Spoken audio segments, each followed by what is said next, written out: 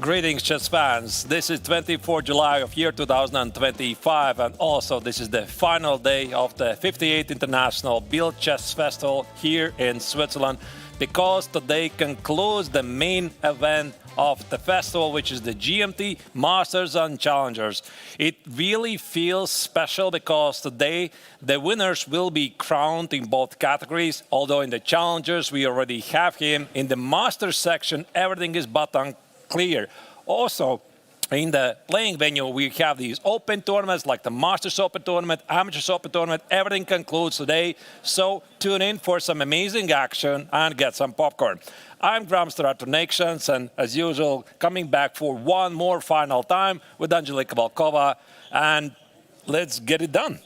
I mean, this is the final day. This is what we've been waiting for, this 2 weeks for the day to decide who is going to be a winner. As you already said, we know it in Challengers, but in Masters, everything is wide open. I'm just looking forward to the fights we're going to see in the Masters tournament. Yeah, indeed. It feels like the culmination of 2-week long event, and we are finally here. So the games are going to start in about a minute, but before we delve in the start, let's check the current standings in both tournaments, because in the Challengers, we do have the winner. His name is Niklas Teodorov. Yesterday, he did it. He has a 5-point lead over Aram Hakobin, which means he cannot be overtaken. But the Masters tournament is open, even though Aravind is leading the tournament with 2.5 points over two followers. Salem and Fedoseev are fighting it out against each other. And why this is so important, once again, every victory in a classical tournament is awarded by 4 points, and only 1.5 is for a draw. And now this is very important because you remember in the first day we had Chess 960 tournament, and the Chess 960 tournament is going to serve as a tiebreaker. That's why in case Aravind plays a draw, Salem or Vladimir Fedoseev will win. They're going to catch up with him, and we're going to see who did better in Chess 960. That person is going to be a winner. So let's see what are the pairings for the final round. We see handshake already at the board. Vladimir Fedoseev is being seated with white pieces against Salem. That's going to be a battle to look into, because both of the players have still the chance to win the event. And Murzin will play with white pieces against Aravind Chitambaram. Yesterday, Murzin beat Vladimir Fedoseev. Will he be able to strike again, or will it be Aravind who will win the game and win it all? Huge question in the Masters. Now, in the meantime, in the Challengers tournament, there's still an open fight for the third place, because Jumabayev is 1.5 points over David Navaras. Of course, there's still a battle for a place on the podium. But of course, all eyes will be on the Masters tournament, because everything is undecided. Here you can see the players are in good spirits, and I think we also might see a special event. And also we saw there was a Paul Köhler there, the tournament director. He was making the first move on this board. We saw him very short. He's very shy of the cameras, but he's the person who is making it all done in the tournament. So huge shout out definitely to Paul. And Peter Bonenbloh is the president of Biel Chess Festival as well. So the games are starting. So here we go. We have 2 D4s on the board and 2 E4s. All right. The question is, how many risks is Aravind going to take against Volodar, because he has a solid lead. But once again, if he draws and either Fedoseev or Salem wins, then that winner of that game might become the winner of this year's edition. Arthurs, and what do we see? We see London in the game of Murzin against Aravind Chitambaram. It's the first game to the left. This weapon, this London, was a weapon of Murzin throughout the tournament. He played it against Aravind, he played it against many players, and now he goes for it again. And look at this, it is a mirrored London. We see that Aravind is just copying the moves of Volodar. Yeah, so this is one of the lines in the London. We'll see how the game is going to go. Both of the continuations are perfectly playable. By the way, we see the first brilliant move in the opening by Vladimir Fedoseev. It's not really a piece sacrifice. The knight on g5 can be taken, but White will recapture the piece immediately. Again, this is still the opening prep, and yeah, let's see where it's going to take us. Definitely. So, and also we have 2 more games in the Challengers. Is David Navarre against Renat Jumabayev. The second board to the right. It's a battle for the podium. It's a battle for the third place there. So we see there is Italian. So we will see where it's going to bring us. Is it going to be some slow Italian, or it will be an exciting one and sharp? We will find out. Meanwhile, Aram Hakobian, second placed player from Armenia, now he's facing Nicolas Todor, who already won, clinched the victory in the tournament of the challengers, and we see Berlin on the board. So I think we should delve in the game of Fedoseev against Salem, because that potentially might be the game that's going to decide everything in the Masters tournament. For Aravind, it's a bit more difficult because he's playing against inspired Murzin after yesterday's Murzin's victory over Fedoseev. So Aravind plays with the black color. We'll see if he's going to take risks. And here we just saw a couple of minutes ago White sacrificing a piece and immediately gaining it back. Oh, wow. So bishop was standing on g5, and now h4. There are no squares for the knight to go, so knight will be trapped. But where do you give up the knight? Is it going to e6 or somewhere else? But I think e4, knight e4, yeah, knight e4, knight e4, queen d5. I'm not really sure I recognize this particular line, but this motive of giving up the bishop on g5 is also a very common theme in the Berlin variation. So sometimes White also gives up the bishop on b5, which would be the other side, then plays a4, recaptures it, and it has nowhere to go. But let's step back a bit from the first moves and see what was the opening, and it was the Grunfeld. Grunfeld, and they already had the Grunfeld earlier in the tournament, and it was a variation of, it was a different line. Oh, so Vladimir deviated because he played knight f3 in the other games they played against each other. It was in rapid and it was in blitz. He played knight f3 and then h4, if you remember this game. So right. He went very sharp. But now he deviates and goes for bishop g5. And bishop g5 is a bit more positional choice. The threat is just to take it f6 and win the pawn. Black responded knight e4. You would think the bishop is under attack, and I think one of the main moves here is actually bishop f4. But as c takes on d5, I mean, engines love these moves. Of course, you see White just dropped the bishop on g5, but the point is, as you saw already, knight g5, h4, White wins back the piece, and the first moves are incoming very quickly. Knight e4, Black decides to give away the knight, and this is the current position. And looks like it's still a preparation even for Saleh, although now he stopped for a moment. We see that he's still considering, so maybe it was not exactly what he was looking into. But since both players had Grunfeld, it's definitely something what Saleh might have considered, that Vladimir will deviate. But the line with a piece sacrifice, are you really ready for it in the final round, or the standings dictate it all? Arturs, what do you think? I mean, if I'm playing with Black, I don't think I would be like super scared, because I'm seeing immediately the benefits for the choice, because Black is left with a Daxwa bishop. And if the position is going to open up at some point, White might regret the choices that he did. He might miss the Daxwa bishop. But then again, we have the pawn on h4. And this signals that White could be going for h5 idea and organize some counterplay here. So there's a potential that this is going to be a sharp position. And I think also for Fedoseev, it would make sense to keep the queens on the board.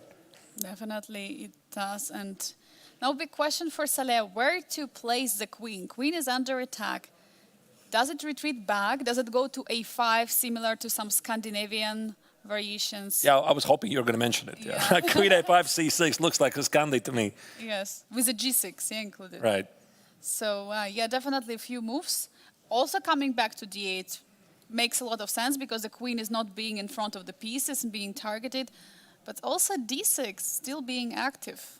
Yeah, queen d6 is, again, in the spirit of the Scandi. Queen d8, not sure I like it. I mean, it's also a move, of course, in the Scandinavian. That's the one of the three combinations. And queen a5 is a bit maybe more aggressive, because Black would pin the knight on c3 and perhaps also prep to play something like e5 here. And queen a5 is played. Queen a5 is on the board, so we see that Salem is going in a style for... Oh. And h5 immediately is being struck by Vladimir Fedoseev. He's going for it. He's going for the attack on the h file. Yeah, I mean, there's some hostilities about to be executed here. H takes on g6 is the current threat, and rook on h8 is not protected. I think that Black most likely will play bishop g7. G takes on h5 feels to be a big positional mistake, because it just ruins Black's pawn structure. Maybe there's also room for g5, but this might lead to really weird positions because maybe white could play h6, the bishop no longer stands on g7, and we could get a rather unbalanced position. Arthurs, I'm very surprised because we see that Salem now is taking time. Maybe it's not something he was considering that will happen. And looking at Vladimir Fedoseev, he's still in the book. He still knows what's coming next. What would you feel on place of Salem in this case? Because you know, it's a very important match. It's about who is going to win, to fight for a chance to win the tournament. Because in case Aravind will not win, the player who will win this match is going to be a champion. So for that reason, it's a very, very important match. And now you're in this situation where your opponent is in the preparation.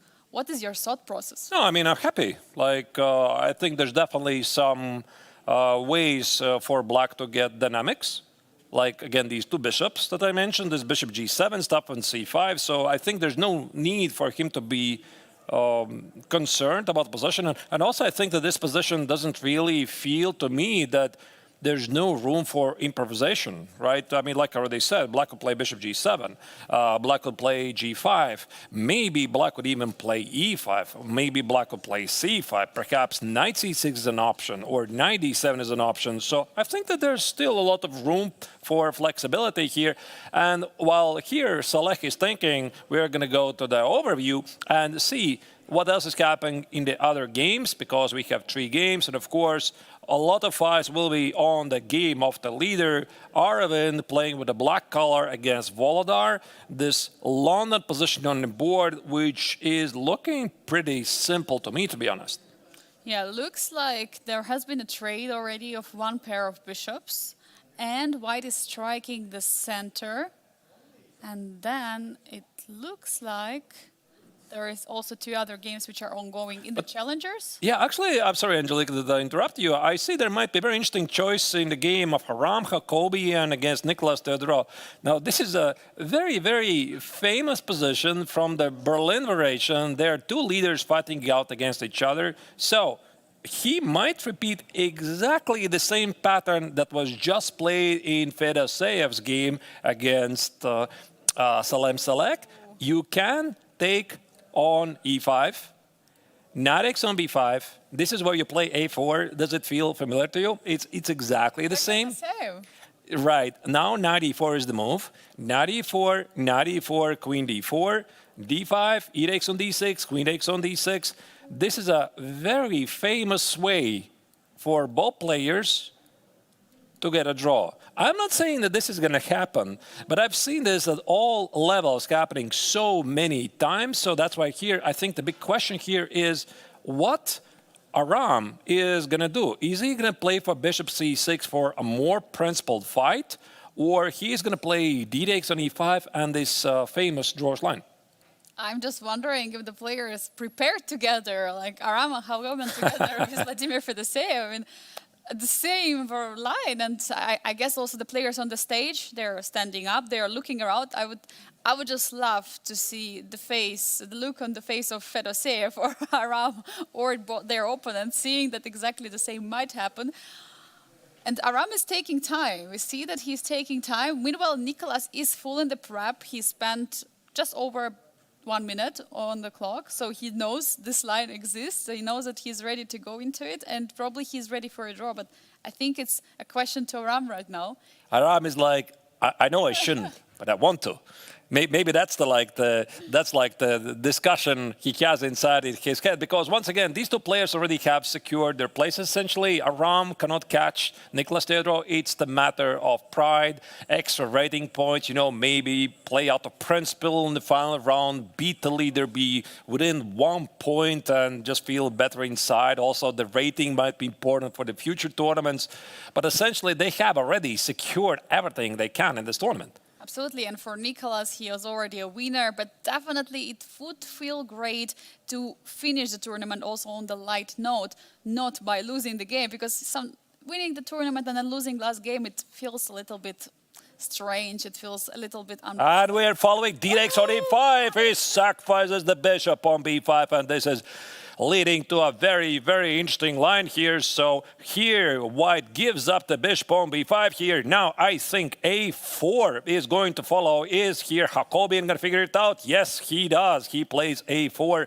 Very, very strong move here. The knight on b5 is now attacked. You cannot play a6 because 8x on b5, 8x on b5 leaves the rook on a8 under attack. Knight e6 is just bad because it gives white a very powerful initiative. So knight e4 is pretty much the only move here. And after knight x on d4, if black is ambitious, I think he can try something like d5.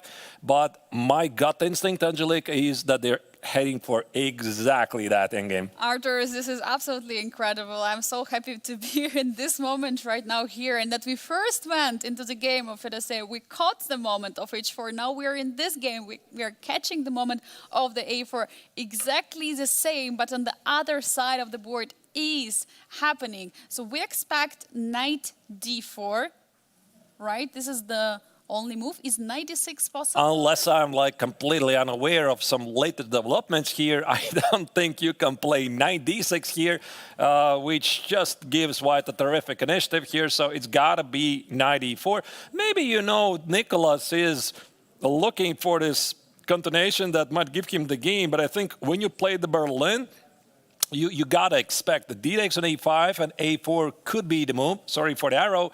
Because this has been played so many times, and both of these players, they know exactly what's happening here. Yeah, absolutely. Both of them, and it's now Nicholas Todor is trying to find the move in this position. Of course, knight b to d4 is the one which is most likely will be played. Yeah, and here in the database, knight b to d4 has been played 747 times, and probably like 746 game of the finish in a draw. Some people have tried here d6. Maybe this is still a playable move. I'm pretty positive it's not going to happen. So, yeah, there you go. So here, Nicholas is thinking about the choices, but I think he already made up his mind. It looks like 75% of the whole games, right? Altogether, 1,000 games had this position. And knight e4 is played. Knight e4, knight e4, knight x on d4 is played. Is black going to accept a pawn on e5, or instead he's going to trade on d4 and play d5? And now it's another choice which Nicholas has to do in the position. Before we had a choice from Aram. He took on e5. He went for this line with the a4. Now, oh, and we see d5. d5 is played. All right, that's interesting. That's interesting. I don't think it really changes anything because after e takes on d6, black can still play knight x on d4. Yes. And it might transpose to the same position. I think it's going to transpose. So here Aram is thinking, to be honest, I think that this is going to be one of the most peaceful games of the round so far. So both players come to the board with cordial intent. We have the take on d6. It has just happened. We're going to see some trades. So we see the transposition to exact line. Arthur, you were showing we might see the game finish in a few moves after some checks. Yeah, so you got to take on d4. Let's just not queen h3. Don't get excited. It's what's queen x on d4. And here you're going to take on d6 with a bishop. Queen x on d6. Now you're going to play queen e4, queen e6, queen d4, queen d6 couple of times. Check the score sheet, stop the clock, call the arbiter, fix it, and be done with it. And just go to enjoy wonderful weather here in Biel in Switzerland. Go to the lake, maybe together with the opponent. Maybe play a blitz game. We had players playing blitz game in the lobbies of the hotel last night, so it was very nice. We could talk about it maybe at some point. So yesterday I saw several players from the Challengers tournament, Daniel Darda and Frederick Svane. They have already been eliminated from the tournament. By the way, queen e4 is played, and there's going to be queen e6. I don't think there's anything else going to happen here.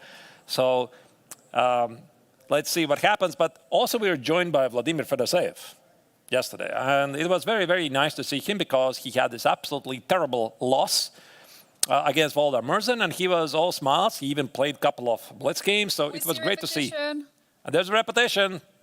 Queen d4, queen d6. So these are the winners and the best players of the Challengers tournament. For them, once again, there's nothing really to fight for. The distance between both of them is too large. So Ram simply decided not to risk too much.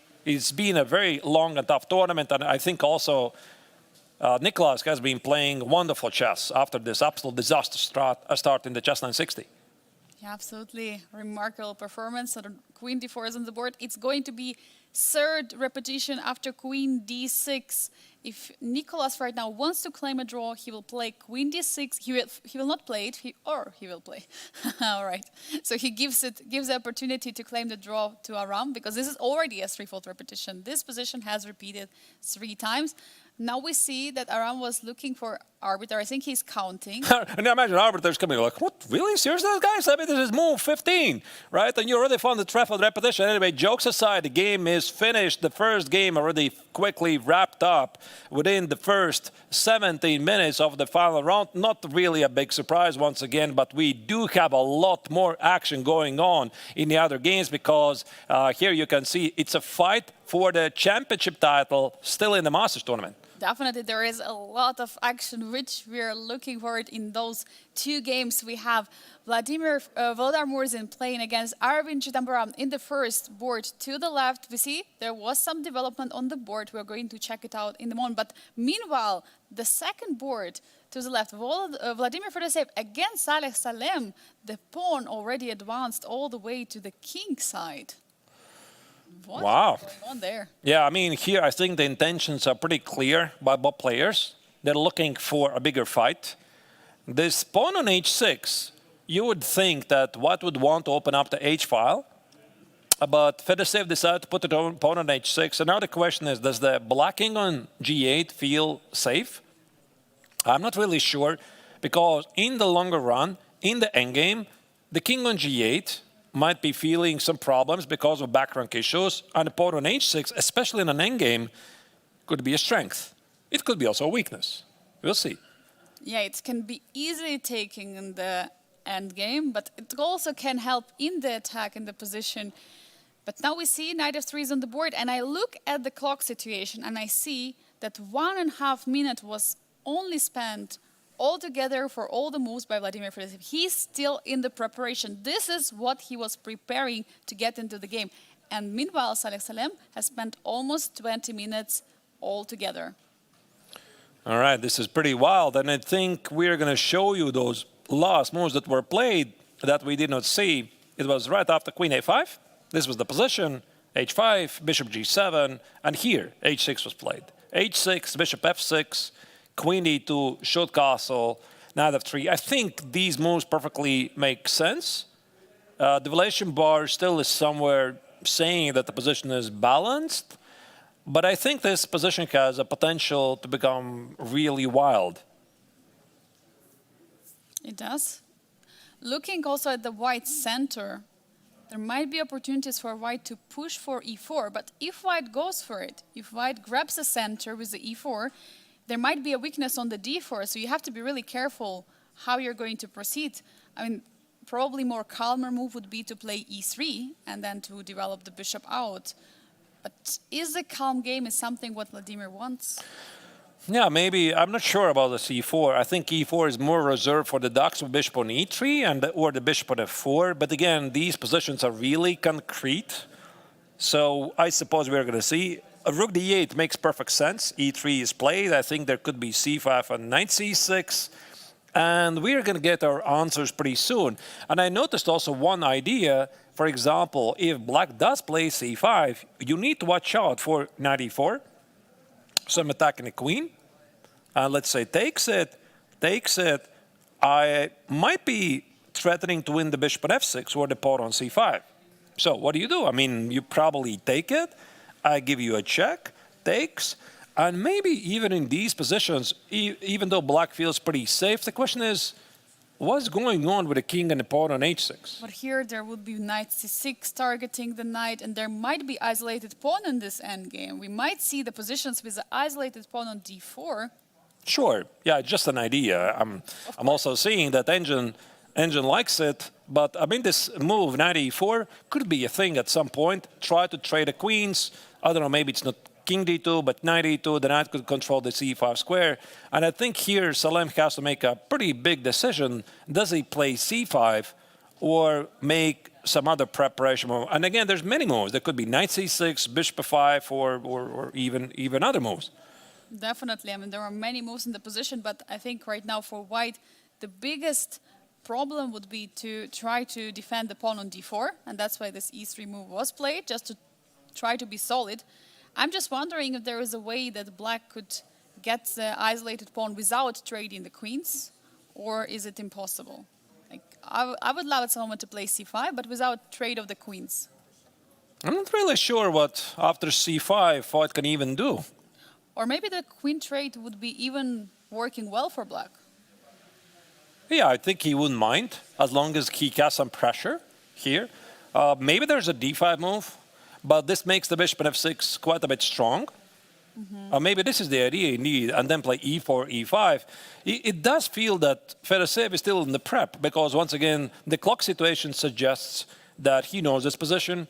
He has 1 hour, 58 minutes and 26 seconds, so he has spent slightly more than 90 seconds for the first 13 moves.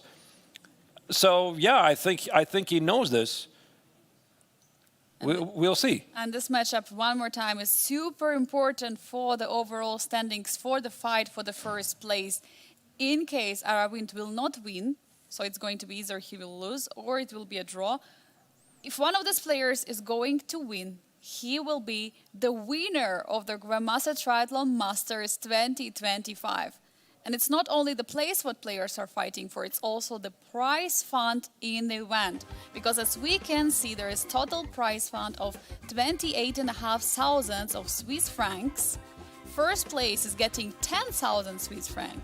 Second place, 7,500. This is a huge difference between first and the second place that players are fighting for. Third place is getting 5,000 francs and fourth place 3,000. This is what we have right now because it's a final stage. There are top 4 left, and the players who already eliminated got 2,000 Swiss francs and 1,000 Swiss francs for the 5th and 6th place. Yeah, in the meantime, the move has been played in the game. c5 was played by Salem, so he's not afraid of a challenge, and d5 immediately was responded by Fedoseev. So those are the moves we expected, and it's a fight for one of those amazing prizes in the overall rankings. Definitely. It's very important for the players not only to win the tournament, but also to get the prize. And also by winning the event, they are not only getting the title, but they are also automatically being invited for the next year's edition to defend the title. That's what we had 3 years in a row. We had Lim Le, Grandmaster from Vietnam, who was winning with a hat trick 3 years in a row. And he wanted really much to come one more time here this year. Unfortunately, due to family reasons, he couldn't be here. But we always have defending champions, so the player who will win Masters will come for sure next year to defend the title. I hope so, because so far I've heard from all the players they really love the place, they love the setting, they love the restaurants. By the way, we have quite a few amazing Swiss restaurants very close to the playing venue. Looking at the ongoing games, I would like to now delve into the game of Voldar Murzin against Aravind. That's the top left corner. This is the London. It feels really peaceful. I mean, it doesn't strike me as a position where both of the players are looking for a super sharp fight, because again, we have a very symmetrical pawn structure. The only exception is that black's pawn maybe on the d-file stands a bit on a different square. This can be easily fixed. There's a chance that quite a few pieces could disappear from the board. And I think here also Voldar needs to decide how ambitious does he want to be. Yeah, and meanwhile in the Challengers, one more game is still ongoing, and it's not everything settled there, because it is essentially a fight for the third place. It's fight for getting onto the podium between David Navarra with white pieces against Rinat Jimabayev. It's the second board on the right. You can see it. There is an Italian. We can see Italian opening with a pawn advancing on the A file. We see it's already advanced really far. This is a game what we also want to check out. But first, of course, let's focus on the game of Volodar Murzin against Aravind, because this looks like the exciting one, especially having the current leader, Aravind, playing the game. Yeah, but here it's going to be very difficult for him to get things complicated. Volodar just played 92. So he is heading for the c4 square, I suppose. The bishop on e4 is under attack. And there might be more trades. And in the meantime, why I'm saying that this position is looking really peaceful, because black doesn't have any weaknesses that white can target. And maybe if Volodar could get a position when he gets to take on b6 and black is forced to take with a pawn, yeah, then we could talk about something here, because those double pawns, there might be something. Maybe this knight c4, get to the pawn on d6. But here it's going to be difficult. And I think that bishop d5 here would make perfect sense. Control the c4 square. And what do? I mean, knight c4, I think black will be happy to take on b3 himself, probably. And if there's a trade, the queens are off the board. Rook threatens to go here, win the pawn on a2, so you play a3. I'm going to show you a very exciting line. Super exciting. And there's even more exciting move. And more exciting trades. And more And just knights on the board. I'm afraid, yeah, that's what it looks like. It still might go either way. That's why I said it really depends on Volodar. How ambitious is he in this situation? Because he has played with the white color, and theoretically he might be fighting for top 3 finish, but it's going to be really difficult for him to do it. And one would think that he would have chosen something sharper. So once again, I think these are going to be the most peaceful games. Volodar against Aravind, and also, of course, the game that already finished, Nicholas Theodor against Aram Hakobin. We suspected this might be the case, but the other games definitely no. They're definitely going to continue to the finish, because there's a lot of at stake here. But I'm not sure that for Aravind the peaceful outcome is going to be what he wants, because in order to win the event and clinch the title of this year Grandmaster Triathlon winner, he has to win. That would be 100% securing his first place. If he plays a draw, what Aravind has to hope for is that in the other game in the Masters, the draw is going to be agreed as well. So that's why it's a very tough situation also for Aravind. With the draw, he's not securing the first place, but he's securing top 2. So he's securing the second place for sure. Unless there is going to something happen in the game of Salem against Vladimir Fedoseev. But as we can see, both players are ready for the fight. And by the way, Arturs, in this moment, there is still a choice for Aravind to go. You said that bishop d5 is something what he can do, but is there bishop g6? Because bishop could also return back, or is it not such a great move? I mean, perhaps, you know, the only idea I can think of, this bishop g6, maybe it somehow better controls this the c file, but white could most likely, again, if he's not in the mood, for example, he can just take on b6 and play knight c4, attack the knights. That's why, again, the mood of Volodar is very important here. Also, rook c3 is the move. I want to play rook c1. And now the question is, does black want to take on c3, because white is going to get a pretty nice pawn structure? And overall, I would say that if I was, you know, really looking for this huge, gigantic fight with black, I would have chosen something sharper, really. This looks very, very peaceful to me. So we'll see, we'll see. There's definitely still a lot of fight to fight for. It depends on the both players, but if they're both happy with the result, very often they find ways to make it done. So now we are going to once again go to the overview of the games, because there's one more game we haven't seen. That is David Navarra against Renat Jumabayev, and I'm definitely absolutely sure this is going to be a long game, because David needs the victory with the white color to finish in the 3rd place. Definitely, it's a fight for the 3rd place, fight to get on the podium. We know that Renat Jumabayev has more points than David Navarra, which means that if Renat plays a draw, or at least doesn't lose, he's going to be the one who will secure the 3rd place. So for David Navarra, it's a must-win situation. And he also has white pieces which might bring him even more motivation for this game. And I look now, the pawn is already on e5. Arthurs, do we expect a fight in this game? Yeah, it's absolutely a big fight here. So once again, the Italian game might give the wrong impression, because the Italian game often is treated like, oh, it's very positional, you know, there's not a lot of going on. But it's the other serious alternative to the Raul Lopez and the Berlin variation. And this is the so-called Hungarian variation. So I'm going to now step back from the starting move so that you get to see what was the opening. So bishop c4, knight f6, d3. In case somebody wondering why not knight g5, yeah, it's totally playable, but I think the current word is that black is doing pretty great in these lines. There's knight a5, there's the modern move b5. Many interesting choices for black, and the engine fully supports black's position. So that's why white rejects this opportunity. And bishop e7. You know, Angelika, I got to tell you this.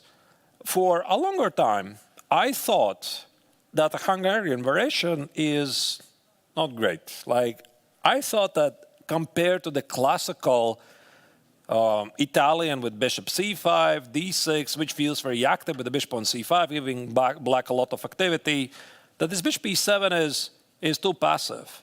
But based on my last experience on this line, I have changed my mind. I think that bishop e7 gives black a very simple game. He wants to play stuff like d6. And one of the big ideas overall, so that everybody is on the same page, why this bishop e7 is such a necessary move and not bishop c5, because there are moments, for example, here, after the show castle, you need to watch out for bishop g5. So it creates some kind of a problem here with the pin here. And if you play h6, what keeps the pin, and you need to make up your mind, is g5 a thing? Because white could sacrifice on g5, and maybe in this position this is not so great. So that's why some players, they're just like, you know, I'll just play bishop e7, be solid, and at least there's no bishop g5 here. Sometimes it is just safer to put the bishop on e7, because in the lines when you develop the bishop to c5, sometimes you miss the bishop on e7. You would love to bring it back, but it is not possible anymore. So for that reason, bishop e7 looks like a great move. Of course, not so active, but there are no more ideas of bishop g5 in the position for white. It eliminates those, and yeah, we see castle, castle, and now rook e1. Yeah, this is a very important move because it stops d5, and if you would be a bit careless, for example, you could play, I don't know, something like c3, you need to watch out for d5. That's an attack on the center. You take it, rook e1. And sometimes, oddly, this bishop on e7 stands even better than on c5 because there's some different properties. And I think black typically plays something like knight b6. You cannot win the pawn on e5 because you see knight c4, your queen on d1 is left defenseless. So it's simply no good. And if you play something like bishop b3, I quite don't recall what was the move here.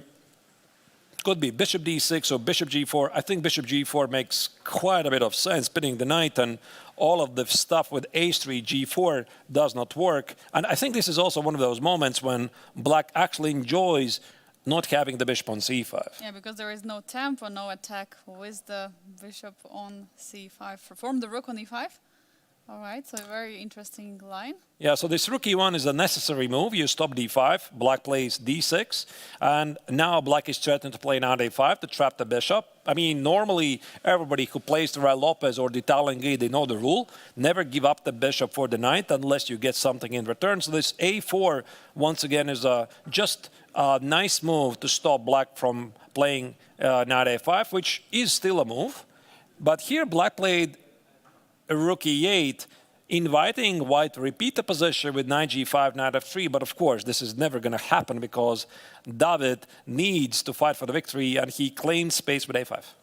a5 is on the board, probably not something what Rinat was expecting, but he should understand it's all about the third place here, because for David Navarre, draw is not enough. For Rinat, it would be great just to play a draw, secure the third place, and just go to the beautiful lake here in Biel, enjoy the mood. But David Navarre is in the fighting mood in this game, and they have had quite some nice experience also against each other. But it was Rinat Jimabayev who won against David Navarre in the rapid game, and he was also dominating against him in the classical tournament as well as in Blitz. So I'm not sure about what is this choice going to bring to the players, because anything can happen. But one more time, there is a lot at stake. There is a huge prize fund. Yeah, I mean, they're fighting for either the third or fourth place. So definitely something to fight for. 1,000 euro difference, as you can see, between the third and fourth place. So for David, yeah, with the white collar, a 1,000 euro game. You know, Angelika, I'm looking at this rookie 8 that was played, and I try to understand what is the idea. Because if you go back to the position, I know this variation quite a bit. So I have played it many times from the white's perspective. I've been thinking actually to play with black. The main idea is knight a5 and c5. So black stops your idea to play b4, white plays c3, white can play knight e2, white can play knight a3. There's very interesting nuances, feels to be quite similar to the Real Lopez. Then there's also a very challenging continuation. I think it was king h8, with the idea to play knight g8 and f5. And this king h8 sometimes is mixed with h6, king h8 and knight h7, f5. There's some nuances. It's not going to happen over the board, so I'm not going to bore you with the details. And the other move is bishop e6. Bishop e6 takes, and black is just going for a simple game at semi-open file. And this rook e8, that's a bit mystery to me. So could it be, by the way, a6 is on the board, could it be that he wants to play bishop f8, then play bishop e6, recapture with the rook, so that he can play d5? But I think that this idea mostly is reserved for the classical Italian game with the bishop on c5. I have not quite seen it with the Hungarian version, but it might be. But Arthurs, what if after bishop f8, white would go for, okay, let's play some moves. Yeah, c3, I think, Okay, could be the move. f8, there is knight g5. I mean, how do you defend? That's definitely a move. Yeah, rook e7, I think it's necessary because d5 is asking for a lot of trouble. d5 takes, and you're looking for queen f3 or knight f7, and there's all kinds of unpleasant tactics, so it just doesn't feel right. So you got to play rook e7, because bishop e6, I think these positions are somehow always worse for black. He's missing the last square bishop. He has a worse pawn structure. So I would say after c3, bishop f8, knight g5, rook e7, queen b3, queen e8, and then you're going to play h6. But it feels really cramped here, doesn't it? Yeah, it feels very crowded, and feels like not enough space for black. And for white, it feels like positioned with a big initiative due to this queen on b3, a lot of space, enjoying for white pieces. Yeah, and also, by the way, notice this idea of a4, a5, it stops knight a5.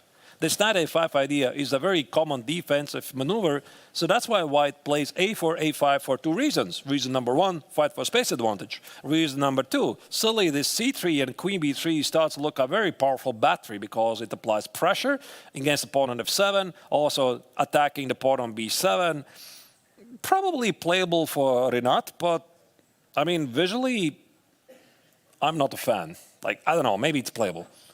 But it immediately restricts many ideas, as you're mentioning. Knight a5 is something what you would love to play, because the c5 move is stopping the d4, because d4 is something what white wants to go for, and for black it's d5. Yeah, so that's going to be essentially a fight. Who will be faster, white with a d4 or black with a d5? And so far, it looks like white could be faster, and we might even see d4 working in the next moves, but I think due to bishop g4 probably still not working.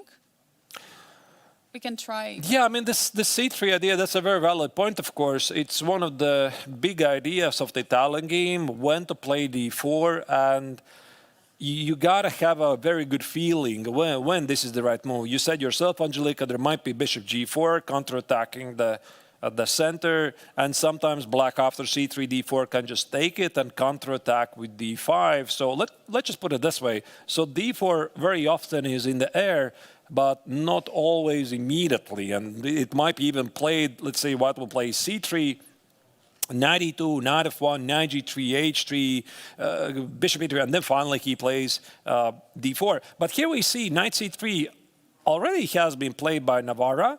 So I think he's heading with the knight to d5, and then probably the c3, queen b3 as a continuation. Yeah, we might see it on the board. We see h6 has been played. So probably it means it's a preparation of the move of bishop f8. Black is stopping knight g5 jump, so in the next move, black is ready to go for bishop f8. That's a very valid point. This h6 is very common for Italian game and Andrea Lopez positions. Makes perfect sense. So probably knight e5 is going to happen. Alternatively, the knight on c3 could go to knight e2. Knight g3, the g3 square is surprisingly a great square for the knight, so that white can proceed with c3, d4. We'll see. Yeah, one more time. A lot at stake at this match, as we were mentioning. The first, second place are already established for Nicolas Theodore and Aram Hakoben. But the third place, this is something what these players are fighting for. And David Navarra will try his best to go for it and get extra 1,000 Swiss francs. All right, let's go to the overview and see what else is happening in the other two games. We have two more.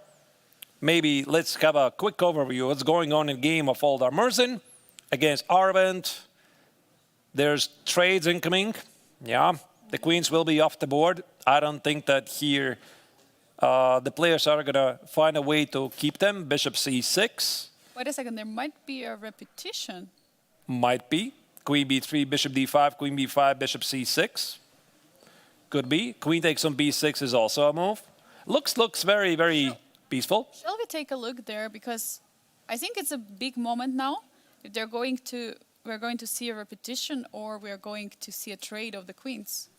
Big decision now for Volodar Murzin. Depends in which spirit he is now for this game. For him, by the way, it's all over, kind of. I mean, he doesn't have a chance to fight for the first place. He's far behind in the field, but of course, he's still playing chess for the love of chess and also for the rating points, which is super important. So definitely there might be something he will try to fight for. But what would you expect, Arturs, in this position? Will it be queen b3 or queen b6? I think you play queen b3 if you have a very good read on your opponent's intentions. It's like, I've been into this situation so many times when you're playing against an opponent and you think that the opponent is capable to draw, you don't really mind it yourself, he plays something peaceful. And it's like a mutual understanding between these two, right? They feel like, yeah, I mean, I could play, of course, for like queen b6, etc., but queen b3 is not really terrible. I see you could play bishop d5. It's like, it's no agreement between the two, but they perfectly understand where it's heading, and sometimes they like help each other, you know, so they find the fastest way to repeat the position. I'm not really sure. I mean, of course, queen takes on b6, followed by knight c4 also is a move. Here, for white, there's no way to be ambitious. So queen d3, queen e2 literally makes no sense. It just leaves the pawn on b2 hanging. So queen b3, bishop d5 is a very realistic way to continue, because after queen b3, I don't think that black wants to improve the white knight heading to a5. Definitely. And is there a way for black to double on the c file? Because the bishop now is standing on c6, or there is no realistic way to be ambitious. Maybe we can try to play some. I mean, yeah, we could try to do it, but I think white's going to be simply faster because white's the one to move. So if I want to play this, I could do it myself, either rook c2, rook c1, or rook c3, rook c1. Both of these moves will be met with some resistance, obviously. Maybe this is a move. Black could go here, force me to give up the c file. Then I could play rook c3 instead. And then maybe there is still a chance to get a slightly unbalanced pawn structure with something like d5.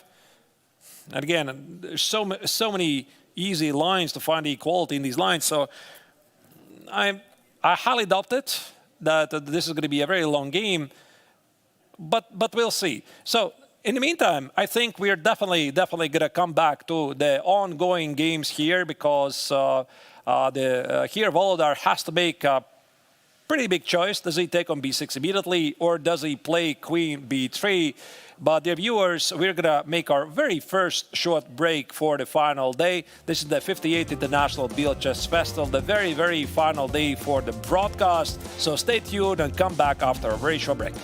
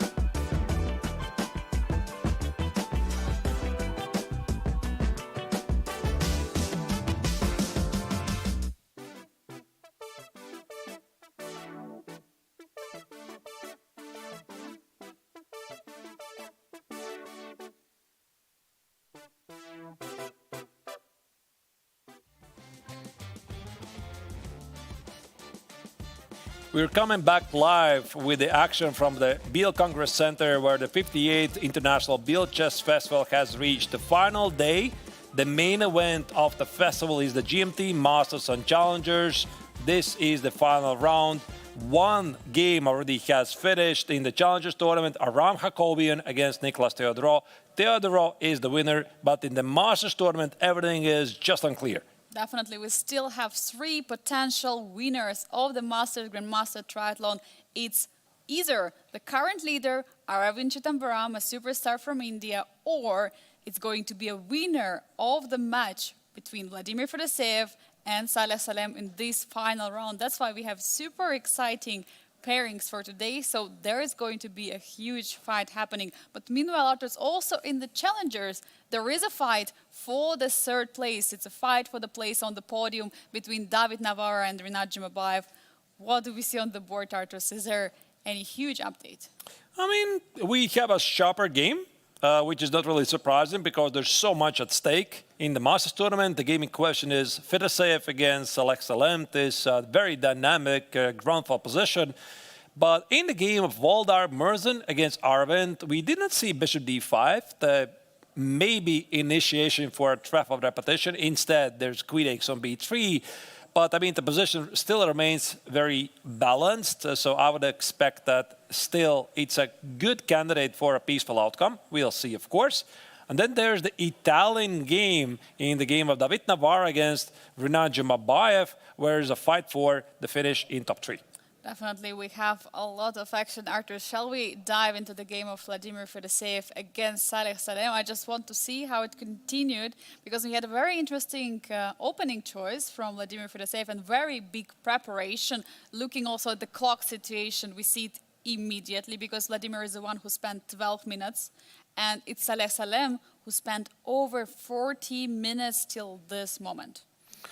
So, Bishop g4, as we can see, is a great move. I suppose Black is fighting for the dark squares, and he had to spend all of this time to navigate the complexities of the position, because, as you said, Angelica, apparently this is a really great prep by Fedoseev. Visually, I'm not sure which side I would favor. Like, this pawn on h6 confuses me. I think mostly Black would be pretty happy with the position, but if White is able to play at the right moment something like queen f4 and e5, e6, things could get really sharp. Also, a very big question is where White is planning to castle. Is it the short side? I think it's actually very realistic because the h file is closed. The pawn on h6 cannot be bothered, and long side is a bit too crazy for my taste, because if you cast the long side, this suggests that you have to go really crazy with your pawn play at a king side, and visually I just don't see how it can be done. What would you play, Angelica, here? It's a big question here, because it's Black who has a bishop pair. We see a beautiful bishop on f6. Now it's bishop developed to g4. There is already a pin. I mean, I would not go for the long castle. It would be too risky to me. But yeah, short castle is something what I would consider. Although there might be some issues with the pawn on d5. I'm just considering if there is a way that Black can try to attack it with some e6, just bothering the pawn. Because now the pawns are being stuck, so to say, on e4 and d5. There are great central pawns, but there are many weak squares around them. So I'm just wondering if there is something Black can do. Yeah, e6 is definitely a big move, so let's maybe include e6 immediately. And I wanted to show my idea. I want to play queen f4, which I think is going to be a very common idea in these positions. I want to take on f6, give you a checkmate on g7, by the way. No, this the pawn on h6 does a wonderful job. So let's say bishop takes on c3, b takes on c3, the bishop on g4 is hanging, and if you think it's the same, well, I'm afraid I have bad news for you. Yeah, looks pretty bad. And the queen is chilling on a5. It's not helping at all. No. It is too far. Not at all. So maybe actually I could try to improve your idea. So you said bishop takes on f3, bishop takes on f3, and now perhaps you can play e6. But I think, again, I can try to play the same idea, queen f4. Now the bishop on g4 no longer is under attack, so you take on c3. I mean, you don't have to, but I just want to show the line. Queen takes on c3, sort of guarding the f6 square. But even here, there could be problems with some e5 ideas, or first takes, and then either bishop g4, e5. The black king is quite exposed. Definitely, and too many weak dark squares around the king. This is how it looks, so not something what black have to go for. So black has to indeed be worried about the king side situation, considering that the queen is on the queen side, also the knight is on the queen side. All pieces somehow are there, so there could be always this queen f4 idea. So short castle. Yeah, which brings the question what black should do. So it's not e6. I was actually thinking also about another idea. There's knight c4. Oh yeah, bring in the knight to e5 also, or on c4 it's also great. I tried to play knight b2 actually. That was the idea. Queen b2, bishop c3 stuff. And But rook c1 has been played. oh, all right. Let's just focus on what we have here at hand. Rook c1. Look at that. He's not yet going for a castle. He's not yet deciding where the king will be. It might be logical, Artros. Maybe he wants to play king f1 at some moment, just to slide with the king back in case rook is needed on the h file. This is a very good suggestion. Yeah, I like king f1. I was thinking about that. Like, do you castle short or do you play king f1? Because very often when we talk about the castling, it's a pretty much misunderstood concept. Because I think there's two main reasons why you want to castle. Reason number one is you want to bring the king to the safety. And reason number two, you want to activate your rooks or connect them. But here you see the white rook possibly already does something good here, and the king in f1 feels safe. So why would I castle just for the checkmark move, right? Also, sometimes misunderstood by players at any level. And yeah, and the rook on c1 defends the pawn on c3, so looks logical to me. Looks definitely makes a lot of sense. And also looking at the clock situation one more time, just 15 minutes spent for Vladimir Fedoseev. So he still is somewhere, of course, most likely not in the most precise preparation, but he still remembers from the files similar positions and the way how he should play. So that's definitely something what he can tell about him. And for Salem, this position is definitely a surprise, this opening preparation from Vladimir Fedoseev. But as you were also mentioning earlier, I don't think that it's such a big thing, because the position which they got is a huge fighting position. And considering the current standings in the Masters tournament, this is something what you want to get. You want to get the fight because there is only one chance at this moment to fight for the first place. If someone of them is winning and Aravind is not winning his game against Murzin, it's going to be one of them who is the winner of the 2025 Grandmaster Triathlon. Yep. Huge stakes, of course, here. You know, Angelika, there's this story I told you, what happened yesterday, so I would like to expand it a bit. So yesterday evening, we are like gathering. I had a dinner together with Frederick's father. He's still here. We met at the local Verona restaurant, talk about life and everything, chess, etc., future plans. And then Frederick said, you know, every evening we are playing some blitz in the hotel. So do you want to join? I said, sure, of course. You know, I'm still a GM and I want to see how I fare with the young guns. So it was Frederick, Daniel Darda, me, and also another friend. And later, Vladimir Fedoseev came by. And I think it was around 11 p.m. So he was in a pretty good mood. We joked a bit about his yesterday's game, how he managed to lose this game against Volodar, that he has some chances still to win the tournament. But anyway, why I'm telling all of this?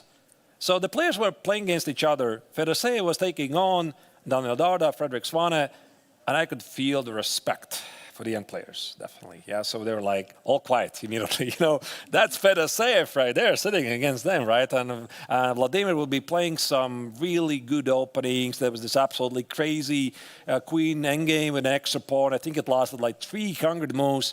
And Daniel Darda was desperately trying to hold it on. It was pure cinema, to be honest. Maybe we even got some games on the camera, I don't know, because we were filming this event.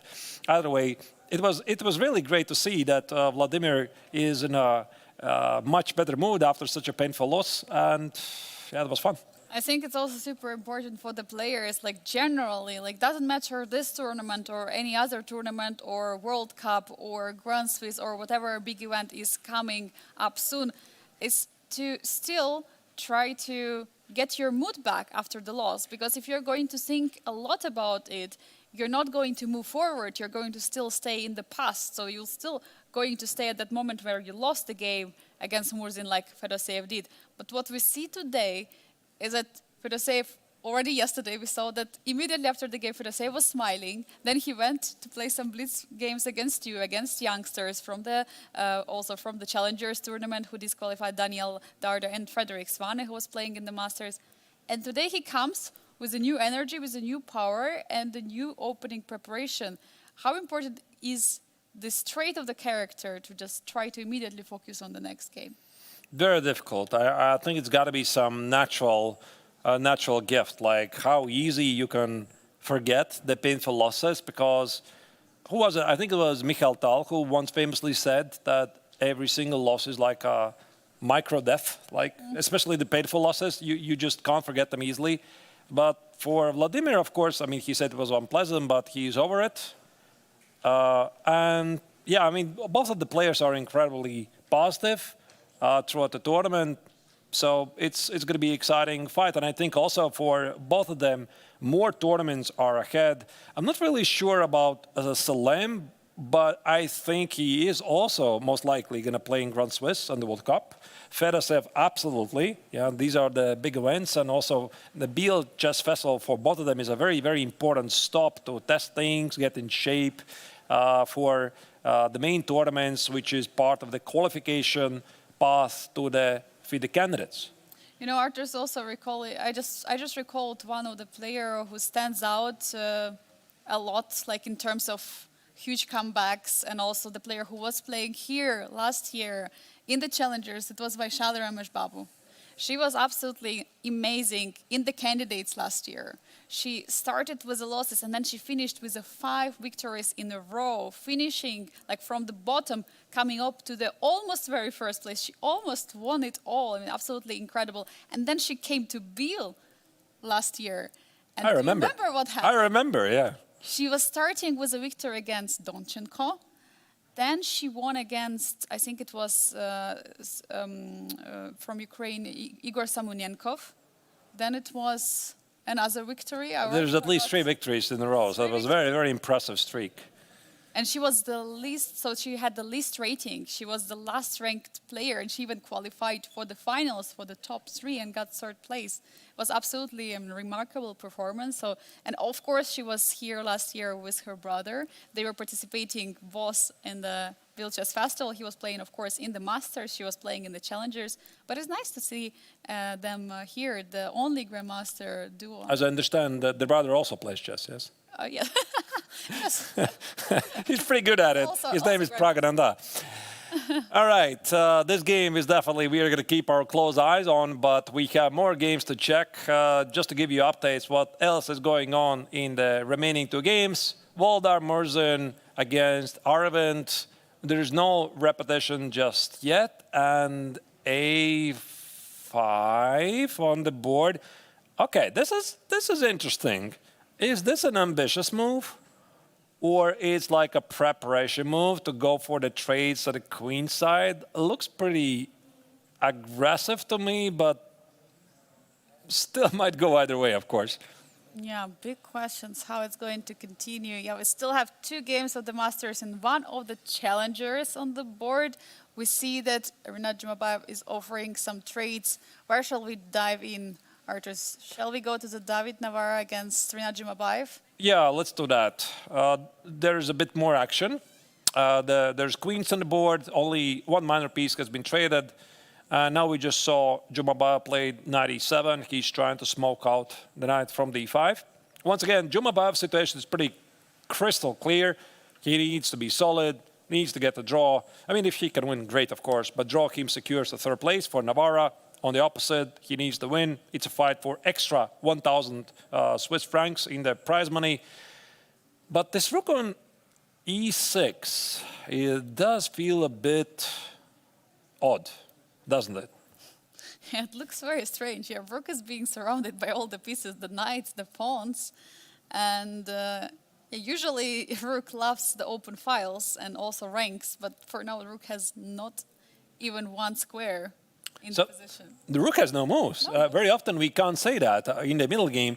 Also, the bishop in f8 has no moves because everything is blocked. And I think also the logic is that white would want to avoid the trades because when you're having space advantage, well, your opponent's pieces are feeling claustrophobic. What do? You retreat. So after knight e5, knight e7, something like knight e3 would feel quite natural to me. But then there might be d5 breaks. So Very good. it's a big Exactly. question. That's a very good question. Yeah. What happens after d5?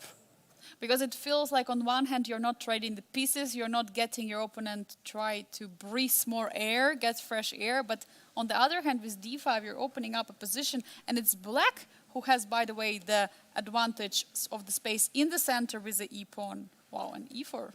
Yeah, I mean, I'm trying to understand what the players might be thinking about. So this line looks very safe, like knight d4. I don't think black can have any problems whatsoever. Everything is super, super safe.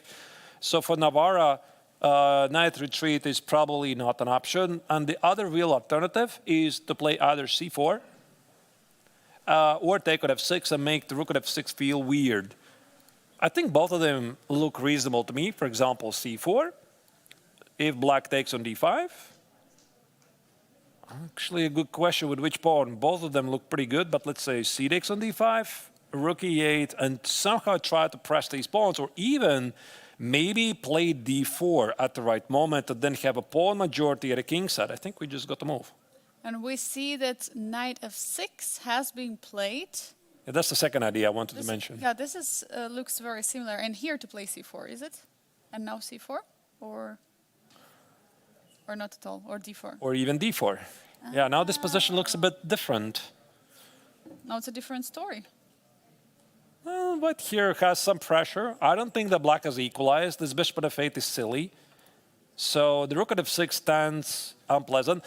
And this very often feels to me like a standard game at the highest level. So everything starts like how typically a GM game goes. Do you think like one GM completely dominates the other GM? No. Often it's like it starts with some inaccuracy. Like you play an opening and maybe you don't play the most precise move and you feel like, okay, this piece is a bit odd. But it's not a big deal. Like you shouldn't be like having even big trouble, not even speaking about losing. But sometimes these small annoyances, they very often tend to build up. So it's a small annoyance, a couple of moves later, it's pretty big annoyance, it's still okay, kind of. Then a couple of moves later, it's a problem. Then even more later, it's a very big problem. And then you're in a very difficult situation. I mean, this happens so many times. And I think here Navarra is on a really great start because the rook on f6, the bishop at f8, they feel like these small annoyances. And there's definitely something that white can work with. Yeah, definitely. This small nuances can become to the big problems and big weaknesses later on. That's what definitely can be happening. And this rook on the 6th rank, one more time, big question to this rook. Is this bringing some extra pressure on white, or will it be able to attack like rook g6 at some moment targeting g2? Or it's rather a very awkward piece which doesn't have squares, because essentially it's about the break in the center, what we are talking here about in Italian. So who is going to break in the center first? Will it be black, will it be white? And looks like so far that white is ready for the break, while black is absolutely not ready. e5 is a big target. d5 will not happen in the next 2-3 moves for sure. You have to defend e5 first. I mean, if I would have to choose, yeah, d4 makes sense. And if I would have to choose what you said, is the rook at f6 a weird piece or black is actually ambitious? No, I think it's a weird piece, simply weird piece. Yeah. Because for rook g6, you need extra pieces. The king side attack to succeed, you need the bishop on c8 or d7. White could always just play king h2 and shut the doors. So here, for Jumabayev, it's unpleasant. And let me show you one more line where things could get even more unpleasant. Like, it starts to become quite a big problem. For example, black plays knight g6. How about d5? So, what are you going to do with this rook? It's like, you can't attack it.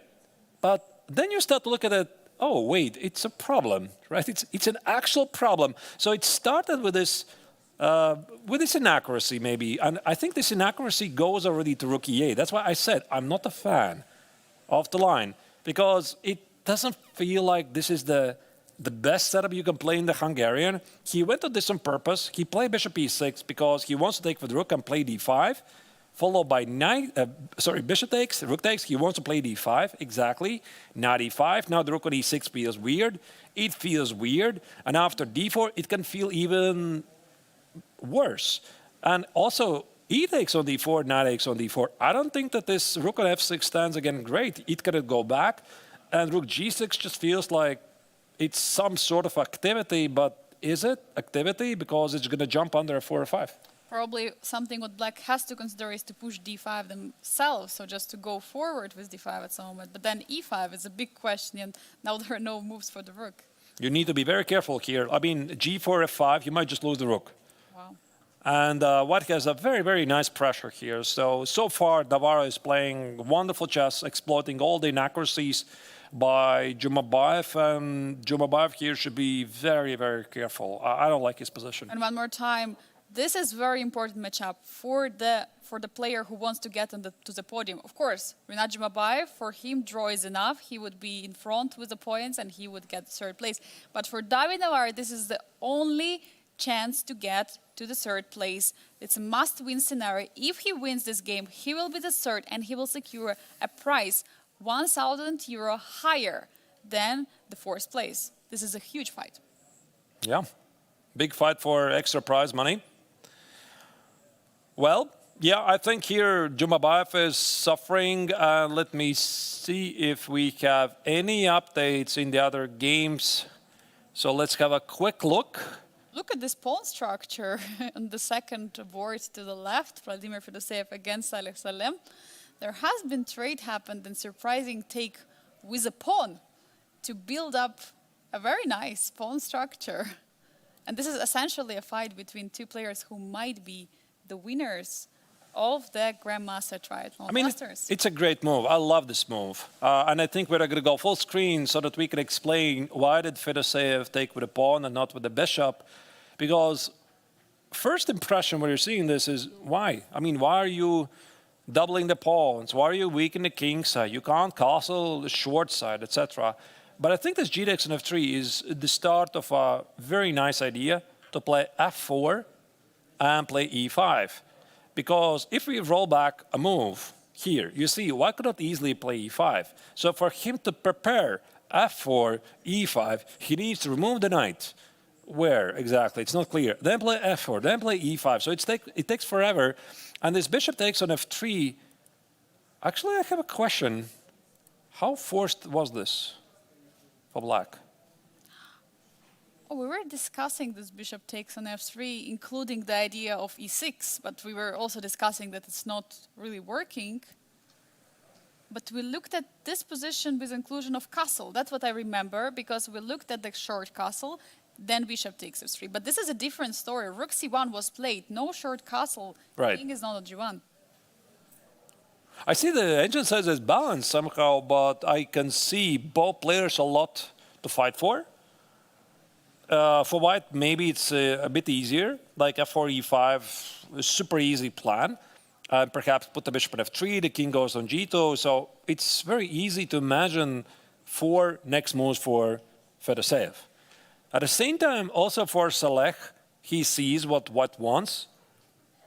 Can you play e6 here? Are you sure you're not going to miss queen f4? That's a very unpleasant move, and queen and f5 is sort of disconnected. Or does he have the time to organize some counterplay at the queen side with knight a4? But what if I play f4? And if you take on c3, I take with a b pawn. This might easily go wrong for black. You see I'm grabbing the center. Arthurs, could it be that Salem was hoping for bishop take on c3 in order to play your idea with knight c4? Maybe that was his plan. Bishop takes f3, bishop f3, knight c4, knight e5, or just bringing knight to c4? Yeah, I don't think so. I think he was expecting g takes on f3. Like this is it's a very common move for these positions. I think that he knows that g takes on f3 had to be played. I mean, I would be, let's put it this way, I would be surprised that Salem was surprised. I would be really surprised. I mean, you got to expect G-Dex and F3. He's such a strong and dynamic player.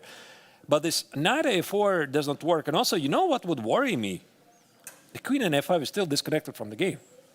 This would really worry me.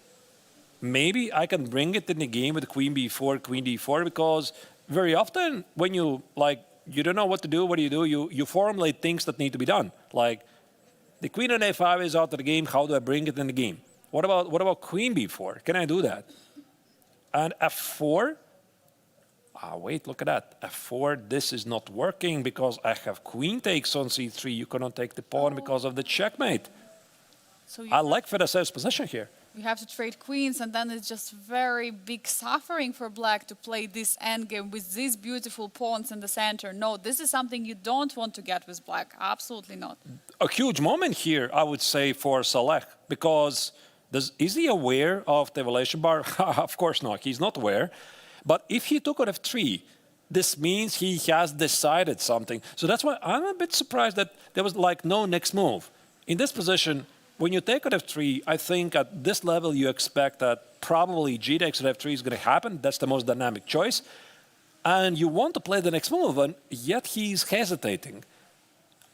Is he double guessing his choices?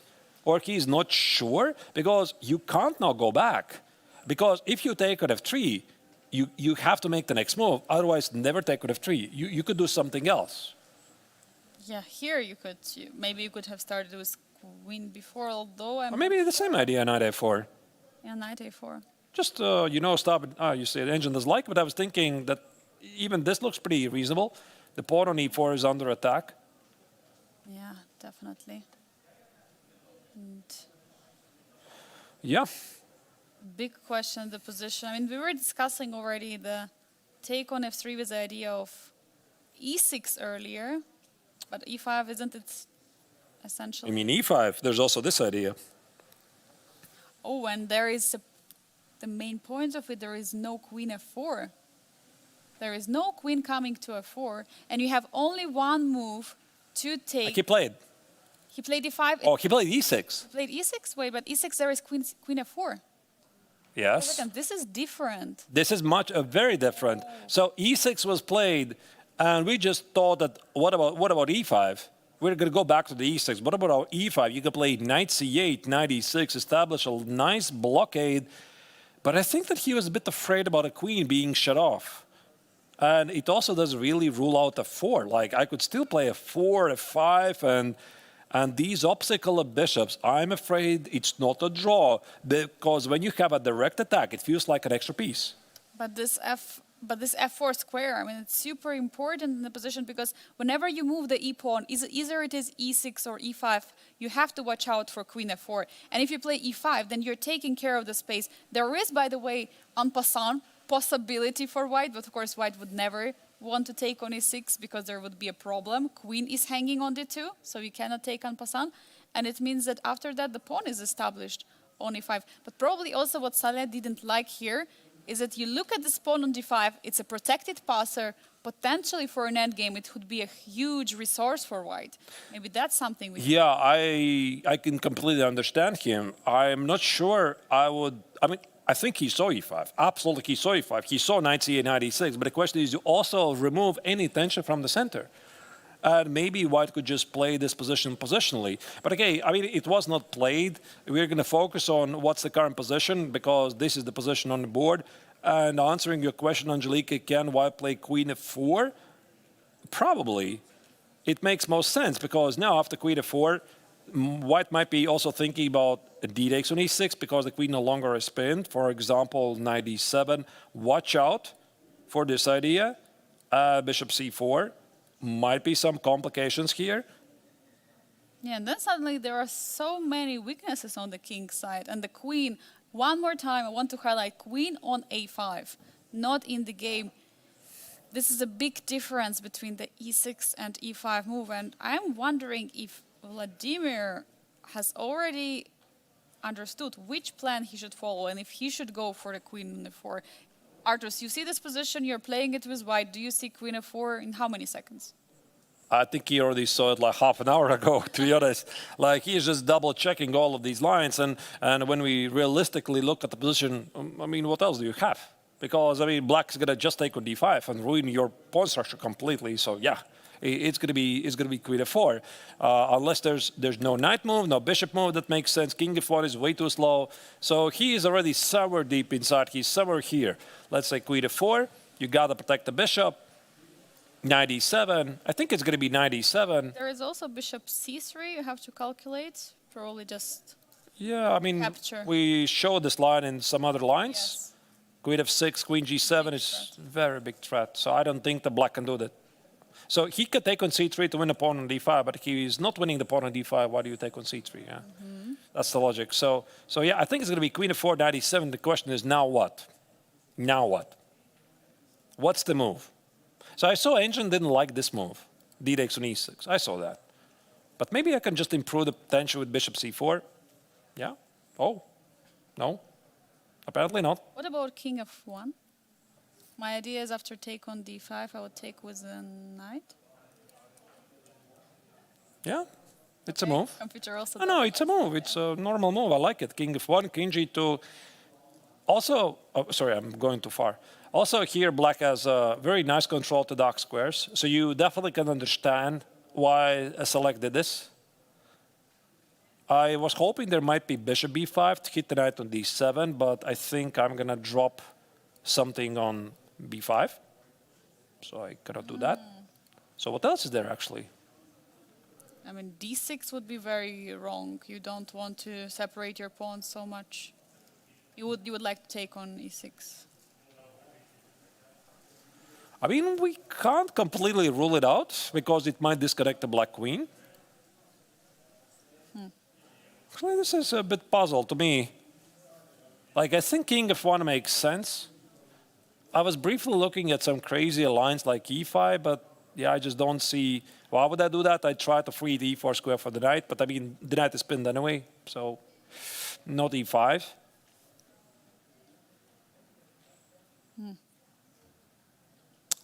A small mystery. Big mystery, yeah. Or a big mystery. I was looking at before shortly, but of course, if black takes with a pawn, you're happy. You have knight b5 maybe, but even probably with a pawn takes, you're not happy now. I mean, maybe you can go for the f4 e5 idea. Just move back with a queen? Yeah, but where? Like Queen d6? No, queen d6, queen knight e5. doesn't feel right. Yeah, you drop in a Knight queen. e5. This is no, my queen. No, don't do that. Maybe queen g3. The bottom's gambit. Yeah. Queen e4 on the board, by the way. Queen e4 has been played. We see it. Vladimir doesn't spend too much time. By the way, 40 minutes difference between Vladimir's clock and Salem. Vladimir has almost 1 hour 40 minutes. Meanwhile, for Saleh, it's only 1 hour. It's a huge difference in the clock. And also it means that there is a big preparation what Vladimir is using in this game. I would like to consult a bit with the almighty Stockfish. So I just switched it on. And it does say d takes on e6, actually. I was thinking about it. Yeah. We were discussing it. Something was not... Yeah, maybe it was not properly calibrated. I don't know. And show castle. This is what Engine says. Short castle. Black brings back the queen. Something like, okay, king h8 literally makes no sense here. Some logical move. Maybe bishop e5, perhaps. Queen g4, knight f8. Bishop c4, f4, e5. This is how Engine thinks. Actually, I like it. It looks very human. But you know, Angelica, there's another move we haven't discussed. And that's the move bishop d4. Oh, removing the bishop? Keeping tension on the e5 square. It looks so scary because I could play e5, queen f6. But realistically, it doesn't work because of knight e7. Bishop d4 is on the board, Arturs. It has just been played. We might see what is about to happen. So what is after bishop d4? Okay, so here's what our friend says. They capture, open up the position, makes sense. Queen g4, target a pawn, makes sense. And black plays, okay, king h8. Literally makes no sense here. I think it will be something like rook e8. Yeah, this looks perfectly logical to me. And white still plays the short castle. I suppose you play some sort of a knight e7, f4. Oh, it's very dangerous. Oh, no, no, no, no. This is very dangerous for black. Look at this. So f4, e5, bishop d3. This pawn, you remember it. I mean, after the opening, it didn't really feel like a big deal. But now, with bishop d3, obstacle bishops with a direct attack, I really like Fedoseev's position here. No, it's a completely different story. I mean, here, definitely, I mean, this position looks amazing, considering that there is not a single piece close to the king to defend it. There is queen far, I mean, queen abandoned her king, and just left to the queen side. There are all pieces on the queen side. It's only the king, the only piece on the king side, which is battling for life. And I have a question, actually. Like, what do you think about my theory? So we were discussing this yesterday, was it? Day before yesterday, maybe yesterday. That I thought maybe Fedoseev is guiding his prep, because he was playing these offbeat lines, and I actually talk about this with other grandmasters like Frederick Spane and Daniel Darda. We talked about this. Do you think Fedoseev is guiding his prep? I said, no, I'm not really sure. Maybe, this is how he plays very often. But I mean, there's still two major tournaments coming up. That's the FIDE World Cup, that's the Grand Swiss. We talked about this before. And he suddenly plays this new idea, like this h4, h5. Could it be that for such a critical moment for the tournament, he's like, okay, I gotta try one of my big ideas, I mean, he's like, probably has like 20 or more opening surprises prepared. It's like, there you go, for Biel, the decisive game, I'm gonna play one of my very big preps. What do you think about this theory? just bringing out the ace out of the sleeve, I mean, it looks like it is possible, because looking at the position, looking at how Salem was surprised in the game, and before he played completely different variations against Grunfeld from Salem, I trust it could be true. I mean, this is absolutely, this theory is possible. It looks to me a very serious preparation, because in many games, Vladimir was just experimenting straight. And this is here where he goes back to the classical chess. For him, this is also a very important game. I wouldn't be surprised. What do you think, Angelika? We could probably go back to the other games. I think we haven't checked them for a while. Maybe we missed some action? Definitely. Let's take a look, and we see the first game on the left. It's Volodar Murzin against Aravind Chitambaram. There has been a trade of the queens, but the battle is still ongoing. We see that now there is a big question. Will their rooks also be traded in the position? Meanwhile, Aravind is bringing the king to the center of the board. We see he slowly slides with the king a7.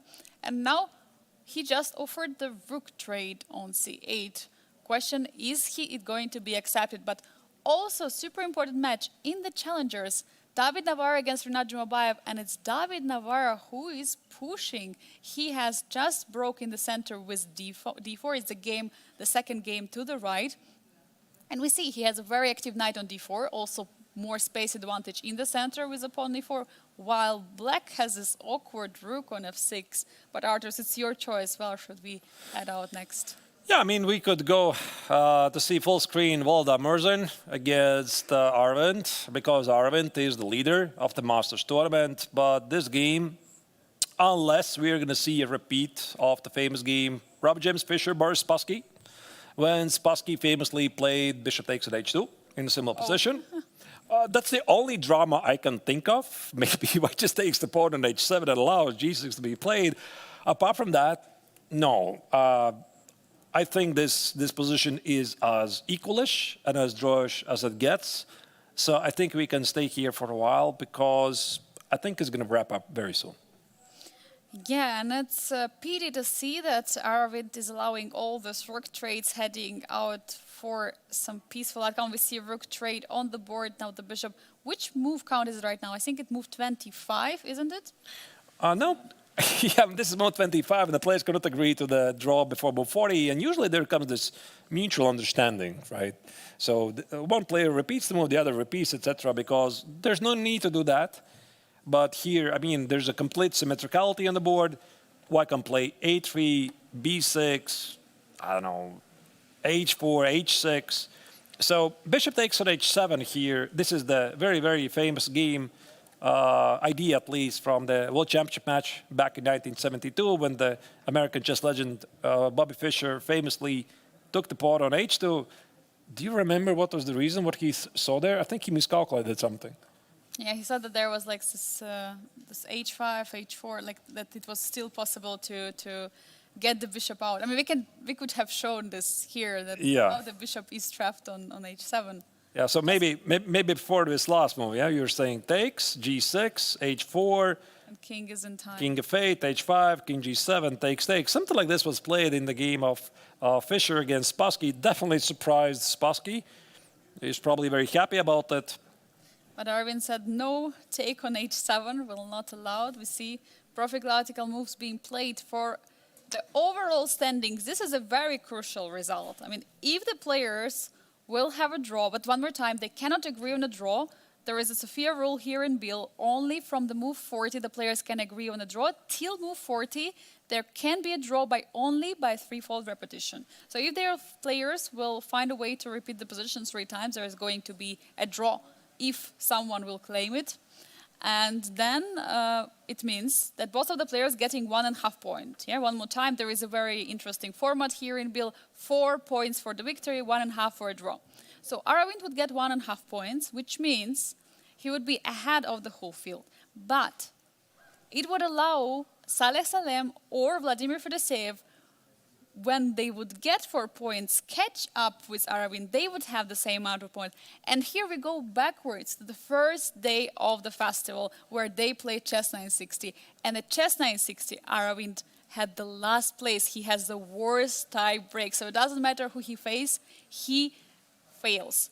So that would mean if one of the players will have a result in the board of Vladimir Fedoseev against Salem, and this game will finish in draw, we will have another winner, not Aravind, but someone, and it will be decided in the tiebreak, I think, for the first time since many years, because I don't remember when was the last time the first place decided because of the chess 960. I don't think so, it was. Yeah, because this is usually the case. Somebody was always ahead by a certain amount of points. We're going to get to that. You know, the only thing, Angelica, I'm surprised that this game is still going. It seems that both players are happy with the result, and they're spending like 1 hour each. After the opening, I had my doubts, you know, maybe it's going to be a larger fight. But both players are very, very carefully treating every single piece on the board. It's just the bishops here. Yeah, there's not going to be a lot of happening here. So we're going to go to the next game. We haven't followed for a while, directly to the game of David Navarra against Renat Jumabayev, because that's the Italian game we have. And Marazzi bind is on the screen, and Navarra enjoys considerable space advantage, while Jumabayev still has the awkward rook on f6. I'm just looking at the pieces of black, and I see that they can barely breathe. I mean, they would love to have more air, but unfortunately, I don't see a way how the rook can get out from this awkward position on f6. Meanwhile, one of the main ideas for black could be to target the pawn on e4, but I don't think that it's such a big target. It's being covered by the rook. There also could be queen c2 played defending the pawn. I don't think that black can do it. And by the way, d5 will never happen because there is already c4 on the board. White is controlling the d5 square very nicely. Yeah, that's why the c4. This resembles the Marazzi bind, a very, very famous pawn structure. You put the pawns on c4 and e4 against the pawn on d6. You are squeezing black. And also, this suggests that white would want to avoid some trades. But the last move surprises me a bit. Here after c4, why black didn't play knight c6? Knight c6, offering a trade and also getting away with rook to e6. Yeah, but I mean that's what I want to do. Like I'm annoyed with this rook on f6. I want to solve it and just get it back and play g6, bishop g7. Okay, I'm slightly worse, but what to do, right? And this move rook e8, I think it somehow black is now suffering even more because I could play bishop c3. You see, you can no longer play knight c6. The rook remains now under attack. Not great. So you got to move the rook now. It's going to go to e6. Now it goes to this g6 square. And maybe there's some queen h3 ideas, but I don't buy this. I think that's something what is happening right now in David's head. He's calculating all those lines. Is bishop c3 possible? Because rook g6, I mean, once you see this rook g6 on the board, you see there is a pressure on the g2 square. There is opportunity to take on h3. You start to seeing some goals, but looking at the white's position, all the pieces are so close to the king, so it's going to be probably very easy to defend. Probably something like queen f3 can be even played. Yeah, I'm thinking about the small queen f3. You know, I'm sitting here with white. If I was David, I would be thinking I have a large advantage. Absolutely. I mean, I know this. I feel that black is like... struggling. Definitely struggling. So I'm looking at queen f3. Black is definitely going to play knight c6 later. He's annoyed with this knight. And I tried to make work queen f5. Like, that was my first idea. I noticed just to somehow disconnect black's position, I don't think you can take it. Oh, sorry. Mouse slip. Queen's gambit. No, that was a mouse slip, I'm afraid. And this rook is stuck. Yeah, it's looking really bad. I'm going to play a4, and thank you. Thank you for the rook, yeah. You're going to do that. But the point is, of course, after knight c6, queen goes here, black can play either rook d8 or queen c8 or something, and the tension remains. But one thing is clear, is that David doesn't want to trade the knights. Because if he does, like if he trades, for example, here plays, whatever, I don't know, queen e2, knight c6, this will never happen. Because then there's almost no pressure. Black plays queen e6, rook e6, g6, bishop g7, the advantage is gone. So he needs to find a way to keep the knights on the board. And that's the point. How can you keep the pieces, the more pieces on the board, so that black is struggling even more in this position? We're going to see. I mean, the game naturally continues. And while here also David is thinking about his choices, we're going to go for another short break. This is the final day of the 58th International Biel Chess Festival. We have made it. The winner of the Challengers Tournament has been crowned. He is Nicolas Theodorou. But here, the Masters Tournament is still wide open. So we'll be seeing you after the break.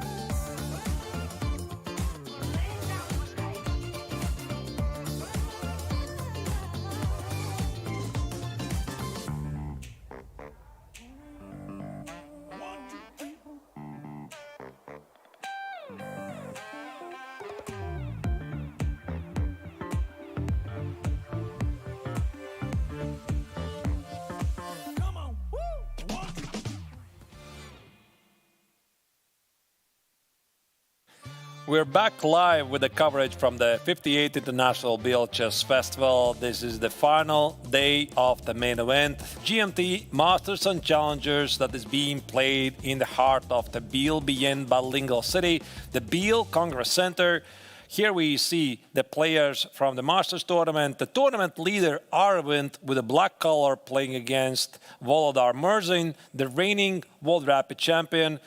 But the position is so equalish, so dry, that I think it's going to be very difficult for either the players try to play for something more than a draw. And this also means that it's a realistic shot for either Vladimir Fedoseev or Salem win the tournament, because if either Fedoseev or Salem wins and Aravind draws, the winner of that game will be crowned as a champion of the Masters tournament. What a big drama in the Masters. Meanwhile, in the Challengers, there is still undecided who will be taking the third place. Who is going to take extra 1,000 euros? Will it be David Navarro or Inat Jimabayev? This game is spicing up.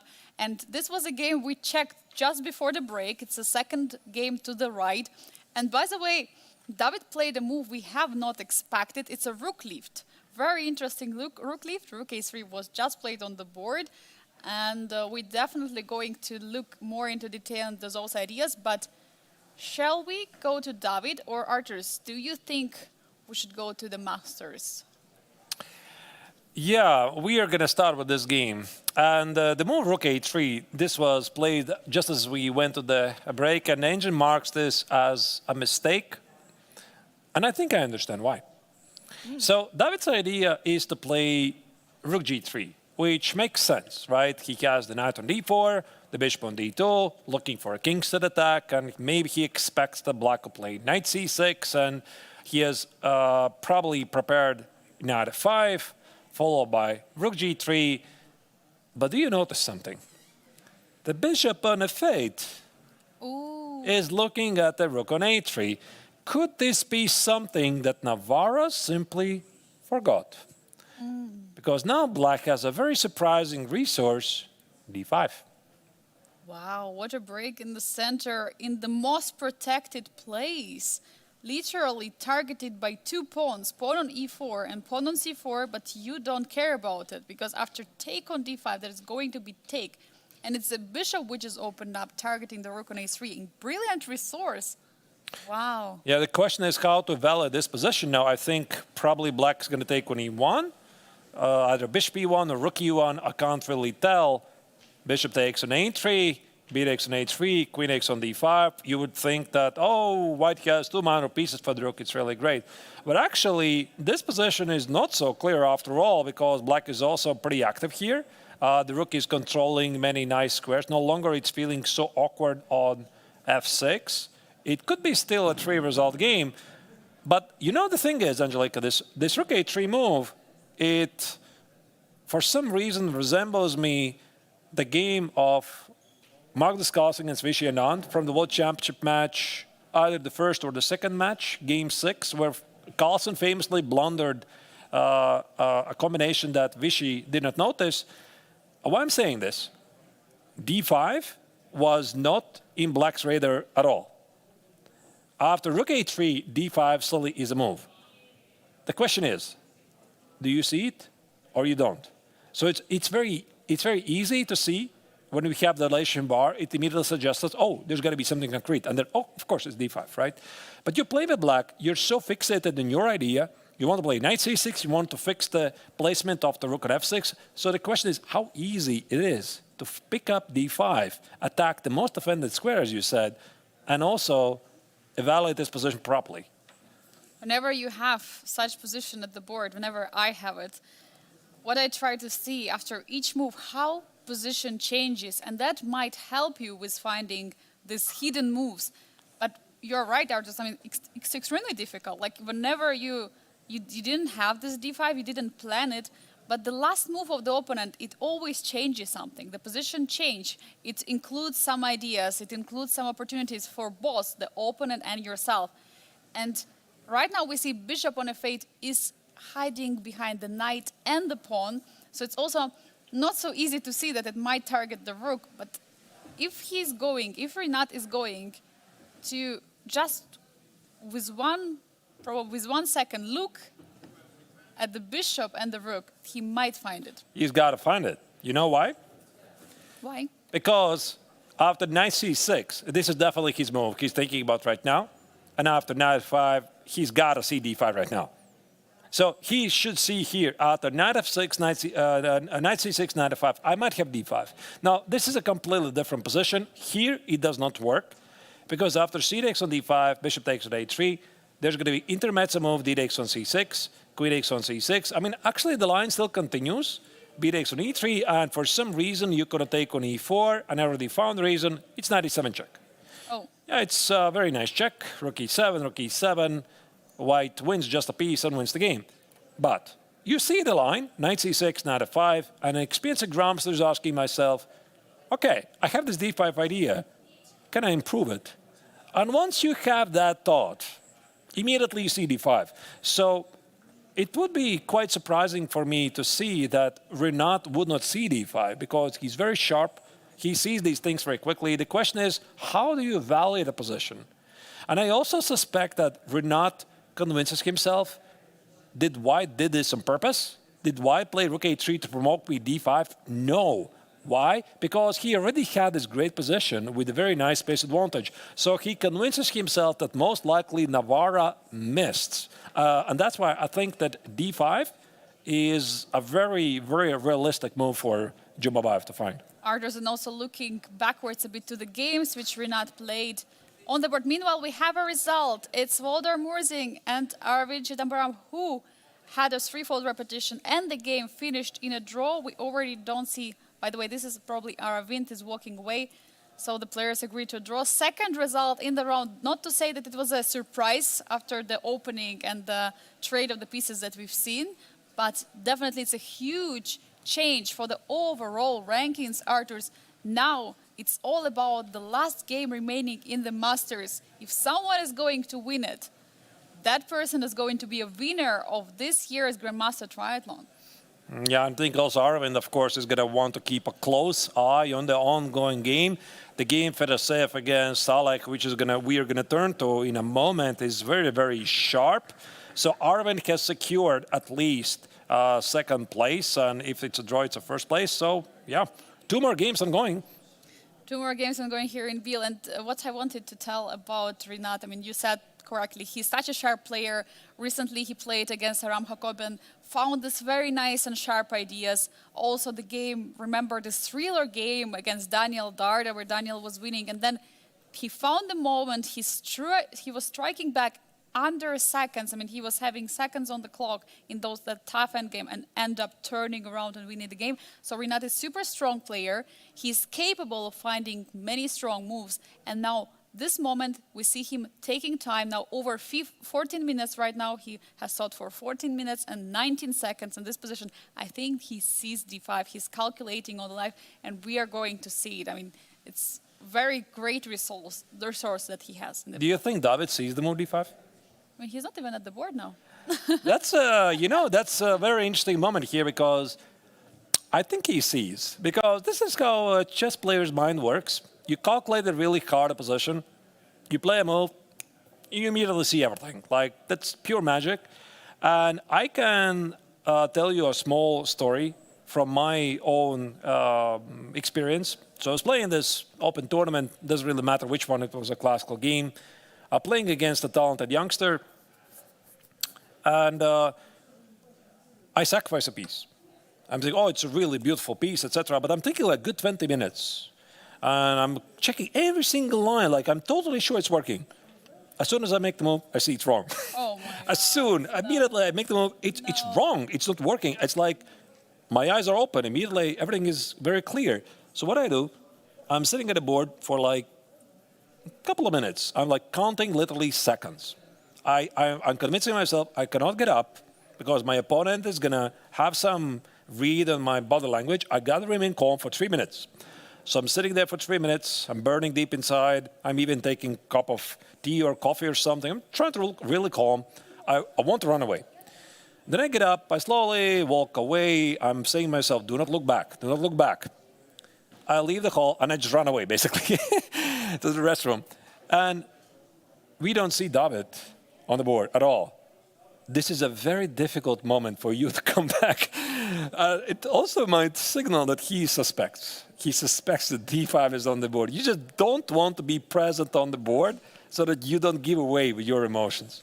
But I think also whenever you're at the board, you're playing the move, you might still not see it for the next few seconds, but once you stand up, once you go to the restroom, once you wash your face, you have your game in your mind. And whenever you have your game, not looking at it, when you're not looking at the board, but have the game in your imagination, in your head, it's a different way of looking at the board. I mean, I don't know which artists you have board, because some players have 2D boards, some players have 3D boards, it's different. But then suddenly you realize this idea. And probably that's why he was in the bathroom. He realized he was washing his hands, washing his face. He realized it, and now he doesn't want to come back. I don't know about the others, to be honest, but for me, it's instantaneous. Like, as soon as I make the move, I see it. Yeah. Like, it's very rarely like I'm walking somewhere, I'm thinking, oh, wait, there's something like this, and I'm starting to think about it. Very often it's like I make the move, I see everything. So maybe it's just me. Maybe this is not happening here, but Renat is very, very concentrated, and I'm trying to look at the angle of his look. I think he's looking at the d5 square, isn't it? Yeah, he looks forward, like straight in the middle of the board, and this is where d5 is. I mean, we might see it on the board happening. But I just shortly touched this topic, but I want to ask you, Arturs, when you imagine chessboard, how do you see it? Because I believe Magnus was asked, and he said that he sees it as a real 3D board. I myself see it as a 2D board. I see it like a board in the chess base, on the chess.com, so like a 2D board, like the one which we also have now on the screen in the commentary. But when you imagine chessboard, what do you see? I have never thought about it, to be honest. Or you don't imagine, you just see the moves. I think it's a 3D board. I think I'm mostly imagining a physical board. I never really thought about it. Yeah, it's interesting. Yeah, some players are working so hard with chess on computers. Yeah, maybe this is how they imagine it. Elizabeth Harman from the Netflix TV series, she was looking at the ceiling and seeing the pieces there. But I think, yeah, it's 3D for me. So like Magnus. That's why I'm not a grandmaster. Like Magnus, sure. You say so. That's why I'm not a grandmaster artist. For me, it's just, for me, just a 2D. Yeah, I mean, anyway, here, very big moment for Renat. It's possible to miss, but considering that knight c6, there you go, he reached for the move. I think he's going to play d5. He's going to bait right now. Wait. He missed. He played knight c6. Oh, no. He missed. Or maybe he didn't miss. Maybe he was just not sure about this endgame. Maybe he didn't like something. But Arturs, we have more actions in the other game which was happening, Vladimir Fedoseev against Salem. Now that we have result, I think it's also very important to check. But I see many trades are happening on the board.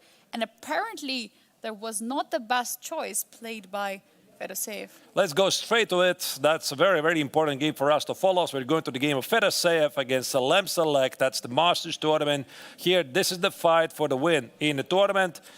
D takes on E4 was a miss, and some mistakes, as you said, were played before. Okay, but first, what do we see here?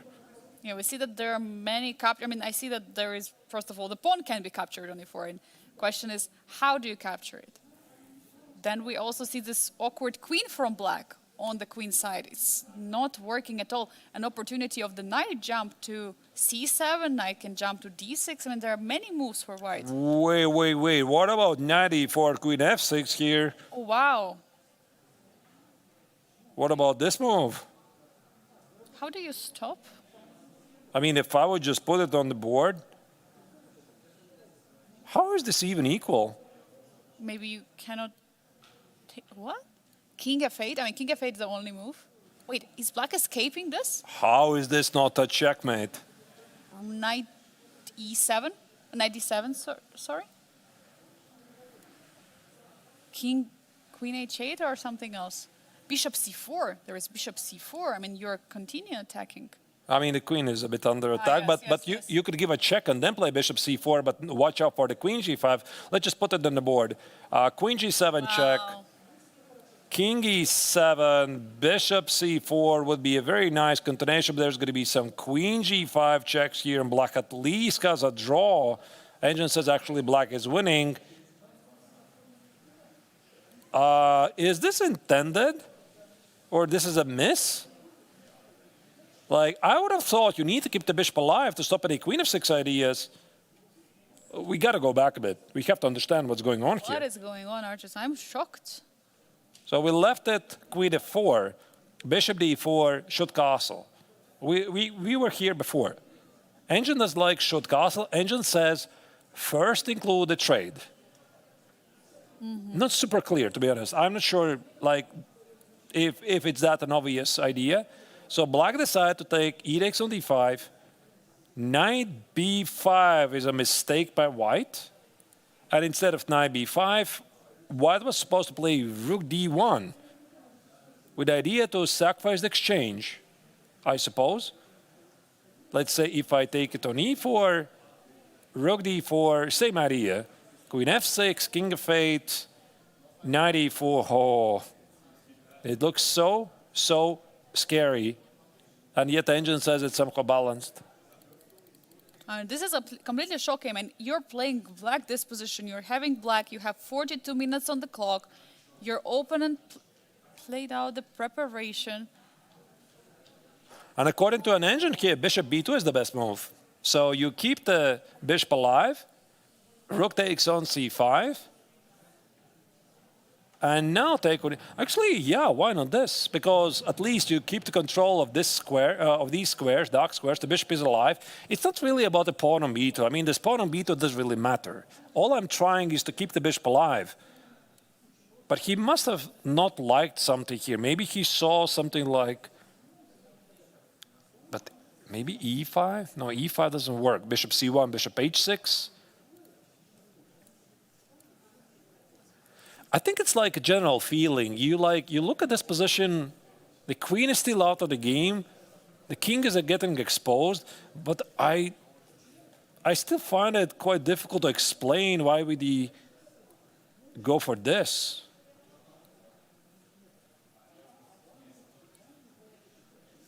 But maybe it's, again, getting very concrete. You're having black pieces here. I mean, are you going for this line? I mean, doesn't look scary. No, I don't think he blundered. He calculated this, and the clock situation suggests that he has spent some time on this. He has 42 minutes. So according to an engine, this is the line. I mean... But he played very quickly this take on e4, didn't he? I mean, he didn't spend almost no time. On d takes c4, there has been like seconds spent. Right. Okay. I mean, what else I can say, really? I mean, it looks scary, but I mean, the line goes according to an engine like this. Knight e4, c takes on d4. Maybe white can delay queen f6 and play c takes on d4, and then play queen f6. So the engine goes something like this. d3, queen f6, king goes here. I mean, you don't play d3. Like, whenever there is a checkmate threat, you don't play d3. How is this equal? I just don't get it. It must be because of the exposed king. Like, we have knight d4 on the board, and immediate take has just been happened. This is what we see. Take on d4, pawn takes on d4, recapturing. Wow, I mean, we don't see dark square bishop in the position anymore. Suddenly, dark squares of black are being so exposed, being so under attack. I mean, I would be scared to death in this position for black. I mean, I don't know how Salem is so calmly going for it, although looking at his body language, maybe he is uncomfortable with his position. What do you there's think? no way. I mean, there's no way he went on this on purpose. Like, I'm looking at this position, once again, especially since he has the alternative. He has the alternative bishop b2. He has alternative bishop h8. Why would you risk with this? Maybe there was something more scary. Maybe after bishop at b2 there was rook c5. No, I just don't buy this. Like, once again, I mean, this entire sequence, like takes, knight e4, takes, you see queen f6, okay, you figured out king f8, right? But I might include f takes on e4, queen f6 threat remains, your queen is still out of the game, you move the knight, there's going to be bishop c4, targeting the pawn. Yeah, I mean, here the engine says, yeah, d3, everything is good, you know, bishop g4. Knight d7, it's equal position, but you know, I'm generally afraid here, like takes, queen f6, king f8. You just don't go to these lines from the black's perspective. It just looks so unreal. Yeah, the moves which you are seeing suggested, I mean, they're very artificial. I mean, you don't play these moves if you are human and you are scared for your king. I mean, one more time, in the chess, you have to checkmate to win the game. And I mean, if Salem sees all these lines, I mean, I'm very happy for him, but... How does it look to you? Does it look like this was his intention, or he looks nervous to you? It's very tough to say for these two players. I mean, actually, we have these two players who are very good at poker face. We realized it about Fedoseev many times, whether winning position, whether losing, whether slightly better, slightly worse, or even equal, he's remaining the same. For Salem, although, it's a bit different. We've seen some emotions of him. We've seen that he was changing the way he was seated. We've seen him changing his positions a lot. So he's more person who would reveal what he thinks during the game. But right now I see that he's fully focused on the position. I think Fedoseev is surprised. Like, he didn't expect this, but then again, Vladimir was surprising us yesterday. Because he made a very big and quick decision after the first time control. The second time control started, he had extra 30 minutes, he just rushed against Murzin, so maybe he just learned the lesson, right? Of course, jokes aside, he knows everything about not rushing, etc., but sometimes the hand does the move, and must be some glitch. Like, I have a very hard time to believe that, no, he does look nervous to me. I think he's looking with the expression, I can't believe it that I did it. That's what his expression looks like to me. Sometimes it just happens. Sometimes you just go for it. I mean, looking at Saleh right now, he's looking around. Do you think he's looking around the playing hall because he simply cannot now look at the board? He cannot look at the king side, what we might see, or he has all it figured out? I mean, I wouldn't for sure. I would be so scared. It's a bit mystery, indeed. But then again, if he, like, okay, maybe he mixed up something, or you know, sometimes this happens when you play a variation, you play the second move as your first move. You're thinking, okay, I'm going to go this, and I do this instead. And you're like, what did I just do? Right? Oh, no. This has happened, definitely, to many players, many times. But then you start to think, okay, maybe it's not so bad, right? So, okay, fine. There was like, whatever happened, maybe I'm still not like in trouble here. Queen f6 is at least king f8. F takes on e4 is played, sure. He took a pawn, it's on the board. So now, and Salem is looking away. He's not even looking, okay, now he's looking back at the position. But big moment for him, how to stop this idea of queen f6. I mean, queen f6 is not... Or about queen b4? Is this the way to stop it? Queen b4, queen f6, queen f8. Yeah, that's what I wanted, but now the queen on b4 doesn't give you any perpetual check ideas on g5. And I might play rook c7 anyway. Rook d7. Takes, and some sort of a... Oh, there's no bishop c4. Sorry, I should have found a way to include bishop c4. It feels very suspicious. Not over. I mean, I think we're very far from over something, but the body language of Select suggests, if I'm not terribly wrong at reading them, that he is not happy what he sees. Definitely, and I was considering, is there knight d7 in the position? So my idea is I want to stop the queen f6. Knight d7. And also, okay, I don't stop rook c7, right? You don't stop rook c7, that's one thing, and also there's bishop c4, bishop b5. Looks very unpleasant.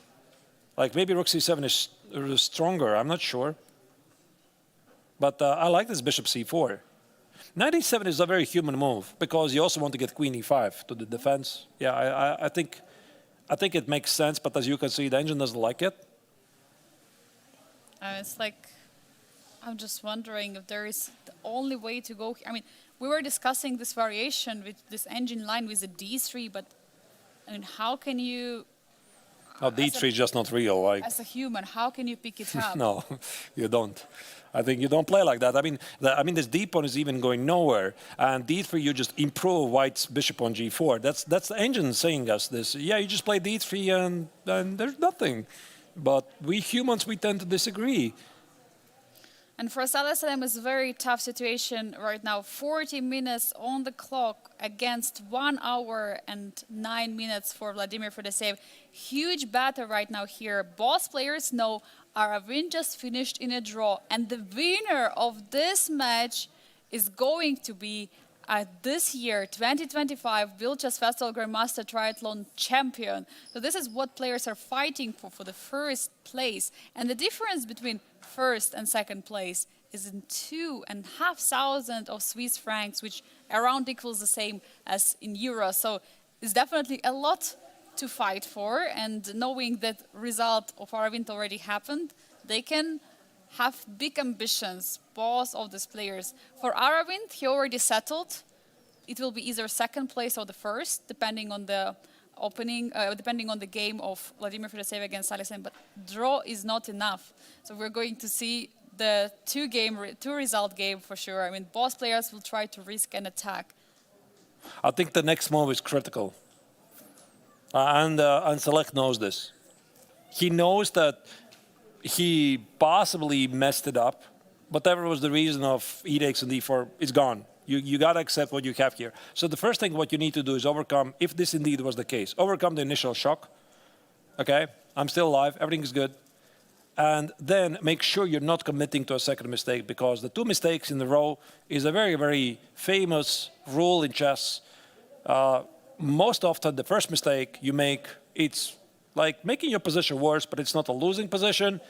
And when we are in this state, like we think, oh my goodness, what I have done, it's over, I'm so bad, I don't know how to play chess, etc. All kinds of excuses. You make the big mistake. So I think everybody who's watching can relate to this. We have done this so many times, all of us, we've been in this situation.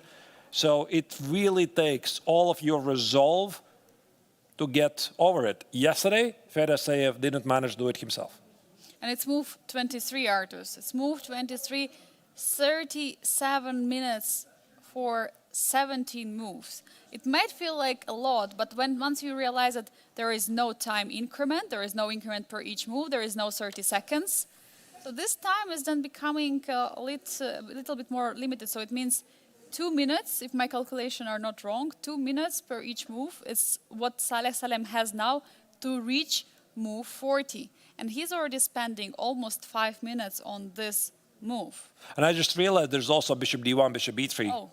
Very strong idea. Maybe it's not even bishop g4. You know, this bishop g4, I was thinking it somehow facilitates the idea to play e5, e6, also take away the c8 square for the rook. But the other idea is to play bishop d1, bishop b3, target opponent f7. So for White, the next moves again are incoming really easy. So he goes for his king's set attack. The pawn on h6 is a very, very annoying piece. And I think it's basically a confirmation this was some sort of a glitch for Salem. There's no way you go for this position on purpose. Definitely. You don't. You absolutely don't. I mean, there was something what he missed before, and now probably the realization kicks in at this moment. He's trying to figure it all out. He's trying to fix, but this pawn on h6, Arthurs, what we were discussing from the beginning of the game, and this pawn on h6 is such a huge factor in the position. Imagine it being on h2. There would be no issues for black, right? Yeah, but it is on h6. A pawn is there. Pawn is there. All right, so the game continues, of course, and Selek is trying to figure out. We're going to jump straight to the other game where David Navarra in the Challengers tournament is fighting for the third place against Rinat Jamabayev. A move ago, the Kazakhstani Grandmaster missed a great opportunity to equalize the game with d5. Either he missed it or misevaluated. I thought he had to find it. He did not. And maybe, you know, the reason is why he did not find it.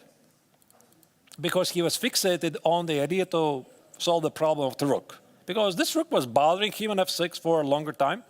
So that's why maybe he was so focused on it that he looked at knight c6, knight f5, rook e6, and he was looking at this very hard, evaluating, is this good or not good, still suffering, but maybe playable.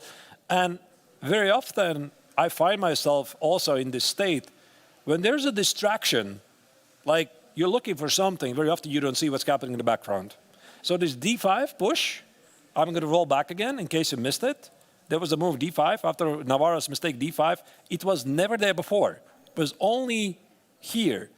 So when you have a distraction, meaning you want to solve the problem of the rook, you might not see anything else. But I mean, I still find it quite surprising because I think that with knight c6, knight f5, he should have noticed the d5 maneuver. And that's why I would have thought he's going to formulate that d5 is a move earlier. Yeah, definitely. It's something what was in his head, but in different variation. This d5 is definitely, he was thinking about it, but not at this moment, not right now. Or he thought about it, but there was something he didn't like at the end of the variation. We will not know, but it's definitely something what the players are thinking about, calculating all these difficult variations. But now looking at the rook, it feels like it has a better time. Now on e6, it's targeting the pawn on e4 suddenly. There is a doubled rooks. So it's not so awkward than it was before on f6. Now suddenly there is a question for white. How do you defend a pawn on I think e4? I just go for the kingside attack with rook g3. Oh, you don't care about the pawn, yeah, of course. Because, Should I? yeah, of course, you have knight h6. I don't know, like, I'm just seeing some knight h6 ideas. I mean, it's definitely a move. Like, takes, I'm seeing all kinds of knight h6, king h7, takes, and I mean, just use your tactical imagination. So queen h5 or queen c2, or there's many ideas. So I would not be totally concerned here. So probably Navarro here is like, okay, rook g3, I'm gonna try to take it, king h7, and then what? But then I could play bishop c3, apply pressure. Black probably is gonna play g6, etc., etc., etc. Yeah, for sure. I mean, this looks like a very tempting option, just going forward, going for an attack, while the bishop on f8 is defensive piece, but it's also very passive. There is no way to go from the f8 square. It was going to be stuck there for a very long time. I think for black, it's the only chance to build up the pressure against the e4 pawn. Because in case white would play something like f3, then maybe that would make more dark squares weak. Yeah. Yeah, I mean, f3, I think it would weaken those dark squares.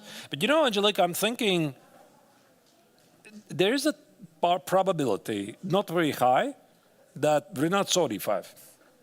He saw d5, he saw all of the complications, and he chose rook e6 just because he thought it's less adventurous, it's more concrete, probably not more concrete, but more safe. And he wants to play like king h7 and g6, and if the knight leaves, why would he want to go for that endgame when he can have this? And maybe he's hoping the white pawn on a5 and the weaknesses on the dark squares, they're going to tell at some point. But, I mean, I don't quite believe it myself because I'm seeing this rook g3, king h7, and now, all I need now is some kind of an active move. Yeah, I mean, the move could be queen h5, but what do you threaten? There is g6. There's going to be g6, yeah. I'm not even sure this pawn on e4 matters at all. Like, I could give it up for some complications. Maybe it does matter. Maybe bishop c3? We looked at this. Yeah, we looked at this before there was g6. And maybe this position is still very unclear. Maybe, you know, maybe Mabayev, yeah, he saw everything, and he just decided. For him, if we go back to this moment, after rook a3, d5, c takes, knight e5, e takes, rook e1, bishop e1, oh, maybe queen e1 actually. Queen e1, bishop a3, takes. He was just not sure about this. And maybe he felt that there's a risk, c5, but no, actually it feels very solid for black. Why would this be worse for black at all? Like, No, it doesn't look. yeah, so I think he didn't see it, but we're going to find it out either way. Of course we will. And one more time, this is a big fight in the challenger section for the place on the podium, for the third place. In case Renat Mabayev will be able to solidify in this game and find a way to at least draw. I mean, of course, victory would be amazing, but if he finds a way not to lose this match, he will be the third in the standings, and he will get also the third prize, which is 1,000 euro higher than the fourth prize. But for David Navarre, it's a must-win situation. He has to try his best to win this game to get to the third place, because the draw will not be enough. I decided next year I'm going to come and play in the Challengers. Really? No. Of course not. Why do you think so? I will come back and do the commentary, of course. No. Watching so much chess, I'm thinking it would be fun. Yesterday we had a fun in the Blitz, but no. These guys are too good, obviously. So the games continue of the final round of the 58th International Biel Chess Festival. This is the final day, final games, 2 more games ongoing.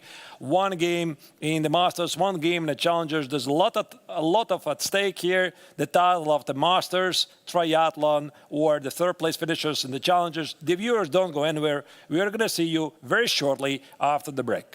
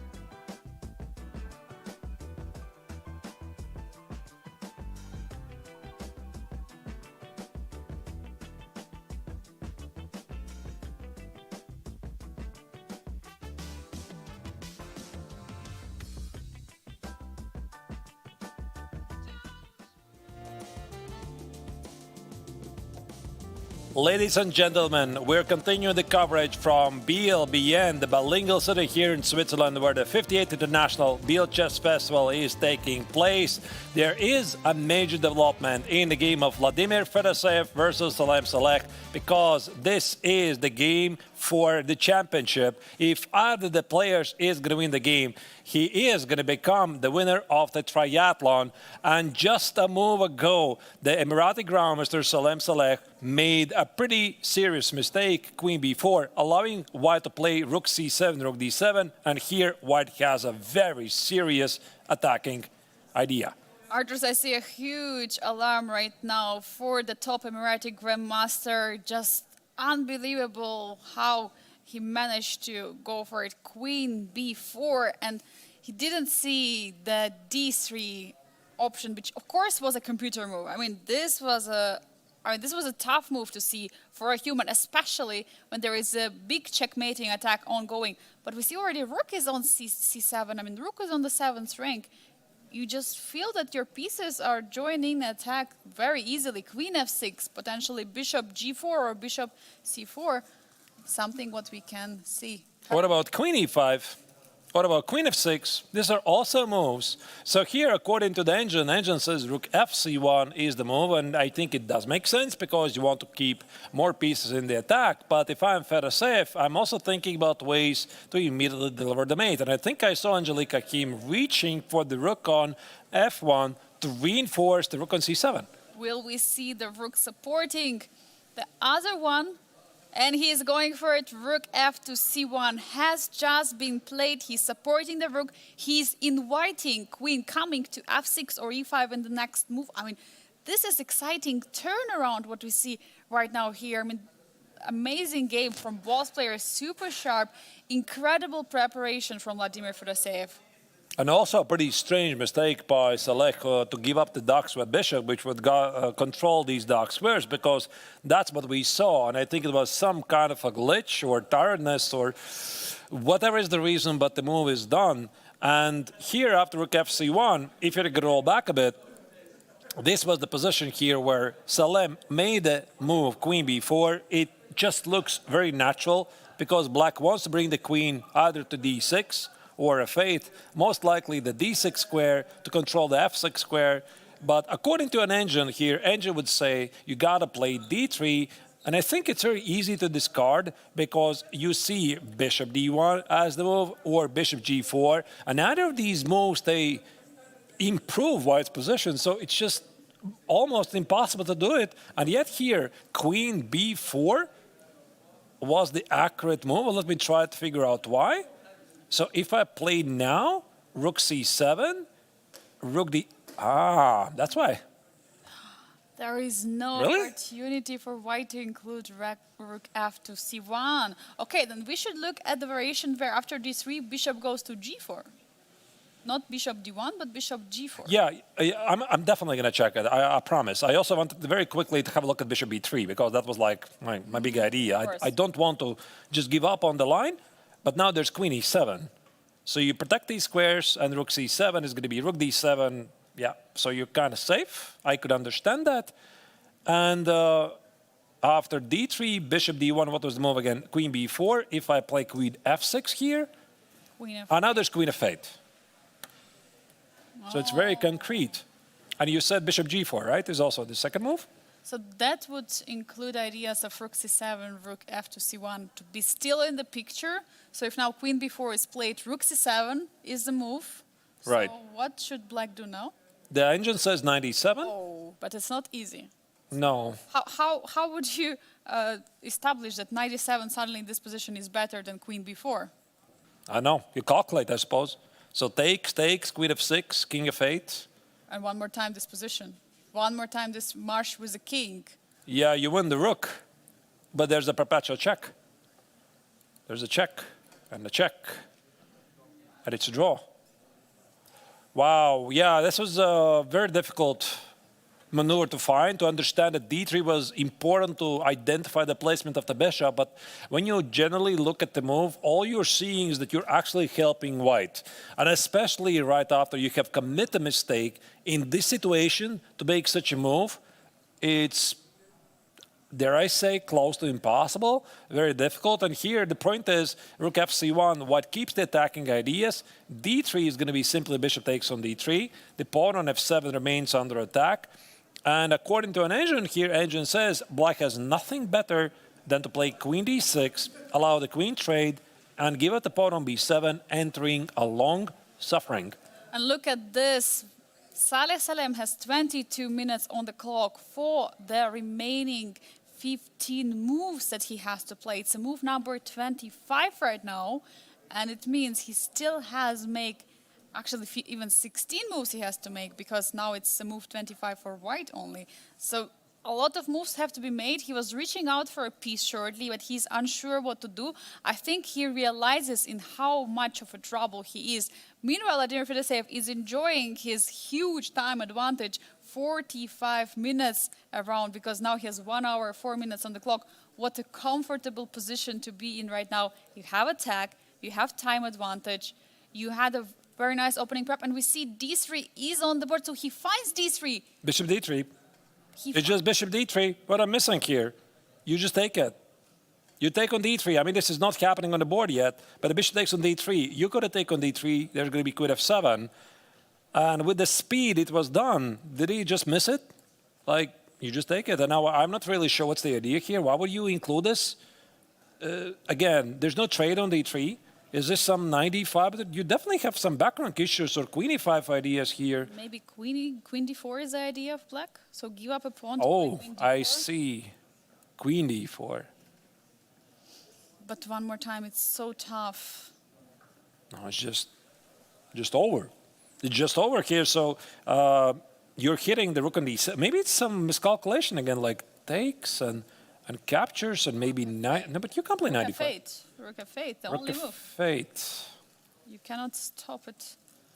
Yeah, but now it's all the pieces suddenly are pinned to defense. You like that? Oh, wow, such a beautiful move. Yeah, but I don't think it's the only move. Like, this is the fancy move. Rook 8 is queen f7, and I'm threatening with a lot of things.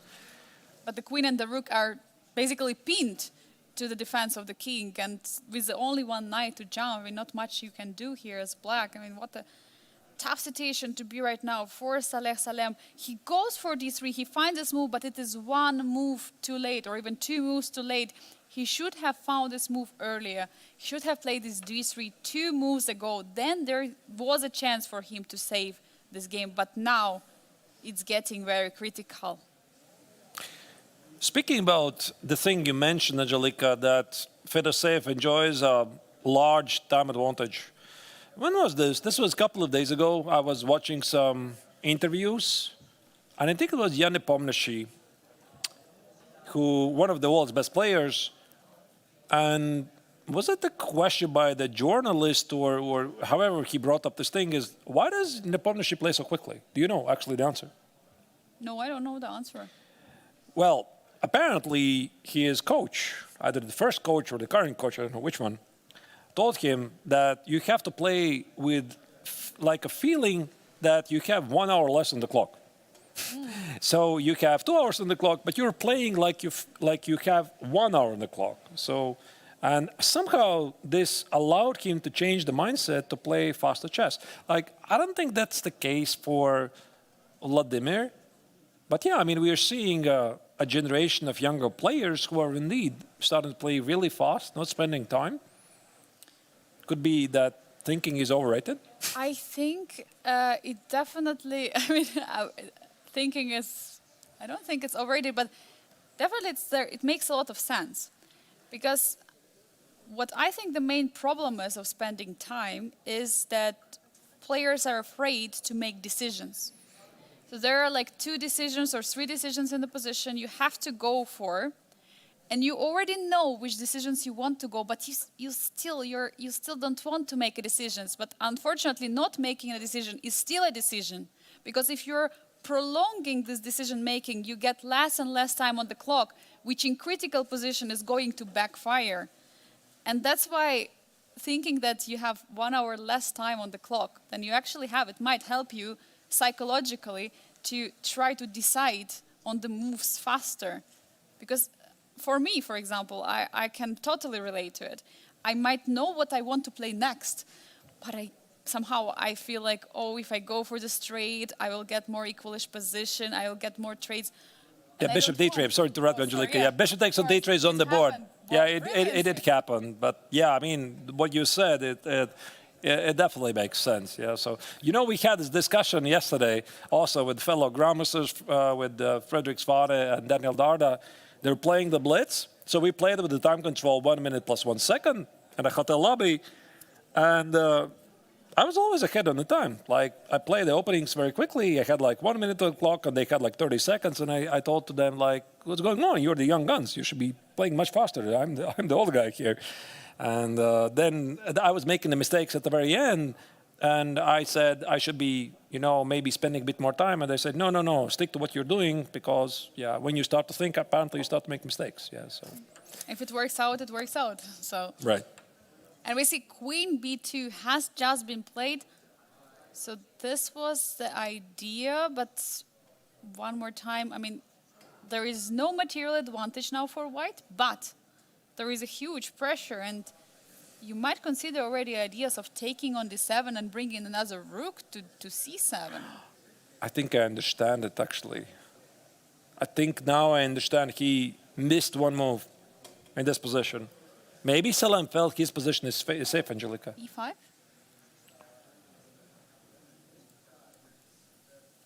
Oh.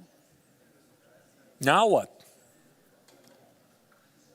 Now what? This is not played, but what do you do after this? If you take it here, if you go here. No, you don't want to get there. You don't want to get there. Where's the mate, actually? Here, here, and here.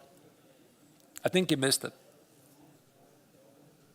I mean, how easy is this line, actually? So maybe this entire sequence, like, we're going back again. So he saw all of this. He saw he could play queen b4.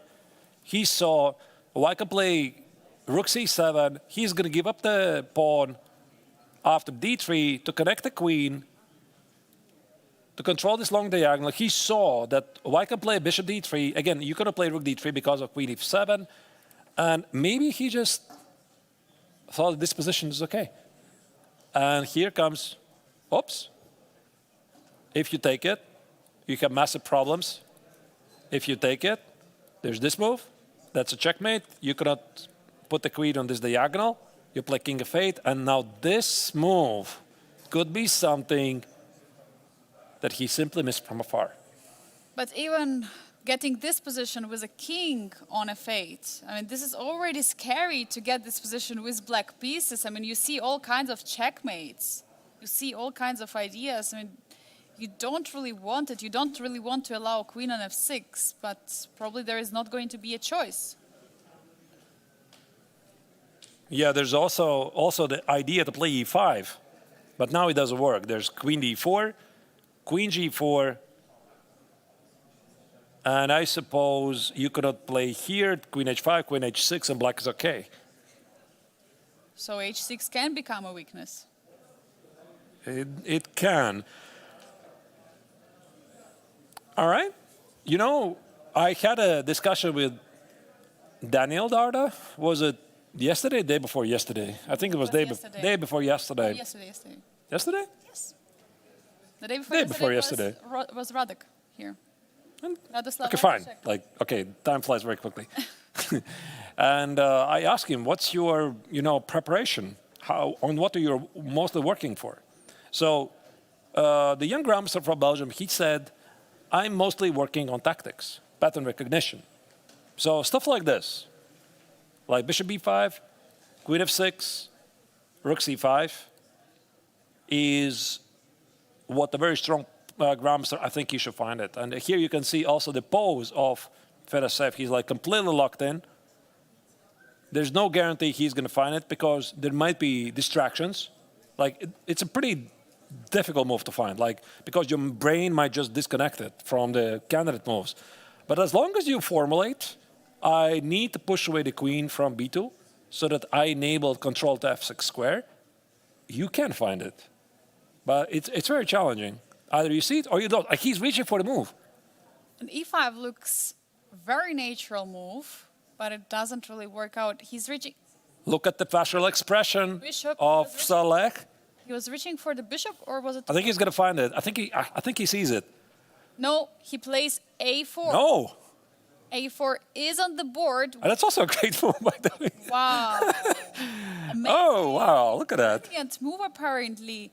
So the point is that the pawn is unprotected on a4. But of course, you cannot take the pawn on a4. There is going to be a rook hanging on d7. And there is a big threat in the position now, a5. And instantly Salem plays rook f8. Instantly.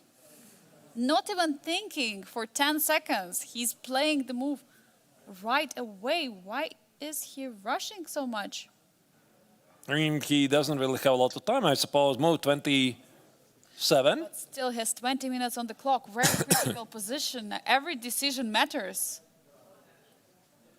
You know, there's one thing I'm really curious about the previous position. So we're looking at bishop b5. We missed the brilliancy a4.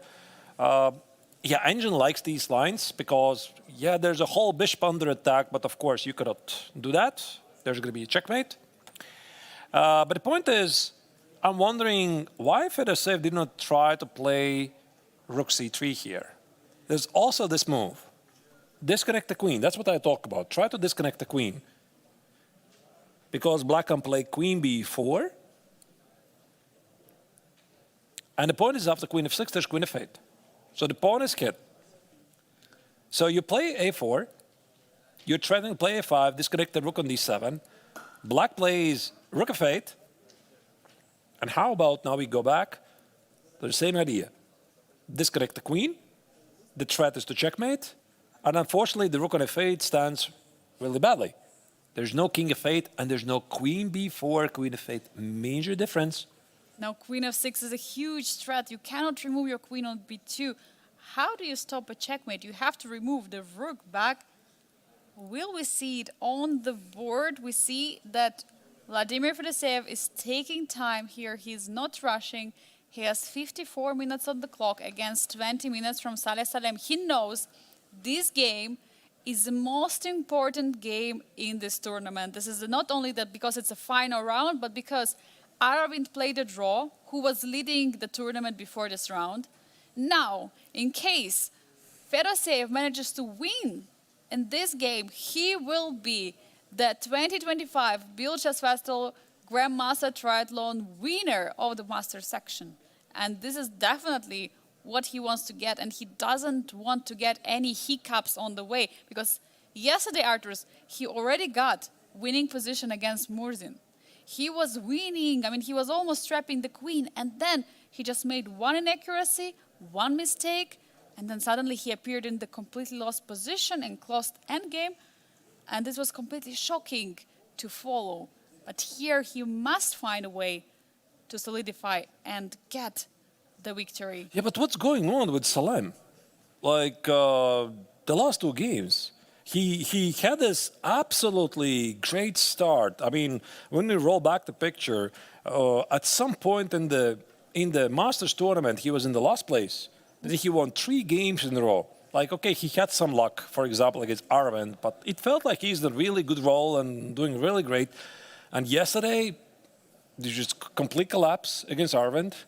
And also today, this strange knight takes on d4, missing the trade, and even though Danger says it's somehow equal, yeah, I mean, unfortunately, he's making these mistakes at a critical phase of the tournament. But I think, Arturs, it all starts with the opening. And we see that Vladimir Fedoseev was prepared so well. He brought this very nice opening preparation, as we were suggesting. Maybe he's using here one of the lines he was preparing for later, for the more important tournament, for the Grand Swiss, for the World Cup, because that's where the ticket to the candidates is being served. So it's definitely more important. Of course, Biel Chess Festival is a very important tournament and very strong one. But the main goal of every player is to get to the candidates. So that's where they focus the most. They have the special events. And now he decided that, all right, this game is very critical. I have to use my preparation for this one. And that's what we saw, this h4, h5, h6 idea. Very impressive line. Some new idea, at least I don't recall. Maybe somebody had played it before, but so far Fedoseev has been playing nice game. I mean, this earlier, he made one mistake according to a chess engine, not including d takes on e6. It was a very, very human one, and he got exactly what he wanted. And he looks really good. And I think also he learned something from yesterday, and I don't think he wants to repeat the same mistake again for second day in a row, to rush, to miss the victory. He has plenty of time, 50 minutes. I'm pretty sure he's like reminding himself, don't rush, don't rush, don't rush. You got this, you got this. You still have a chance. I think what he realizes here that, oh, and he's reaching for the move. Okay, first making his hair look good. Okay. We also do it occasionally, yeah. Yes. You don't see it a lot, but we do it off screen, of course. Yes.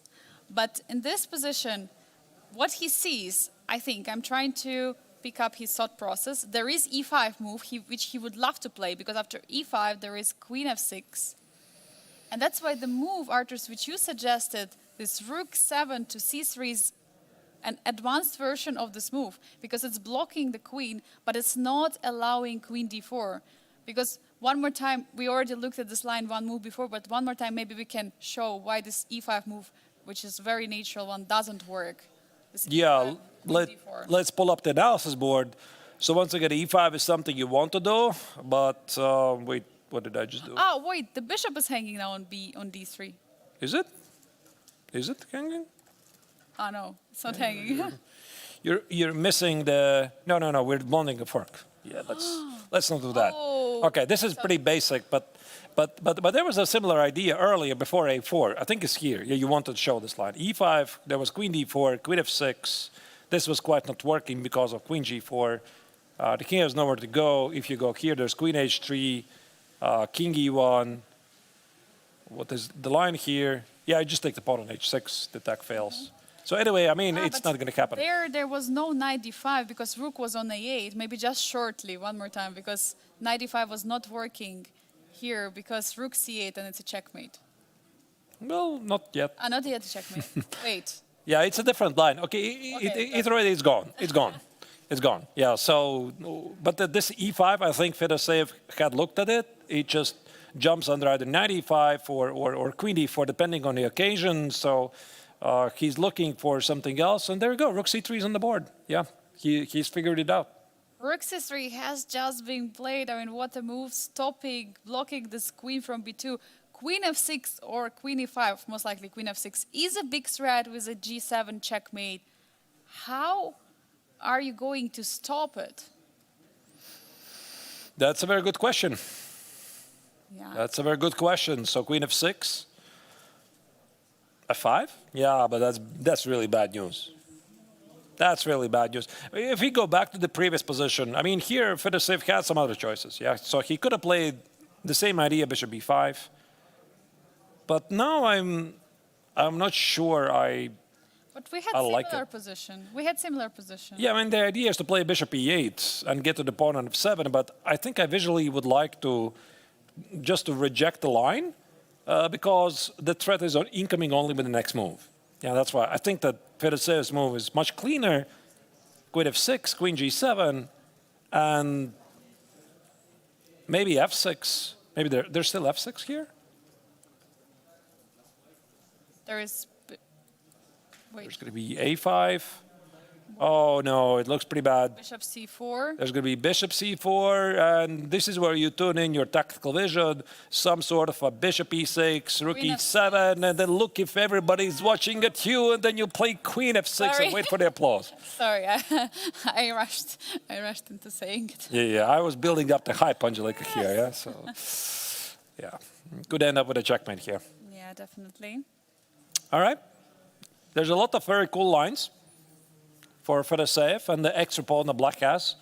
At the queen side, it quite doesn't feel, because black has the initiative, and of course the clock situation for black doesn't really promise anything good. So we're going to use this opportunity to follow the other game, because this game, of course, is fun, it's very decisive, and by the looks of it, it feels like Fedoseev is going to win it. Let's not jump it just yet, but I think he's going to do it. But we have one more game in the Challengers Tournament to fight for the third place. David Navara plays against Renat Jumabiev, and Navara just said Rook A3 was not really a good decision because now the Rook is back on C2. So this maneuver was not the best. We have the battle between the most awkward rooks, I think, in this game. We had the Rook on F6 from Jumabiev earlier. It was very awkward there. Now we're getting another candidate for the most awkward Rook award. It's a Rook now on C2. But of course, it makes sense because it's opening up the bishop. It's opening up protection from the pawn on A5. But was there no better square for the Rook to go? Or was there no Rook G3? I mean, that's actually surprising to see. We were expecting Rook to be seen on the G3 square instead of on C2. Yeah, so Navara most likely changed his mind. So he played this entire sequence to lift the Rook on G3, and then he realized there's no attack. And when there's no attack, then you just secure the pawn on E4, you adjust. Knight E5 was played, Rook C3, defending the pawn, Knight C6 went back. Of course, Jumabiev doesn't mind the position to repeat. Rook C2. And if I was black, I would be thinking how to get rid of the knight from F5. G6 drops the pawn on H6, so it's got to be King H7 on G6, most likely. It looks like this. You don't like the knight on F5. It's standing there very nicely. It's targeting too many squares, but yeah, also when you play King H7, you have to get ready because you spend time with this move. It is prophylactical move, but you have to make sure if white cannot use this time to create something on the king side. And I think that's what Renat is trying also to figure out. Meanwhile, he has 15, almost 16 minutes on the clock. And it's only move 22. For 18, even 19 more moves. That's not much. I mean, that's around like 1 minute, 20 seconds per each move. It's not much. I think it's less, actually, Angelica. So it's 19 moves and 15 minutes. Yeah, it's like, okay, I don't know. My math is pretty bad. Like 45 seconds something, but not a lot. Not a lot. Definitely. Oh, sorry. I thought it's 15 moves and 18 minutes. I calculated another way around. Right. Of course. So, yeah, I mean, there's definitely some pressure, and the game is now taking a more positional approach. Just to give you an update, what's happening in the other game, I see that there's been a move played by Salem, and I think we're going to jump back to that game. Let's go right away. It's a bit more exciting in a way, and on stake here is the victory in the tournament. And according to Evaluation Bar and everything, white is winning. This is a winning position. Yeah, of course, if you're playing a move Rook C3 and then Rook has to move from F8, which just went there, it's definitely look like this. Queen F6. You got to play Queen F6, right? You have to go for it. You have to try it. It's the Now only what? way to escape a checkmate. And now you have to somehow build up the position. Is there Bishop B5? And now you play, what do you play? Or maybe just take it, actually. King. What about King G2? King G2 is also a move. Because you cannot take on C1. There will be checkmate on D8. And the big threat is Queen H8, Rook C7, the Queen is hanging. Doesn't work. Maybe not even a mate, the Queen is hanging. So this is a huge threat. Check and Rook C7. I think this threat is everywhere. Like even in this line, you could even take it. And here, maybe this is even simpler. That's just a direct winning the Queen. Wow. And you just cannot very often defend from two threats at the same time. Checkmate threat and winning the Queen. So something like Queen B4. There is wait, there is... not yet a checkmate. Feels very close. It is, but you have to Not be like this. precise. Maybe Queen H8, Queen E8? Can we try it, or Queen H8? as a starting move? But Now this is actually a mate, I think, already. and then you have to play Rook. It's mate. Yeah, immediately. It's a mate, yeah, the bishop on b5, defensive, it's correct. Yeah, king d8 is the same. Yeah, it's a mate. King f8, king d8 is the same. I don't think it's very difficult. Like, queen of 6 is in Fedoseev's radar for a long time. And bishop b5 was definitely his idea before. So he just has to figure out the details.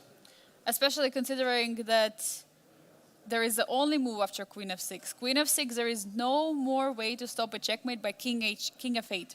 So this is a forcing line which Vladimir Fedoseev is knowing, like that queen f6 automatically there will be king f8, no other move. And then he starts to calculate, then he starts to find some moves, some suggestions, but...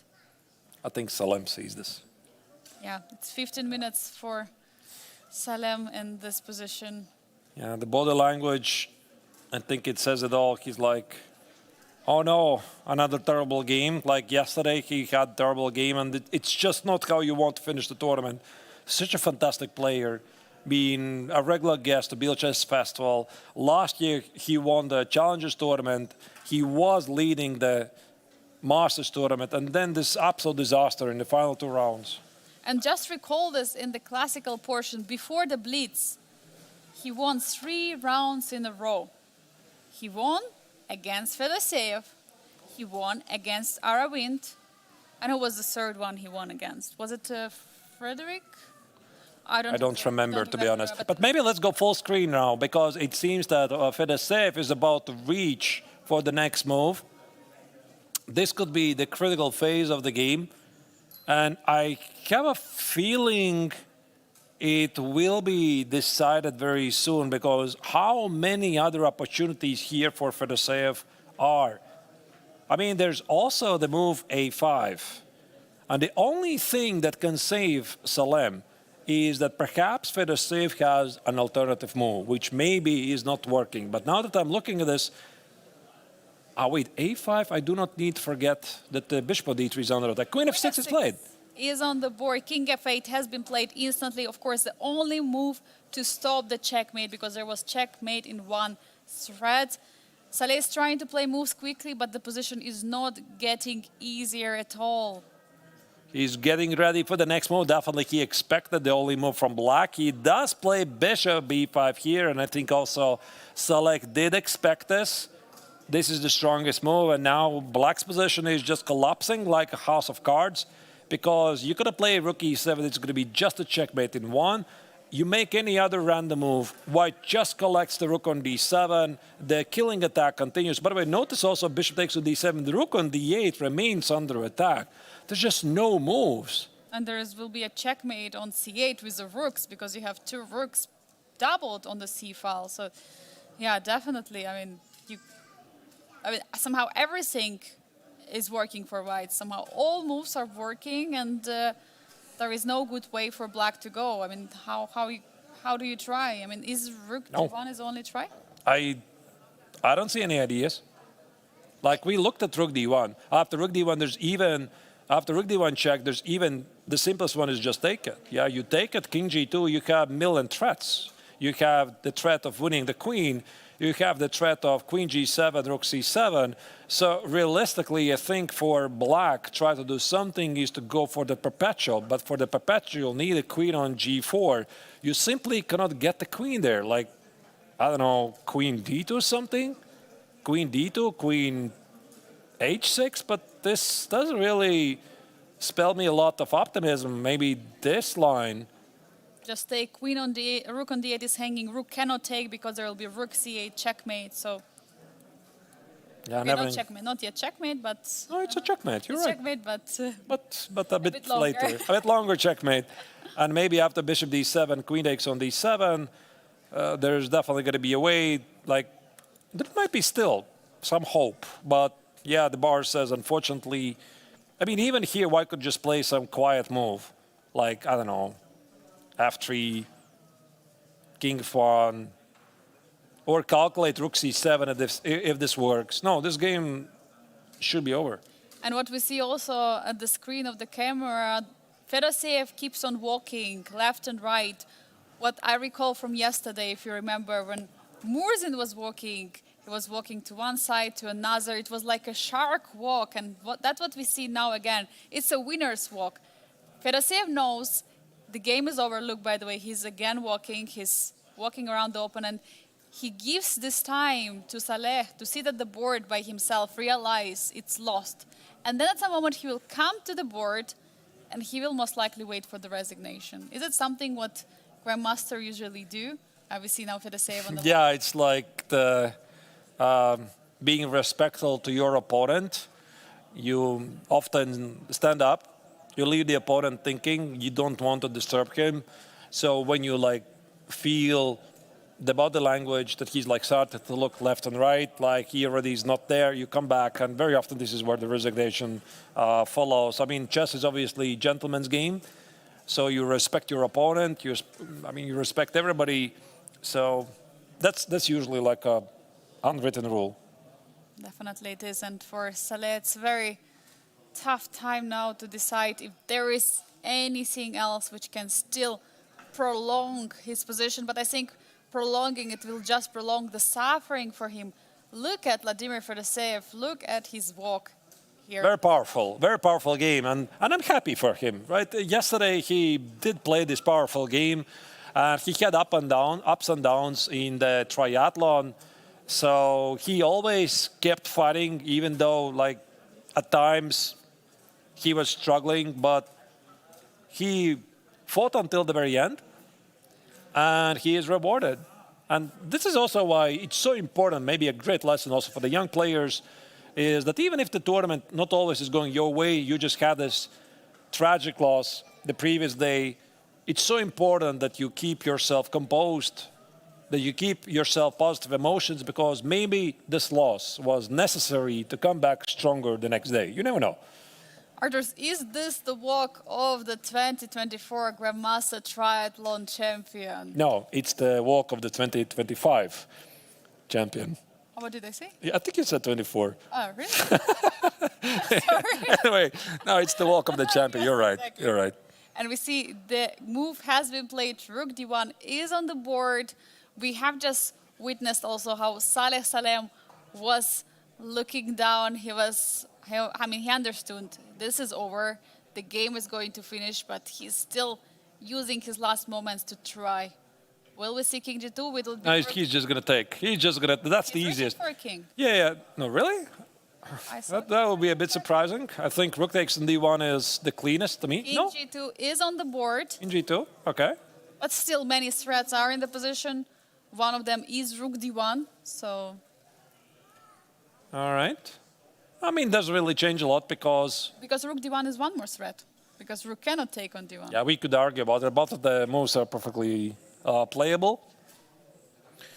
And, of course, big problems. Queen will come to h8. Queen will come to g7 with a check.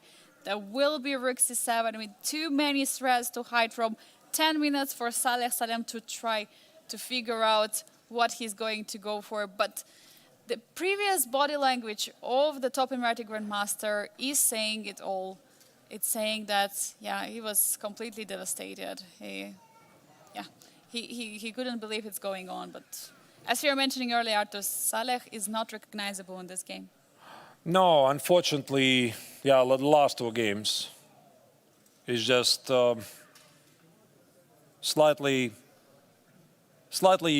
worse games than he's usually playing, and this earlier knight on knight allowing white to eliminate the darks with bishop was a very, very strange decision. So whatever happened, queen before, and according to an engine, there is a forced mate, and the final move could be rook f3.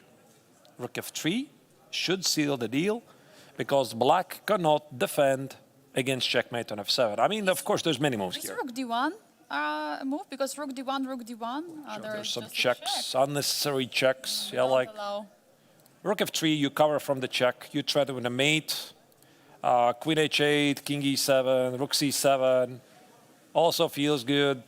What about queen h8, queen e5, and then rook d1? Yeah, also is good. But rook f3 is played. Okay, I think we're going to see resignation right here. For Salem, it's of course very tough situation right now to be in. He knew that with victory in this game, he could have become a champion of this year's edition of Grandmaster Triathlon, but the preparation of Vladimir, I mean, all the moves, also misses from Salem, they all lead to this moment. They all lead to the resignation from the top Emirati Grandmaster, and for Vladimir Fedoseev to get that championship title of this year. Yeah, now there's the look. Yes. That he knows he's beaten. Now, usually you try to recall what happened in the game. You know you have to resign here. And yeah, it's been a fun ride for Salem, but unfortunately the tournament finish was not what he expected, and we are seeing a crowning of the 2025 GMT Biel Chess Festival Masters Tournament. Winner of the Masters Tournament, his name is Vladimir Fedoseev. I think it's already safe to say it. Here there's no chance for black whatsoever. So I don't think there's any moves incoming.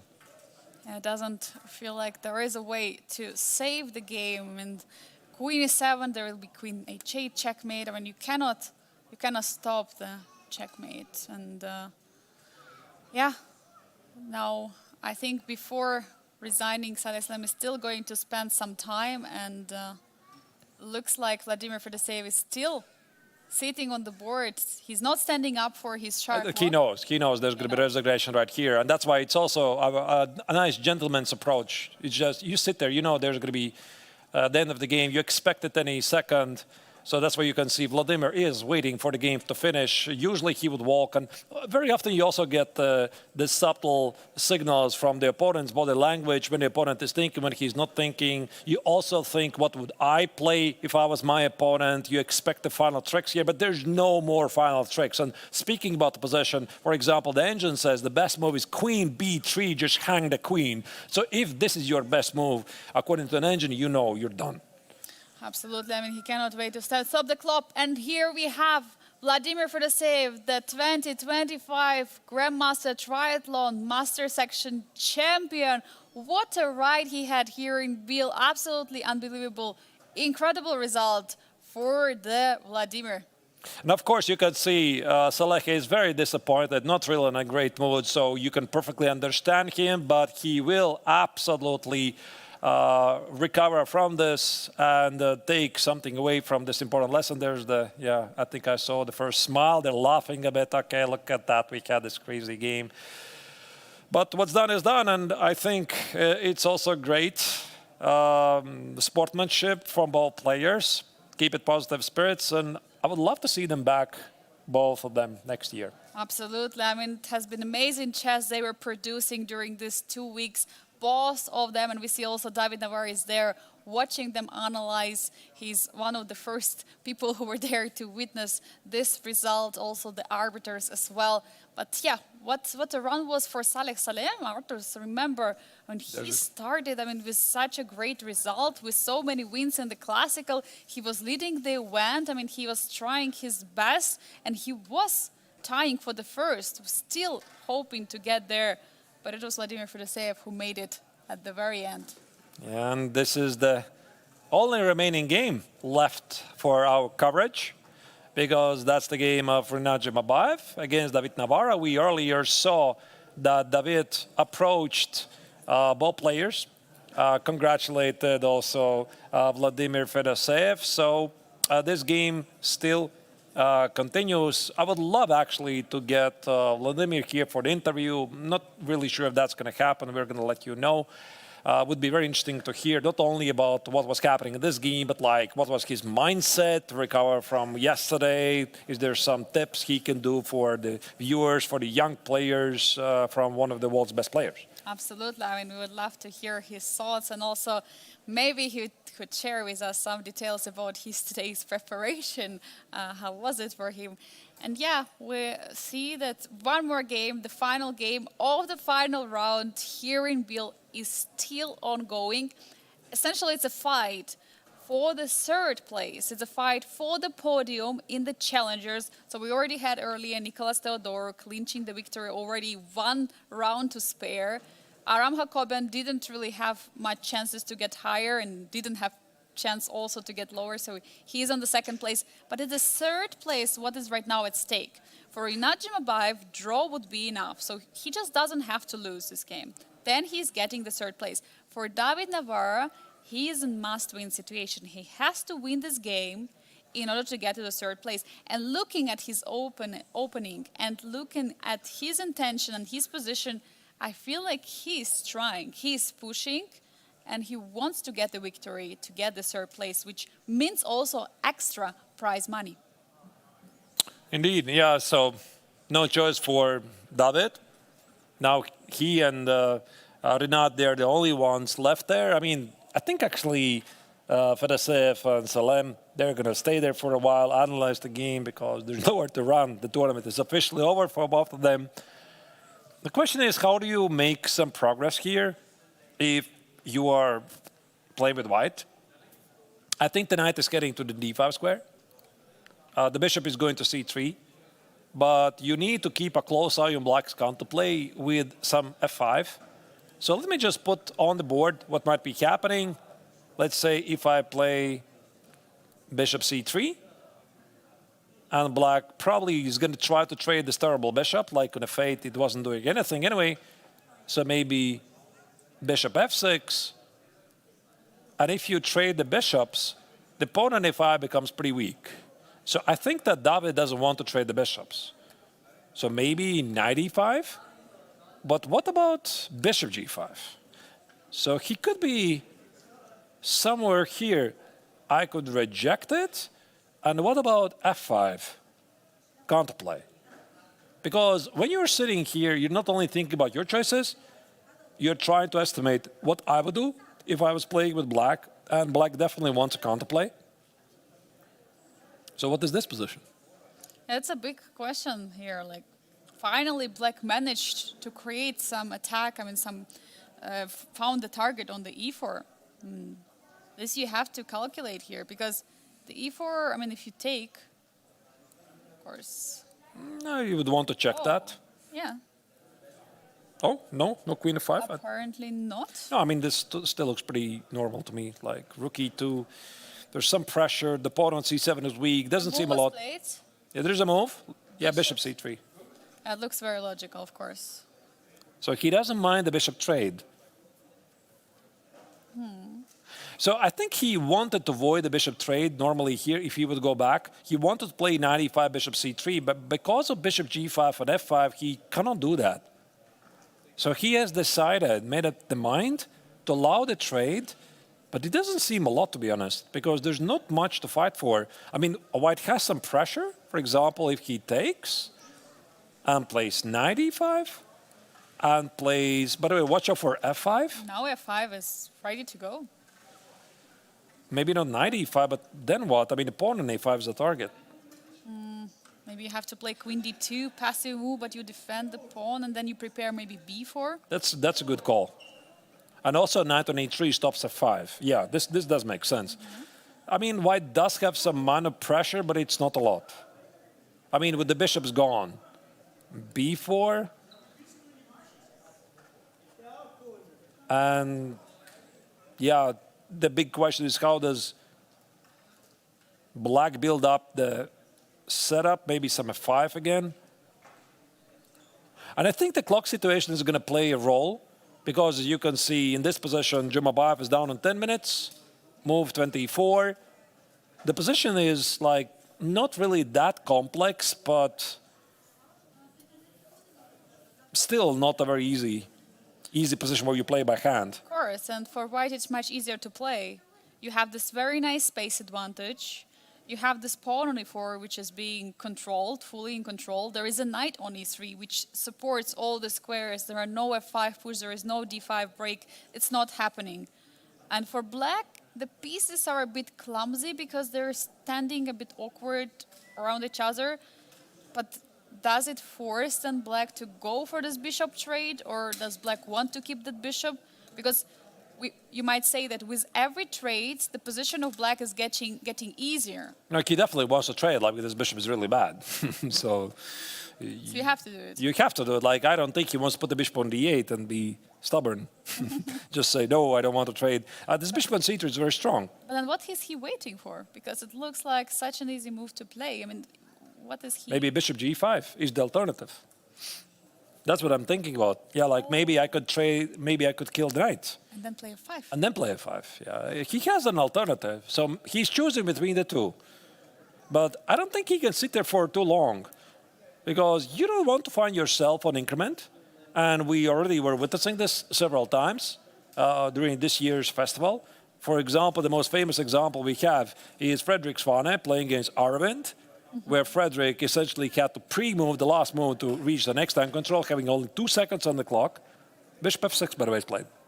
Bishop f6 is on the board, offering a trade of the bishops, and looks like, I mean, what else on bishop f6? Of course, you have to make sure that you're not, yeah, he's going for it. He's immediately taking bishop f6, rook f6 is on the board, very quickly played. Now, pawn on a5 is a target. You have to defend it. If you play knight d5, you will allow again this f5 idea. And by knight d5, by the way, on the board. But what do you do after rook f to e6? That is really surprising. Wait, did he? So fast. And he played so quickly. Wait. Why did he do that? Like, of course, that's a great square. What does he want to do after rook e6 and stop 2 threats, f5 and knight a5? How does he plan to combat that? Is there b4 or something? f5. Like,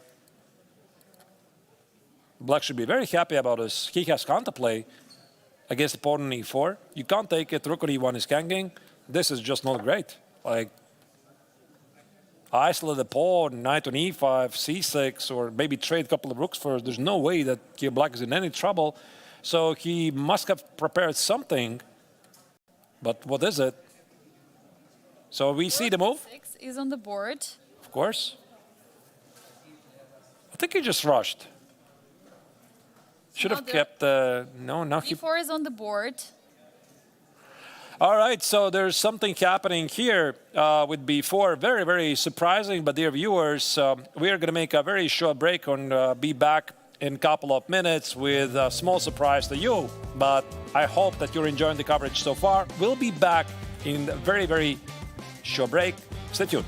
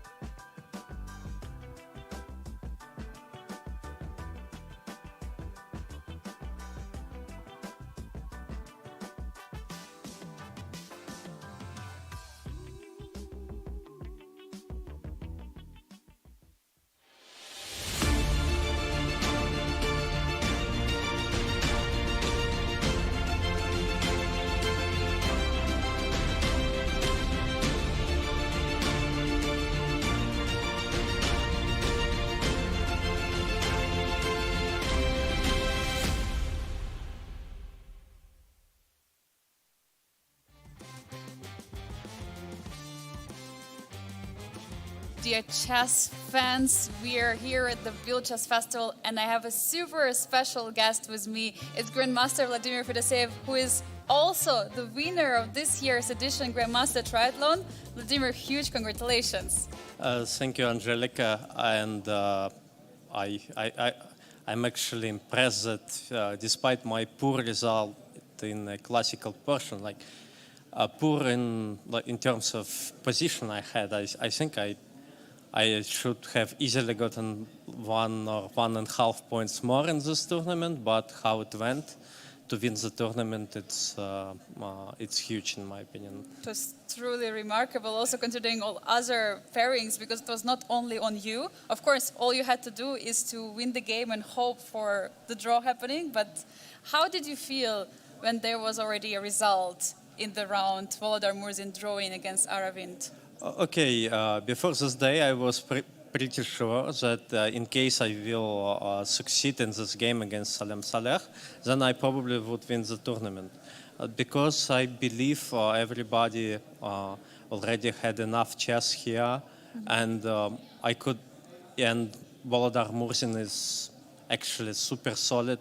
He is never actually trying to get a lot of risks in the game as white, and I expect him to hold Aravind without big problems. And also, after yesterday game against me, which lasted for 5.5 hours, I also expect him not to be super ambitious today. And also he had not much to fight for in the last round. I mean, there were not so many chances for him anyway for the first place. But it was a funny thing before this last round. In case we would draw our game with Salem, and for example Murzin would have won his game against Aravind, all of us would tie on 26 points. Wow.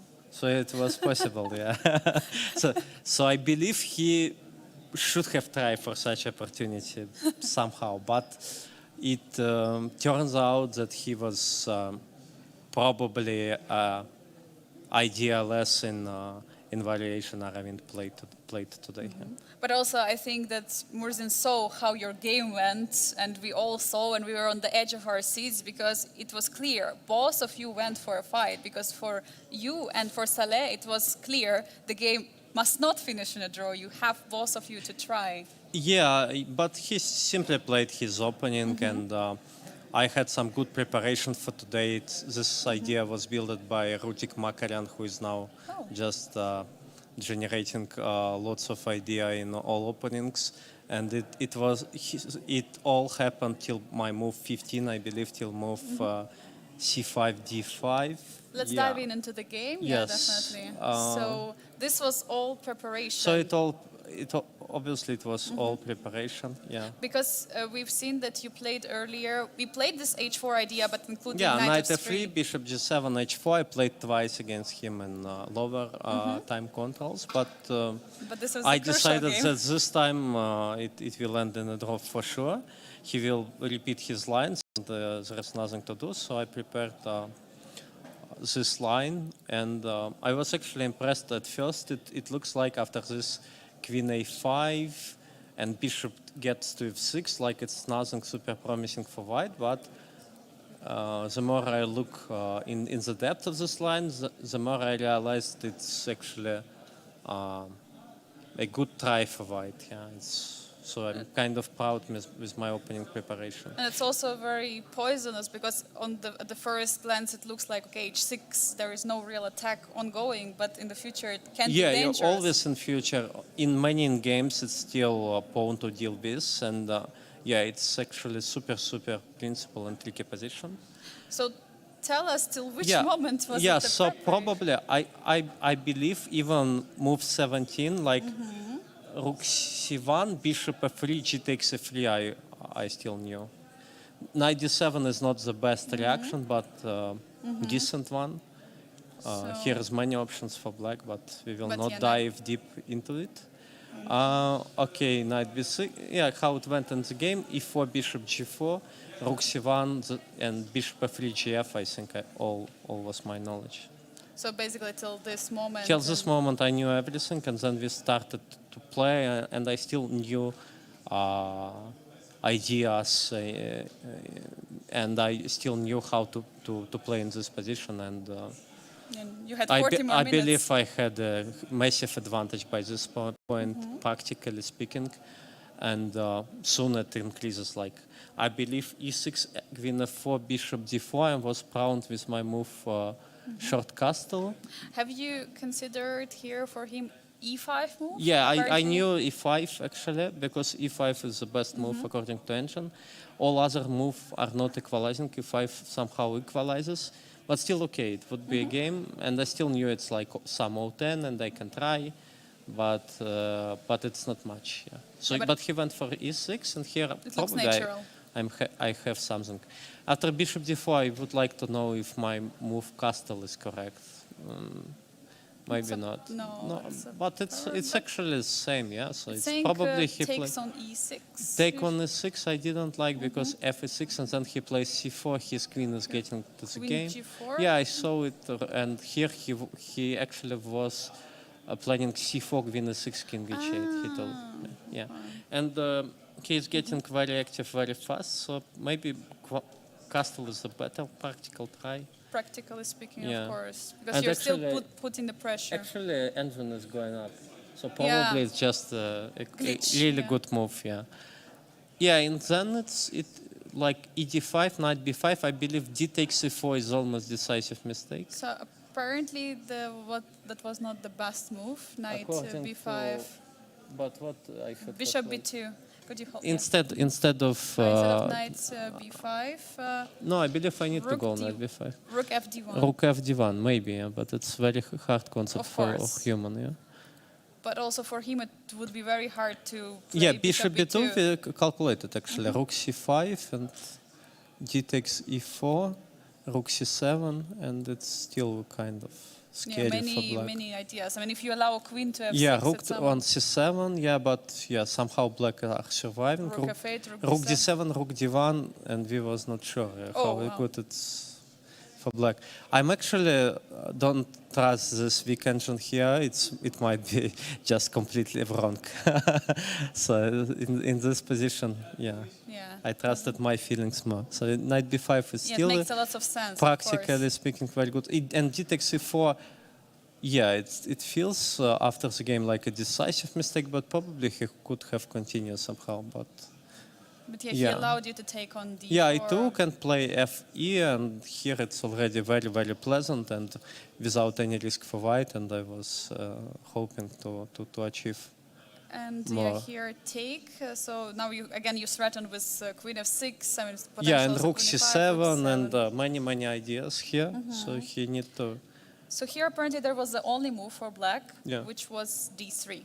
So Yeah. he had to play it D3, first. D3 felt like Oh, sorry. the best, yeah. Yes, d3 in the position. And then after rook c7, he can play rook d7, yeah? This is the point.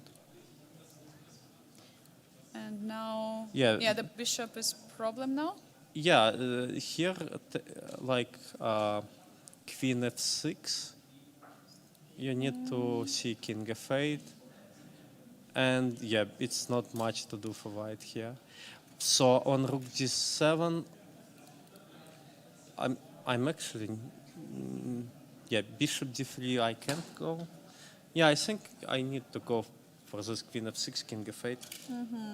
But And somehow eventually it will be draw. But also it's also scary for black to have this Yeah. position because king is running forward like it's. Other idea on d3 was to go either bishop d1 or bishop g4, but I was not sure if But- it's working. And yeah. also queen f6 at first, king f8, bishop g4 was kind of making sense. Yeah. But Yes. here he can play knight d7 probably anyway. And he holds, yeah. It was very unclear. I mean, there were these moves: queen b4, knight d7, d3, but in which move order? And Yeah. then it was very difficult, definitely, for Saleh to decide. Considering also the situation on the clock, he went for queen b4. Yeah, but it's just wrong. Rook c7, rook c1, then I thought like it's almost over. So at least after d3, if bishop would be on d1, there would be no rook No, c1. d3 I even can take on d3.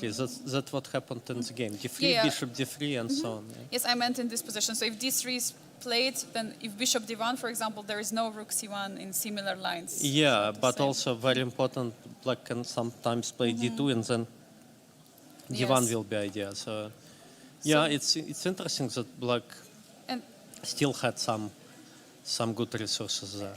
here this read was simply just giving up a pawn to get After this Rook control. F1, yeah. After Rook F1, yeah. But I don't think it's defendable anymore. Like, I probably found couple of good moves later on, but yeah, I don't A think lot, even brilliant. Of course, brilliant because you cannot take the Yes, yes. It's like, okay, chess.com brilliance. for another brilliance. You cannot take the pawn. Yeah, but okay, it's not so It's hard even to letting find. the bishop and the pawn. Yeah, and Rook crossing. F8, maybe Rook 7 C3 engine also likes a lot, yeah. Yes, Yeah, exactly. yeah, That's what instant. happened in the game. Yeah, this was the best way to go, Yeah, and here it's just nothing And he it's- could do. Yeah, and it's the best again. One more time, this bishop b5 was yeah, amazing move. it was just crucial idea, yeah, and here it's inevitable checkmate. Even taking already. on d1 probably would be Yeah, working. it probably everything also works. everything works already. Yeah, position is so good. And here after rook f3, it's already mate in some 6. sense. Yeah. In 6, yeah. Yes. Absolutely incredible game. I mean, one more time, huge congratulations, Vladimir, and thank you for showing it. But share with us your experience. You shared already chess experience. You said you were not doing so well, but besides you, also other players. Because I remember you were here for one of the interviews, and you said to us that one of the main opponent for you will be Aravind. And Aravind had also very tough time in the event. Also Salem, so you were always close to each other. So how was it for you? I mean, following also his games, and did you think that even though you had a bad performance, you still have a chances for the top spot, or? No, pretty much for the whole tournament, I thought if I wouldn't do something dramatically stupid, I should be able to win this tournament. But I did many stupid things in classical portion, and it was in close contact till the end. But as for Aravind, he's not playing so well in classical chess last month after a huge breakthrough. But I believe at some moment his dark times will end up, and he will show his best again. But here he was not looking extremely impressive to my eye. Vladimir, you were already in Biel a few times. You played in the Masters Open tournament before. Now you're in the Masters Grandmaster Triathlon. How was the experience for you? These 2 weeks of intensive chess and absolutely exhausting time. Yeah, I'm actually feeling like I'm only I'm only in the beginning of finding my mood for classical chess, because we had so many other games. It was very hard to switch between all those formats. Overall, I'm actually happy with how I've done, but I had lots of not typical for myself inaccuracies in classical games and classic, and also I lost at like 8 points in classical chess here, which is sad. So it, after all, it's not feeling like a huge victory. It's feeling like the end of a set tournament, like for a classical portion. Yeah. So. But do you find any explanation for these mistakes you made in the classical? Yeah, too many switches between different games. And also, I simply didn't feel well for most of the tournament. Sorry. When I played my classical games, I didn't feel my best, and this was the reason I played maybe worse than I expected in classical portion, but still I had some really decent games, and also some miss opportunities here. So it could be better, but could it be worse than that? Maybe also, but you never know. Yeah. Vladimir, how do you enjoy the Biel, the city? Maybe you can share with us some top picks of the restaurants here you enjoyed, or maybe you walked to the lake. What have you done in your free time? Yeah, a couple of times I've been on lake in the restaurants, and We also played a game of basketball on a rest day with Frederick Svane and Daniel Dartha. Oh, nice. And it was very enjoyable. And usually I've been close to the tournament hall and And this area and here in the this center. area, yeah. So I didn't move much, but I I can't say I like the city a lot, but it was definitely better than in some other places I've been for a chess tournament. Thank you for answering the question. Vladimir, we still have a couple questions from the chat because people were watching and rooting for you. So we have one of the question, Boatislive asked, what are the next tournaments for you? What is your next plan? Are you going to play Grand Swiss or something else before that? Yeah, I'm going to play Esports World Cup just now in Saudi Arabia in a few days. Then I'm going to play Chennai Kwan Box, strong international tournament in India, also round robin.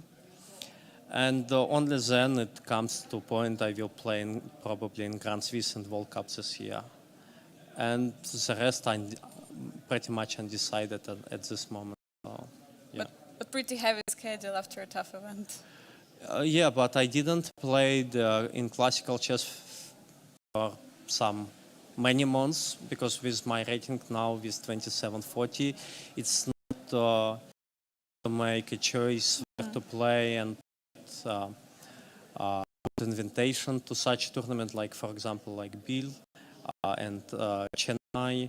And sometimes you just need to sit and wait and prepare your openings and hope one day you will play chess again. Yeah, so it was pretty much my case for the last 5 or 6 months, and now suddenly the most entertaining part of the year in the beginning. So Yeah, just approaching. yeah, so now I will play a lot of classical, and it will be also like a huge switch between almost no playing of chess and to play a lot. Yeah, so yeah. So I still have a couple more questions. So question to you one more time from Boatislive. Could you do an actual triathlon with swimming, cycling and running? I believe it would not end well for me, yeah. Yeah, but I would be able to try, but surely I would not do as good as here. Yeah. And the final question from Big, our producer in the stream. Big question about your username on chess.com. Why is it Big Fish? Yeah, somehow I liked the idea behind this nickname many years ago. It was created in 2016. And I thought, okay, it's why not? Yeah, like you can choose your nickname. Why not like this? Why not Small Fish? Yeah, not because I'm not like pretending I'm small. Like, so, yeah. Like it, I thought, like Big Fish. It's also a movie, and there is some album of some rap singer. Yeah, so yeah. It's you can find lots of idea behind this name, but in fact, I just decided it's funny, and why not? Yeah, no more. Yeah. Thank you so much, Vladimir, for answering all of our questions from the chat, and thank you for delivering games, even though maybe some of the results were not as you expected, but this final game, I think it was a very nice finish to the event.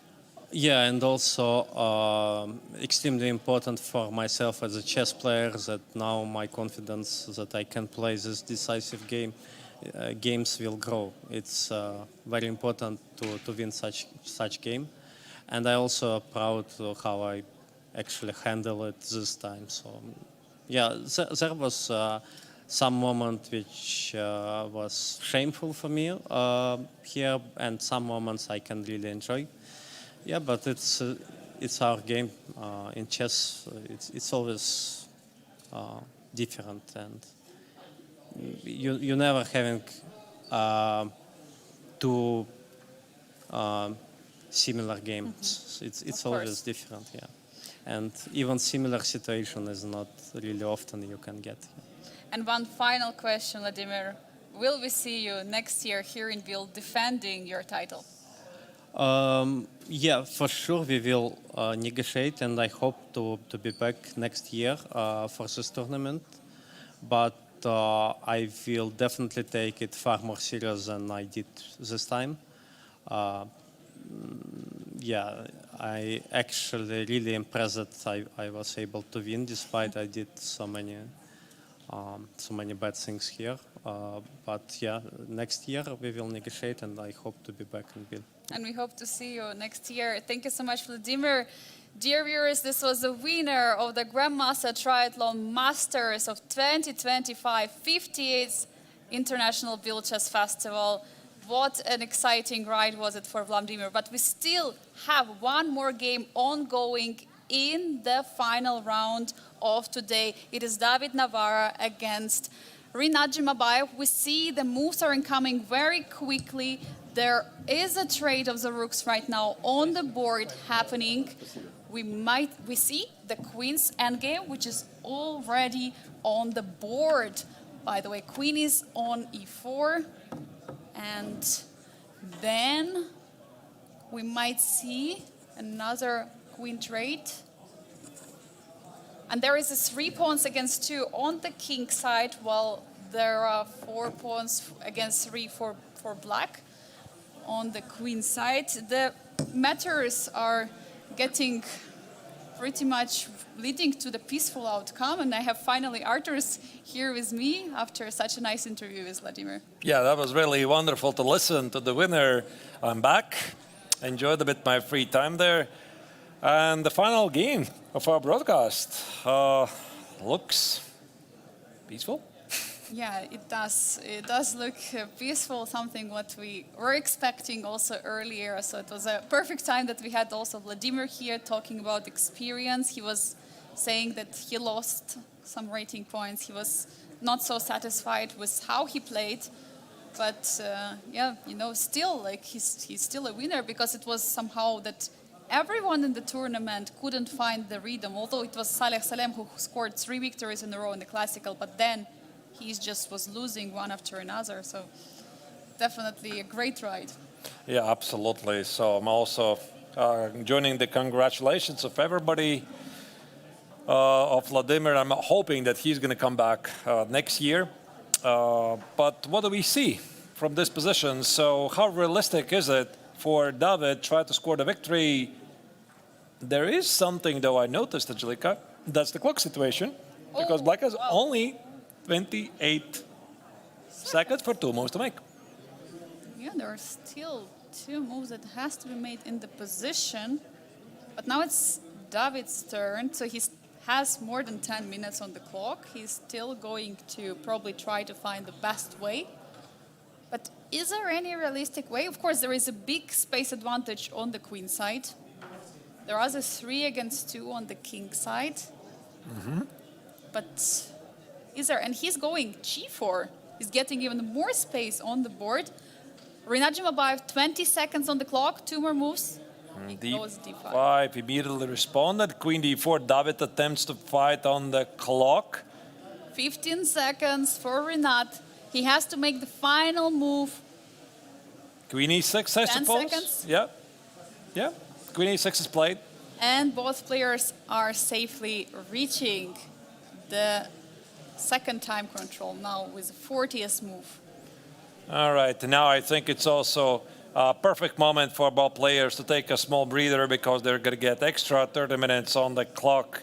And this is also a perfect opportunity for us to make a small break and come back after it with more analysis on this unusual Queen Endgame, the only remaining game here in the 58th International Biel Chess Festival. Your viewers, we are still not done. We have still action and games to show you. We'll be straight back after the break.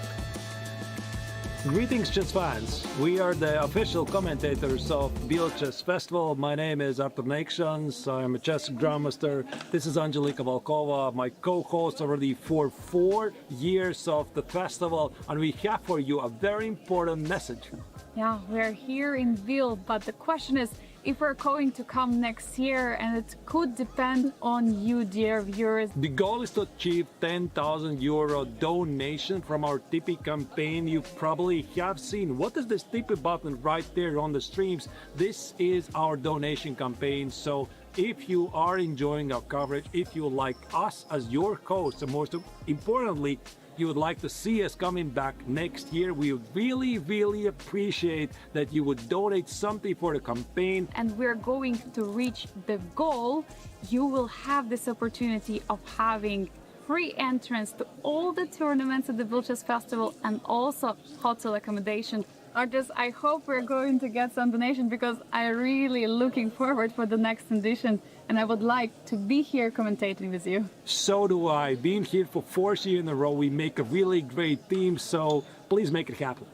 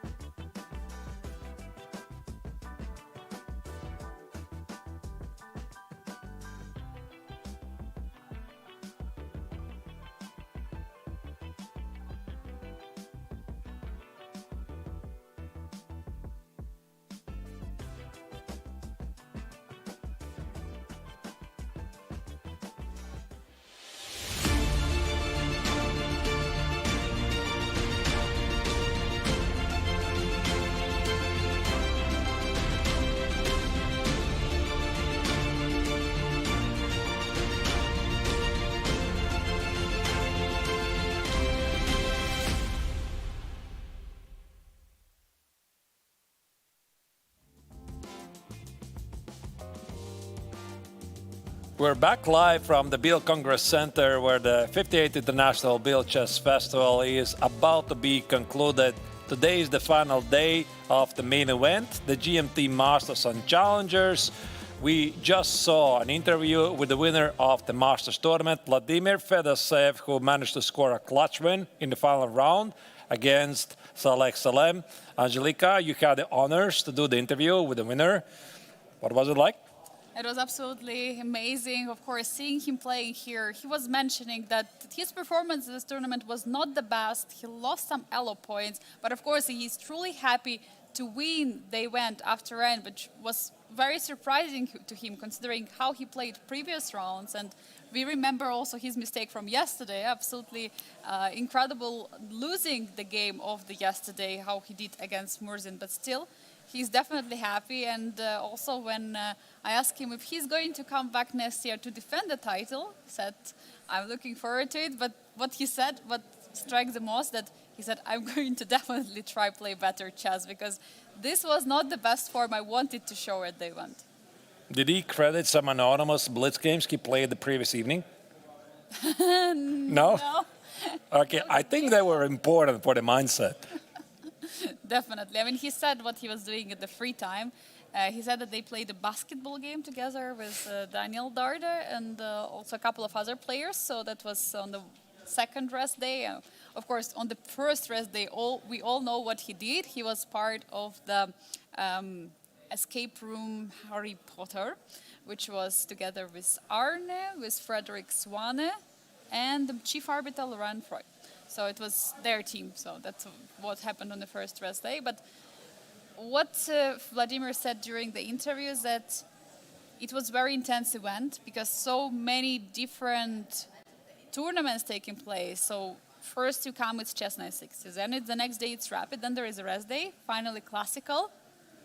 And then after first part of classical there is blitz, and then one more time classical. So there were many shifts and it was a bit tough to focus. And of course the time control, I mean, without the increment for the first 2 hours is definitely something special that players probably have never played before Biel Chess Festival. And I think, of course, also the tournament organizer is going to gather all the feedback after the end of this festival because the Biel Festival keeps changing all the time, and the Challengers Tournament is a brand new feature. We didn't have it 2 years ago. It was just the one tournament, the GMT tournament. Now it's the Masters, but there was just one tournament, and there used to be 8 players.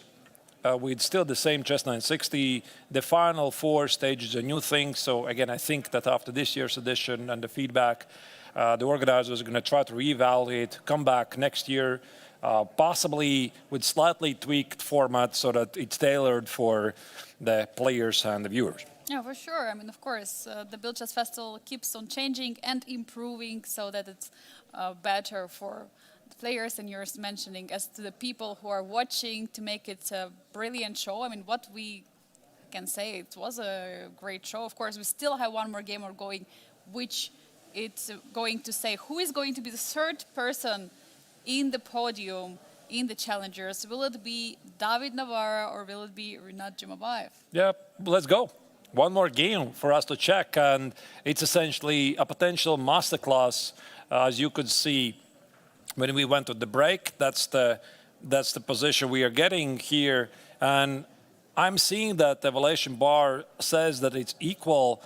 But to be honest, Angelika, I'm not really sure if it's that simple position. So here, Black needs to figure out what's going to be his setup. Because for White, look at this. The queen on d4 stands surprisingly well. And White has ideas to play at the king side like h4, g5. First, of course, let's not blunder the check on h2. And there's one big problem for Black right now. What to do with a king? Because if he marches with a king closer to the d pawn, the pawn on g7 is under attack. And I also suspect there are some scenarios when Black cannot go to the pawn endgame. So we're going to roll back a bit, couple of moves where Black could have went for the pawn endgame, but it felt quite risky. Yeah, definitely. I mean, you have to calculate all kinds of scenarios in this endgame, and this 3 against 2 pawns, they have protected passer. And we see immediately king f3 has been played by David Navarro, who is just improving a piece. He's just improving the king in the endgame because it's very important to have active king. Yeah, so normally in endgames you want to improve the king, the queen stand perfectly, and the king on f7 is pretty passive, isn't it? Yeah, and also, I mean, I saw that you were highlighting queen h2. For now, it wouldn't work because of the check on d5, but you can improve this idea. You can move the king, or can you? Yeah, but where?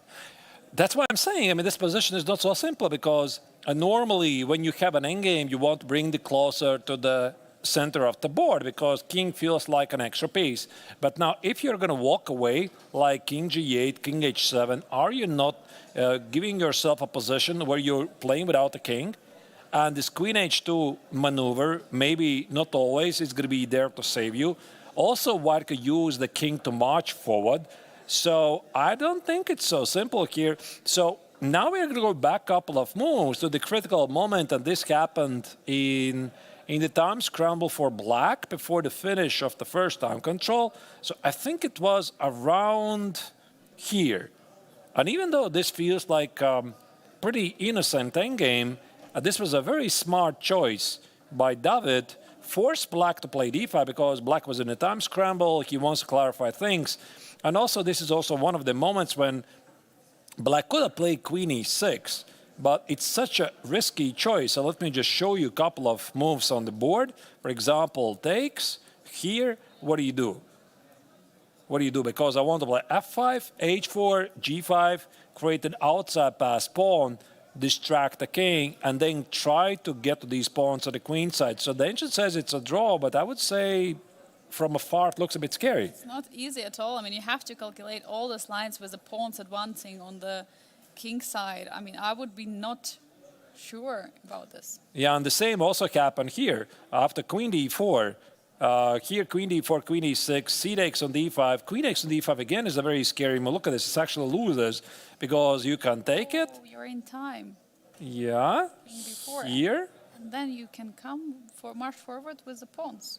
Yeah, and these pawns are going to serve exactly as a distraction. For example, here, f5, h4, g5. I mean, these are really forcing moves. Even here, you can play king e5 to completely disconnect the king from reaching the d6 square, but I was just hoping, sorry, maybe first include, yeah?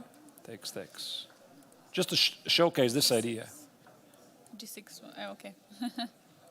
Oh, you want to play g6, sorry. Oh, okay. That's faster. That's faster, of course, of course. But I just want to highlight the idea that you can use the pawn as a distraction. And now you see the king is closer to these pawns, and you're winning. So that's why even in that position, this queen takes on d5 was a mistake. And I would say it's still a very much alive game here. Yeah, now it's a bit tricky. But do you have some opportunities to, I don't know, to play maybe queen c6, trying to get into the position of white, or this is a very valid question, and I'm going to throw in this move. I noticed this when I saw the position, and I'm thinking, is this something that you can do? Because once again, if you trade the queens, you might lose for the same idea. Let's say you go here, I play king f4, I'm going to play h4, g5. And capture the pawn on d5 at some moment. Yeah, it seems like it. Or maybe you go here. Again, I might go here. I put the king here, you protect the pawn, and I'm using these pawns as a distraction. So even this position, I don't think it's super clear. You could play queen a4, you drop the pawn. If you play queen d7, you need to watch out for the king coming. What about king e3? Let's say this position, I want to get king on e3, king on d4. I mean, sure, there is going to be a check. I could go here. Queen e4? Probably something like this, but also you need to watch out for these pawns, and that's why suddenly it becomes not so obvious after all. It's a draw, but with a perfect play, but you still need a perfect play here. And you still have to find ideas to go for all this perpetual check, finding them. I mean, it's definitely a very tough time here for black. Meanwhile, also white has a space advantage. I think that also brings a huge role into the position because, first of all, there are 3 connected pawns on the king side against 2. So it's protected passer for the pawn endgame is just a safe to say that you're not losing at least, and maybe more, even winning. So, and also on the queen side, the pawns are just much more advanced. On b4 and a5, like potentially, it's closer just to the edge of the board. So very tough situation now for Rinat, also considering the time. 14 minutes on the clock only is left for him, while for David Navarro it's 38. Yeah, the time is definitely going to play a role in this game. And on top of Black's problems, White gets a couple of nice ideas. So one idea is this queen c5 idea and try to get to the pawns. The second idea we haven't yet discussed is this h4, g5 with the queens on the board. So for example, let's say Jumabayev is going to play something like king g8. I'm going to play h2, h4. Let's say he plays king h7. How about g5? You see, suddenly the bar also changes, yeah? So it's not so clear. And I'm threatening all kinds of g6 ideas. Maybe you can find some perpetual check here. I'm going to give you a check. King g8 is going to be a check. Maybe king h8. What about some queen f4 idea? So I want a queen trade. The king is cut off. That's why I'm saying king is a piece in these endgames. So you start to give me checks and a lot of checks. I think I blundered a perpetual here. There you go. Oh, and just hiding, and you're, yeah. Yeah, either hiding or collecting the pawn. Or checkmate. Or checkmate in one, exactly. And Black has to be very cautious in this endgame, and it's also tough to find a way to go. I mean, as you're mentioning, the queen is currently located perfectly on d6. It's defending the pawn, it's defending everything. How do you proceed? I mean, you have to make moves. You cannot just say, please, it's your turn, right? Like, for example, in domino, when you play domino. Oh, but actually, I'm going to accept it. I'm going to play h4, g5. Okay, fine, it's my turn. I'm going to push these pawns. So for Navarro, it's super easy. Yeah. What about g6 here? What do you think about this move? g6. Yeah, it's like my logic is when you're the defender, maybe you want to trade the pawns, but this just, again, brings more opportunities for White on the table. So first thing, I can take. And again, these endgames, if White gets the queens off the board, could be very difficult for Black. Another idea I'm thinking might be queen h8. Mm-hmm. Queen h7, queen h6. It's like not super clear, is it? No, it's not. It's not. Like queen b4 or g takes to the 5. I could give you a check here. You cannot trade a queen. You go here. What about g takes to the 5? I'm threatening queen trade. So it feels like it's a risk-free position where White is not threatening anything. I mean, not threatening, but risking anything. Not risking, of Not course. risking anything. Yeah, for David Navarro, it's a safe position just to continue. I mean, just to build up the pressure, push the pawns forward, try to activate the king, use the trick of trading the queens, offer the queen trade because Black cannot take it due to the losing pawn endgame. This is definitely something what Rinat has to think about.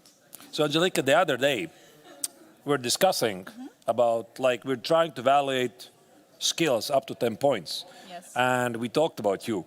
And you said your tactical skill, what was it, like 10 or something?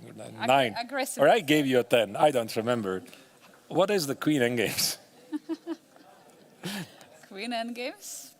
I'm not sure. I don't think I got many queen endgames. Really? To be honest. Yeah, they're very unusual, aren't they? I have to confess, Angelika, I have never seriously studied them. Like, I have studied Dvoretsky's Endgame Manual, which is like a Bible for me for endgames. Very heavy literature, I gotta say. But those queen endgames I somehow found like skip, just go forward. Rook endgames, sure, they happen very often, but queen endgames, they're very, very tricky. Artus, do you have no respect to the queen or what?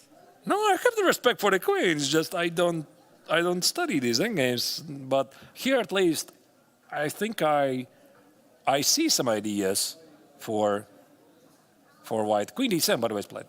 Queen d7 is on the board, still taking control over the d5 pawn.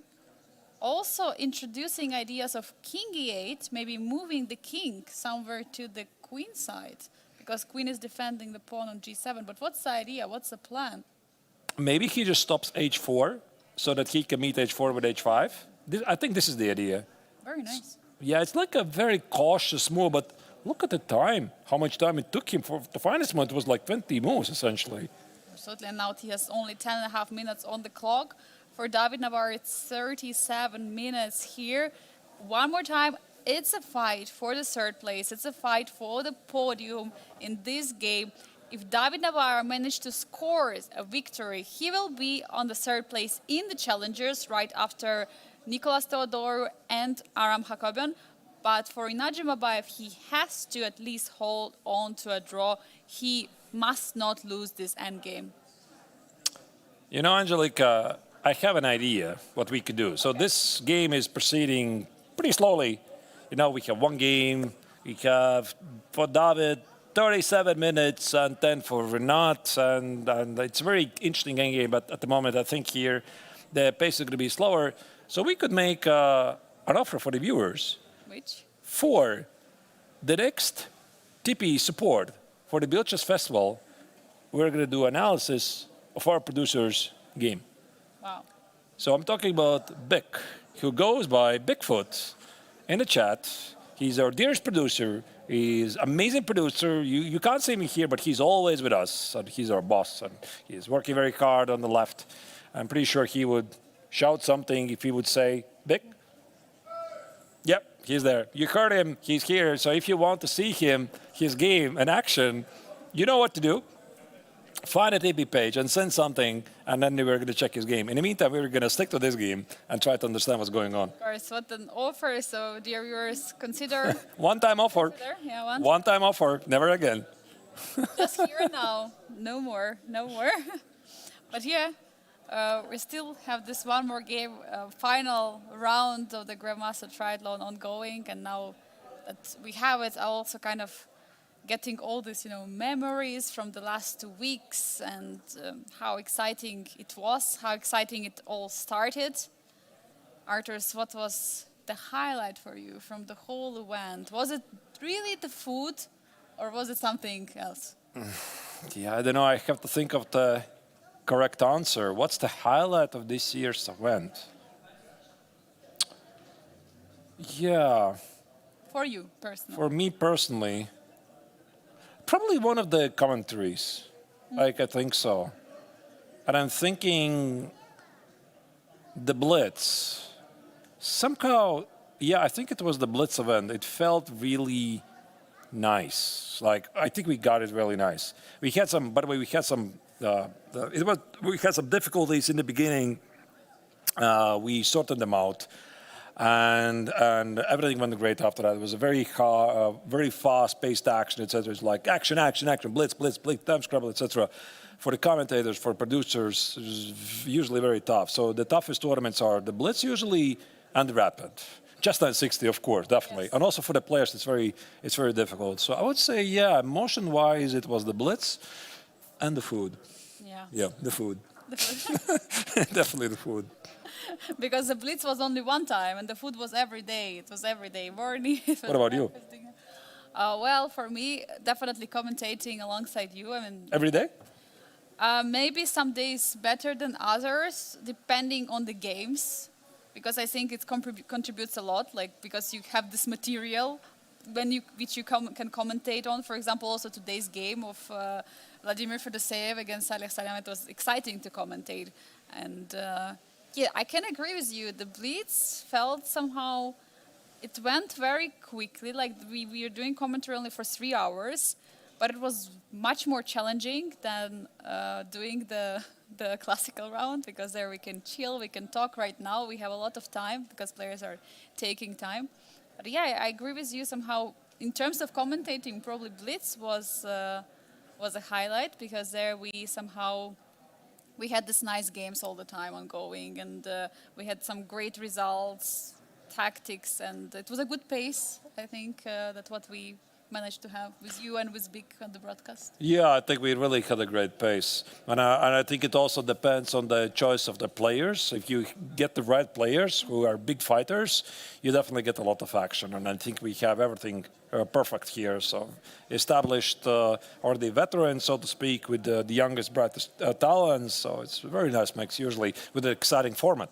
And also cannot even decide, because somehow every year we're coming here, we have a unique field, And it feels like every year's field is beating last year's field. But now that I compare it, I mean, like, I don't even know which one was like the best. I mean, I feel like this year is the best, but I know next year we'll come here and we'll say, okay, next year's field is going to be much better and much more exciting. How is it for you, Arturs? Because last year it was like we had Pragnananda, we had Vaishali, so brother-sister duo, both battling it out in Challengers Masters. We had this new invention of the Challengers. It was so exciting to be here to commentate. But now this year we have even more exciting players. Yeah, very often it's also the stop for many young future superstars, right? So we had Gukesh in the past. He's the one champion right now. We had ordinary guys, Prague, as you mentioned, Vaishali, of course. And from this year's the young players, I would definitely mention Fredrik Svane, definitely on his way to 2700. Daniel Darda, very young, ambitious player who wants to get it done. So, and then, I mean, 1 year from now, 2 years from now, you're like, oh, look at that, this guy, he's like 2700. He played in Biel last year. Yeah, absolutely. And also what I love the most is that players are coming here and playing in different tournaments. So we were discussing it already for a few times, but one more time, Salem is 11th participation at the Biel Chess Festival this year. He played so many Masters tournament. Then he played, after winning the Masters tournament in 2021, he played in the Grandmaster Triathlon because he qualified since he's a winner. And then he played last year Challengers, winning it. And then one more time now he's here in the Masters. So he's played for 11 times and he's saying it's his favorite tournament and highlight of the year. But what about Lim Le, the Vietnamese Grandmaster? He was keeping on coming to Biel and winning it 3 years in a row and telling that this is the most important tournament for him, and also that he didn't really have so many tournaments in the schedule, but he would always come, play Blitz, and win. Unfortunately, he was not this year. But he's definitely going to return. Like, I think we have something. I think we have a TP. Oh, we missed something. There was a tippy, and I think we're going to have to keep up our word. Thank you so much. Now the big question is how on earth I'm going to find the game. I love the broadcast is the name of the person who made a TP. Thank you so much for the donation. All right, let me try to select the game. Let's probably go to the full view of the board of the players while we're getting the content you are probably you were not expecting, but you deserved. No, I did expect. Of course, for Bic, absolutely. No, but for viewers. For viewers. So you're coming here to see Grandmaster Triathlon. You're getting Grandmaster Triathlon, even higher action in the week's tournament, which is taking place now from Monday till tomorrow till Friday. It is a tournament, by the way, which I would advise to some people who would like to enjoy Biel, who would like to get experience in Biel, but they don't want to be here for a very long time because MTO tournament is very long and it's very exhausting. But this week's tournament is very nice because you have 5 rounds. You are from Monday till Friday here. You're enjoying the beautiful weather in Switzerland and Biel. You're enjoying the lakes. You're enjoying the nature, and you're enjoying obviously the chess on the stage of the top Grandmasters. Yeah, there's many things going on, and this tournament is one of them. So, Bic, this is your big moment. This is big. He's not responding. He just can't wait for the analysis to start. So, Bic here is playing with a black color. You know what? I gotta say, I gotta give some credit to myself because he's been asking my expertise for every single round, right? So he's not only our producer. He also asks, what should I do? So I prepped him for one game. I prepped him for one game. Yeah, He didn't really listen to my advice, though, to the very end, but okay. What to do? Yeah, you got to learn and. Yeah, and also I said to him, you always put the knight out of 6, no matter what, like knight of 6 or knight of 3. But he doesn't listen to me. He starts with g6, bishop g7, and allows e4. What can I do? But this, by the way, works still pretty well. Takes, knight of 6. We have some dragon, e5, knight h5, and knight h3 was a mistake because white was threatening to play g4. why. But now g4 is a big threat. Yeah, now g4 is a big threat. So here, our dearest producer, he found d6. Very good move. Stopping g4 because there's going to be intermezzo move, d takes on e5. So there was a trade. He included bishop takes on h3. Very nice move. Ruining white's pawn structure. G takes, queen takes on d6. Takes. Very nice queen e6 check. Not allowing the queen trade. He's not trading the queens. Yeah, I mean, he could have traded the queens actually on d1, but he was like a bit afraid. Let me just put it on the board. Takes, knight g7. There's some knight b5. I don't think he is afraid. That's not what he said. He was afraid. Sorry, Nick. Anyway, let's move forward. Queen e6 check was played. Queen e2, knight g7. Black is doing pretty well. So far he's playing perfect chess. Knight c6, queen e6, knight e6. I actually saw this moment somewhere here. Every single morning we have our team meeting here. We gather every member of the organizing team. We discuss all kinds of things, what's happening. And for the past days, Vic cannot attend our meetings because he's playing his games. And then we go and check him out, what he's doing. So just to morally support him. So I saw this position. And I suggested that rook c8 was probably the nicer move. White would have played knight e5, but here he would have to pick up a very nice move, king f8. No castle, but king No f8. castle, yeah, because you need to watch out for the e7 pawn. Let's say white plays something like rook e1, king g7, and white cannot take on c6 because knight e7 is met by a very cute idea. You trap the knight. Yeah, the knight is trapped, indeed. But he made a mistake. He played knight c5.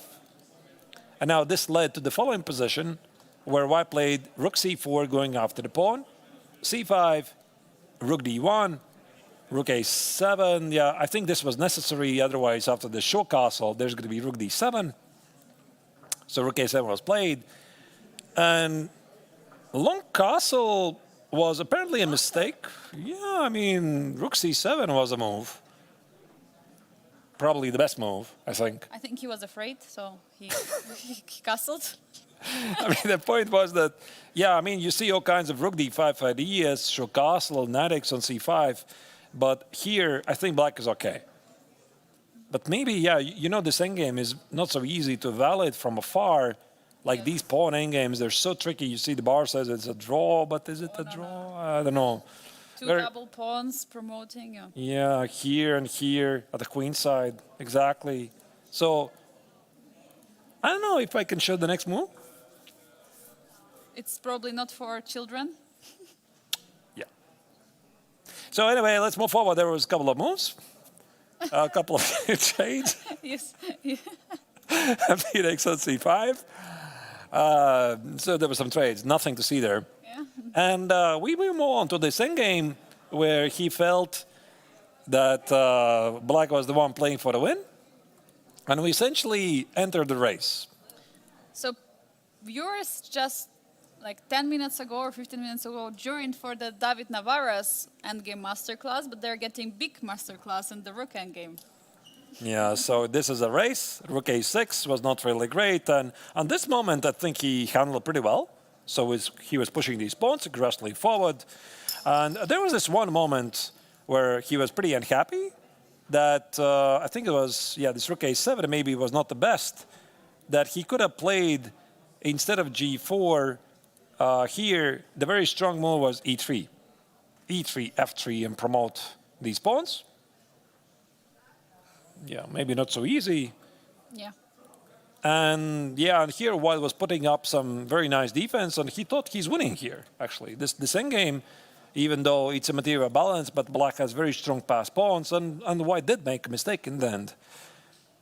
So here, yeah, this rook c5 was a big mistake, allowing black to activate the pieces. White went to a passive defense, and the rest was, as they say, history. Black was carefully going forward.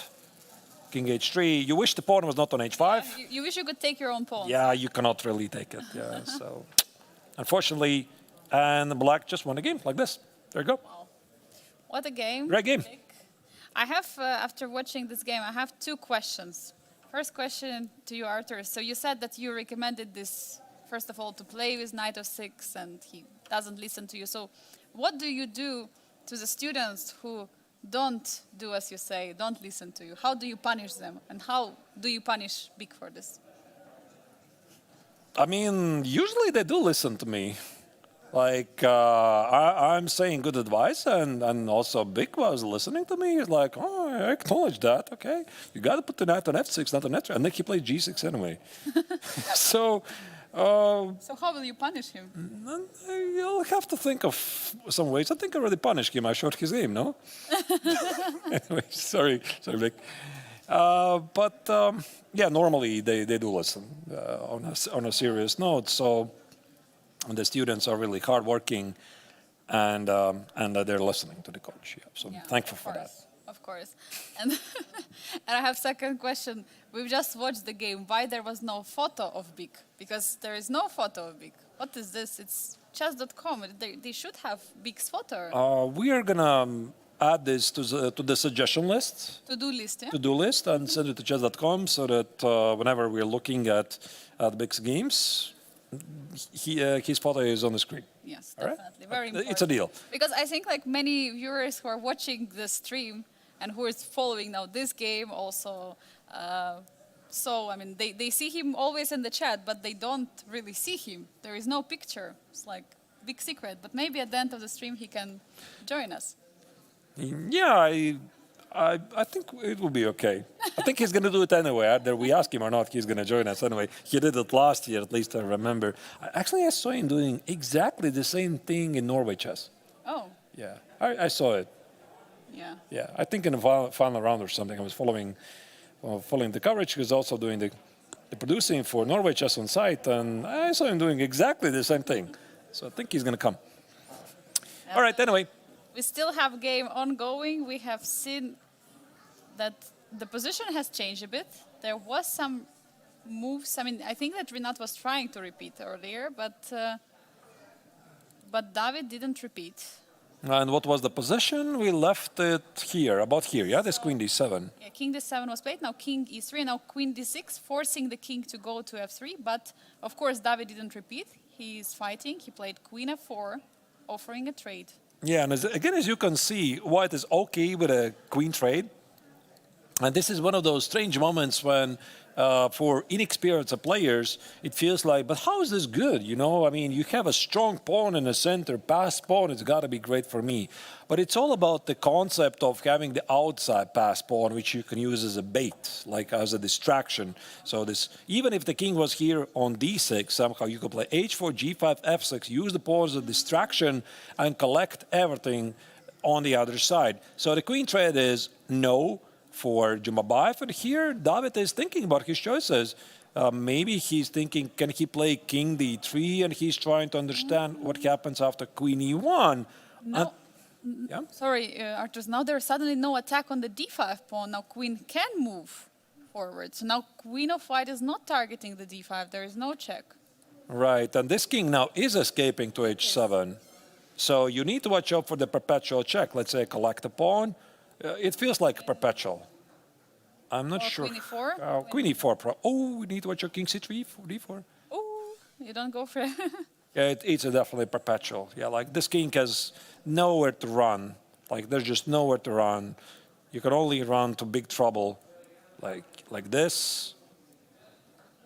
Okay, maybe just queen g5, queen e3. I was looking even for some funny mate ideas, but black has a draw. Yeah, definitely. You have to watch out as white for the oi. Yeah, I just want to show this. That this is an oi moment that you don't want to repeat. So you could have played king d4. On king d3 is played. I think queen e1 is going to happen. And David should be out of ideas here. Yeah, also looking at this position, we were discussing how good this advanced pawns are on the king side for white, also on the queen side. But this is the biggest disadvantage of this advanced pawns, is that the perpetual check is much more easier to find because there is no space to hide for white's king. It's so tough to find the space where you can fight, because on a4 there will be always some checks anyway. So it's not clear where does the king has to go. Yeah. Like, where is it going? I don't know. But Do you think Queen E1 is going to happen? I think so, because Yeah. I believe that Renat understands he cannot continue his passive defense. He has to become active, and this is opportunity for him to jump into E1, immediately targeting. And I think he understands that giving up the B7 pawn doesn't mean much if he gets queen in the white's position with potential perpetual. He just has to calculate everything correctly. Just double checks lines. Obviously, time is not enough to calculate for too long, so he has to make decision as fast as possible. It's only 7 minutes, 40 seconds for Renat in this position. Let me try to understand. Maybe there's still some ways for white to find a game. The problem is the pawn on b4, which is always under attack. So I can't play queen e3. Can I? Oh, wait. Maybe I can. Maybe I can do this. And then queen b4. And then I'm going to give you a check. And then king f8. And then I'm going to go here. And then we're going to agree to a draw. Yeah, I So don't. either way, it doesn't work. Yeah, I don't think if black is going to be able to trade this d5 pawn for some pawn of white, looks like it's going to be pretty much a peaceful outcome. But of course, one more time, David is still trying. He's still fighting. The position as evaluation bar also looks very even. But of course, there are some things which black has to watch out for. David Navarro is trying to push because it's the only moment he can still try to get the third place on the podium, which would mean extra prize money. And of course, this motivates David Navarro still continue the fight, still proceed, and try to win this game. Yeah, but after queen e1... Yeah, I don't know what's going to happen after queen e1, and I'm thinking maybe, considering the clock situation, he should have retreated back with a king. Because I think that's normally the way you want to do when you're playing a position where you suspect or even know that objectively you cannot make any progress. What you're trying to do is you try to delay the best chance for the opponent's time scramble. So what do? You go in circles. Like you kind of make threats, non-obvious ideas, slight improvements, etc. But you are pushing your opponent to the time scramble. And where your opponent is in a time scramble, you fire out your best shot. And then you hope it either works or it doesn't work. So that's why, yeah, I mean, this idea that David played this king d3, I think he could have delayed it.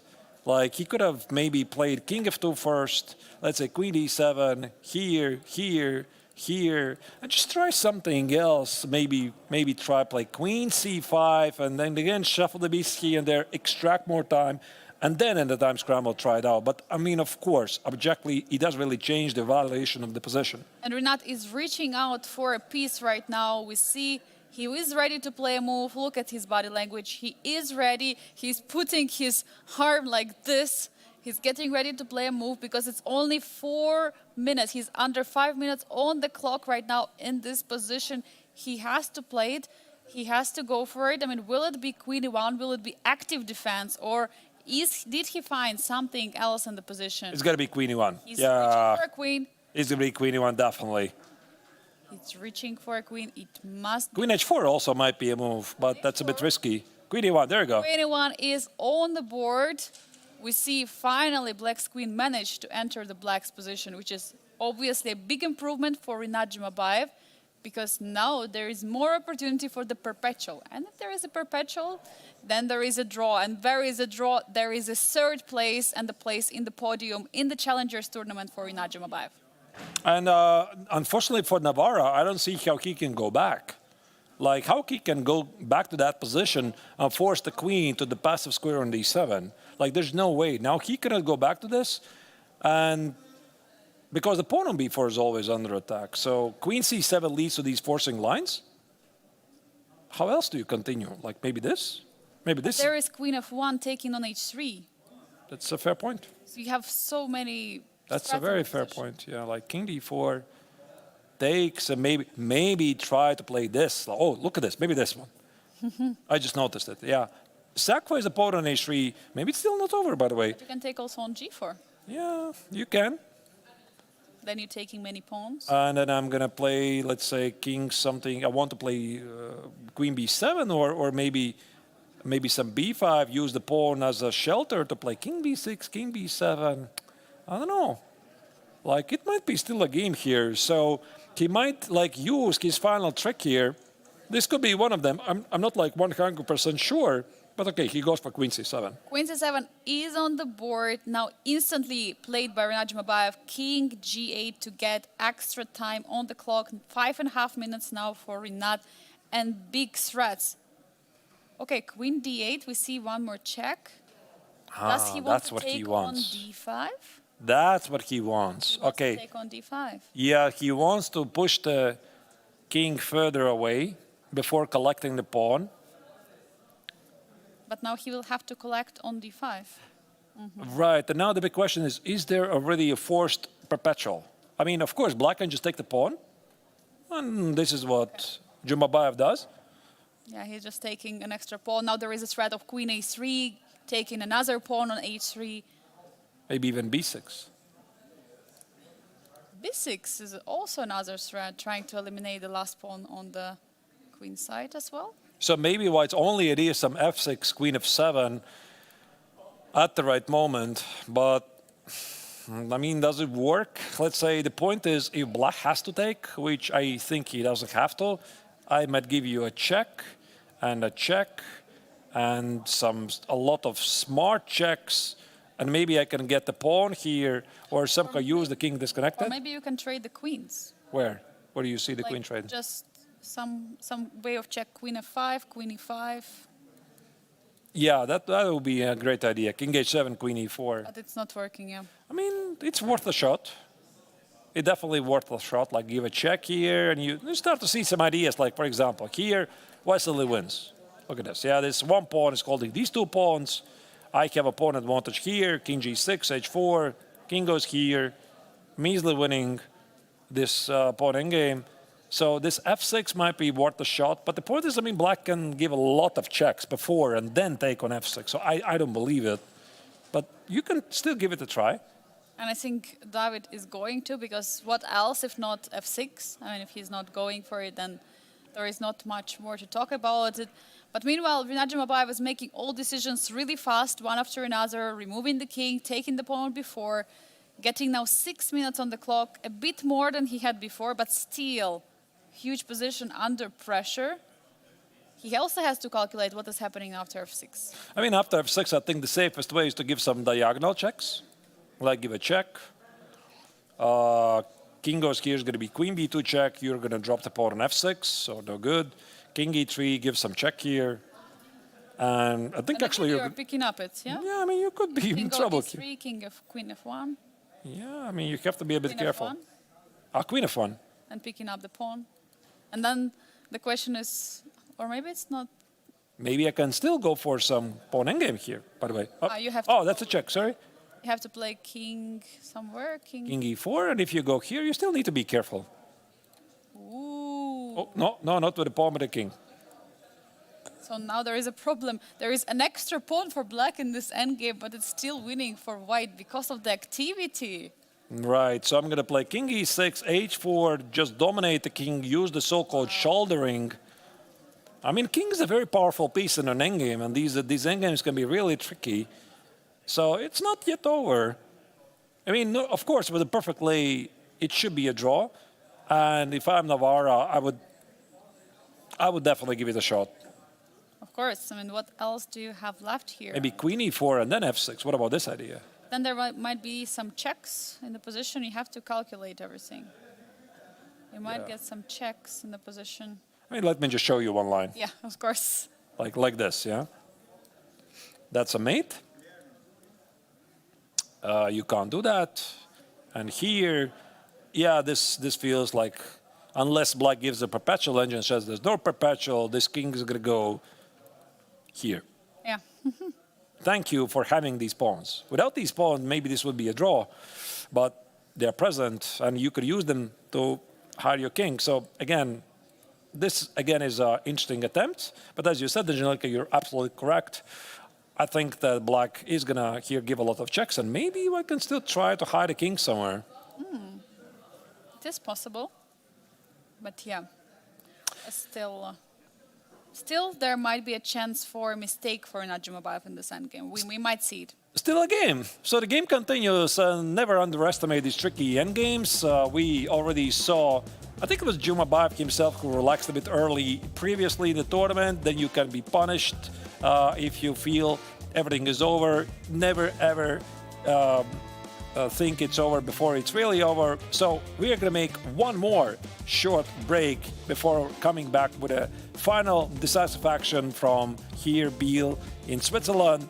The viewers, don't go anywhere yet. We still have to show you how this game is going to finish, and we'll be seeing you in a couple of minutes.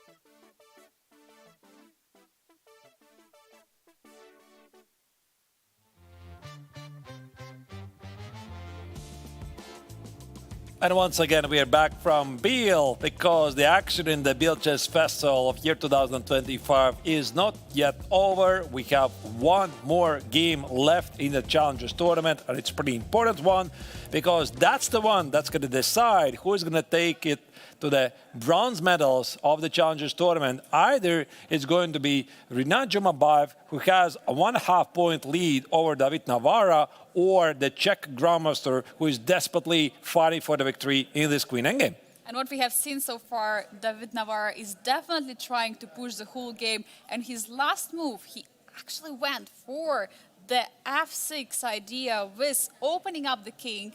But now we see that Rinat Jumabayev is going pretty fast for Queen B1 check. Is there a perpetual or is there not? I mean, it's very tough to say in this position because the king is open, although there is an opportunity for king to be hidden on the queen side. Black can, not black, but white can still make a mistake here. For example, white plays king e2, there's going to be queen b2 check, and you might drop the pawn on f6. But I think what David is trying to do here, he hopes for this pawn endgame. For example, we had some lines here. For example, let's say, maybe actually it's not a mistake. Let's say king e2, queen b2 check, king e3, for example, queen f6. There might be a moment when white can give a check and go for this endgame. And even though black has an extra pawn, white does enjoy some space advantage, and it really depends on the white king's position, because we saw some very similar lines before. They were winning for white, and this is drawing for black, but at least it's a shot, worth a shot for white. And also f6 idea, if black would accept it, allows white to play queen f7, queen f6, queen f8. A lot of checks here try to expose the king for unexpected checks. So that's why queen b1 starting checking the white king first makes a lot of sense. By the way, I don't see a way for white to hide with the king without giving up on f6. I think that's what David Navara calculated, because if you play king on the c3 or d4, there will be queen a1, capturing the pawn. If you will go with the king to the c4 square, there is going to be actually c4, there will be queen f1. Can I go forward? Like we had a very similar position, Yes. like here, right? There is queen b2 now. Queen b2. If you want to take the pawn. Yeah, but I'm not sure I want to, because there's going to be queen f5. And also there might be some problems. For example, let's say queen f6, queen f5. So this is one of those losing positions. Apparently losing, yeah. Yeah, and g takes could be also a problem like this. Oh, we blundered the mate. Oh, okay. That might still happen. I thought I'm the one who is checkmating, but that's what we call a helpmate. Wow. But yeah, my idea was somehow to keep the king disconnected, put the queen, I don't know where, and then match with the king. Might be still some practical problems for black. I mean, it's, again, like a draw, but I could imagine this to be misplayed, especially in a time scramble. So there are some ideas. The question is, how is it going to proceed? Like king d4 or king e3? I would say king d4. But what happens if I'm giving you a million checks? Like, I don't know which move. By the way, we have a move. King c3. Okay. King c3 is on the board, so he's not really going forward. But now a question is, do you play queen a1? Or do you keep on giving checks from different spots? That's what he wants. But now there is queen e1. Queen e1. So if you want to keep on giving checks. That's a smart check, actually, yeah. That's a really smart. I mean, king c5 is queen a5. Yeah. You cannot go forward, so now you have to keep on having king. I just tried to make some mistakes for black, like here. And assume that white might still make it in time. But there might be even g5. Okay, how is your calculation? 1, 2, 3, 4, 5, 6, 7, 8. 1, 2, 3, 4, 5, 6, 7, 8, 9. Okay, black spends more time, but white's a bit faster, but apparently it's not enough. But also there might be a way of black's king to come to the queen side. I'm not sure. You got to calculate. You mean in this line? What was it? Queen a1? Let's try. Here? Takes. Yeah, queen e1 is a great move. I really love this. But okay, let's say takes there. You said the king marching. So if king is being able to... I think it's very slow. Oh, I was actually wanted to go to the queen side. It's not in time. Here, yeah. And king... Ah, of course, you're just... Yeah, I'm using the pawn as a bait again, yeah? Yeah, and you cannot go king c6 because... Yeah, Yeah, but even I think this would be winning. yeah. You can enforce black to... Yeah, you don't take the pawn, you play f6. Oh, and you just checkmate. Yeah. What a beautiful It's a idea. nice idea. All right. Queen c1 check is given. And yeah, these diagonal checks, by definition, very often they're pretty dangerous. So what does he want? Ah, king d4 is going to be queen d2 check, and you have no good moves to go. So if you go king e5, I'm going to take with a check. And this probably is good for black. But maybe wait, by the way, the game still continues. King e6, wait a second. Wait a second. How accurate is your calculation? Takes, here, and I go here. F5, or is it... Maybe h5. f5, Oh. f5, maybe f5. So I'm going to take it. And here we go again. Huh? You see? Faster. How quickly it can be misplayed. It's not yet done. So queen b2 check, king c5, I suppose. I mean, what else? I'm just interested, why not queen e1? Yeah, queen e1 looked like... You mean here? Yeah, Here? queen e1. Queen e1, yeah, I mean, totally with you. Not allowing king to march. Yeah, it felt great. But queen b3, queen b2, sorry, he goes for king c5 now. This is the current position. Oh. And black is better. What? Oh, look at this move. Okay, it's not really a big margin. Look at this, b6. Wait. Look at this, look at this, look at this. Oh my god. Look at this move over. Tactics. It is on the board. b6 has just been played by Rinat Jumabayev. Shocking move. Is it a shocking move? Ah, definitely Navarra missed it. He absolutely Maybe missed pull it. up the full view of the players to see more their emotions and... Or maybe this was like the final test that, okay, if he finds it, he finds it. I mean, for David, the bar, as you can see, still remains balanced. That was a really nice find by Jumabayev. This first accurate move, b6. And maybe Navarro was just, testing the Kazakhstan Grandmaster's final accuracy. And he's like, okay, if you're going to find it, then you're going to find it, right? Definitely, and he did found it with 4.5 minutes on the clock. Rinat Jumabayev playing all the moves so quickly. Now has 9 minutes on the board. And Rinat Jumabayev keeps on writing something all the time. Yeah, what's he doing there, actually? What do you think, Can Angelica? Can we zoom in and try to see? Yeah, he's like drawing something. Like I was looking at this before. I thought like he's filing the next score sheet because after move 60 you get another score sheet. Yes. But no, he's like very consistent about it. I think he's like drawing the picture. Whatever single move, he's adding something extra to it. Could it be? Probably. I mean, definitely there could be something. We just would love to see what is there. He's like drawing the bronze medal with every single move. No, We're gonna ask him.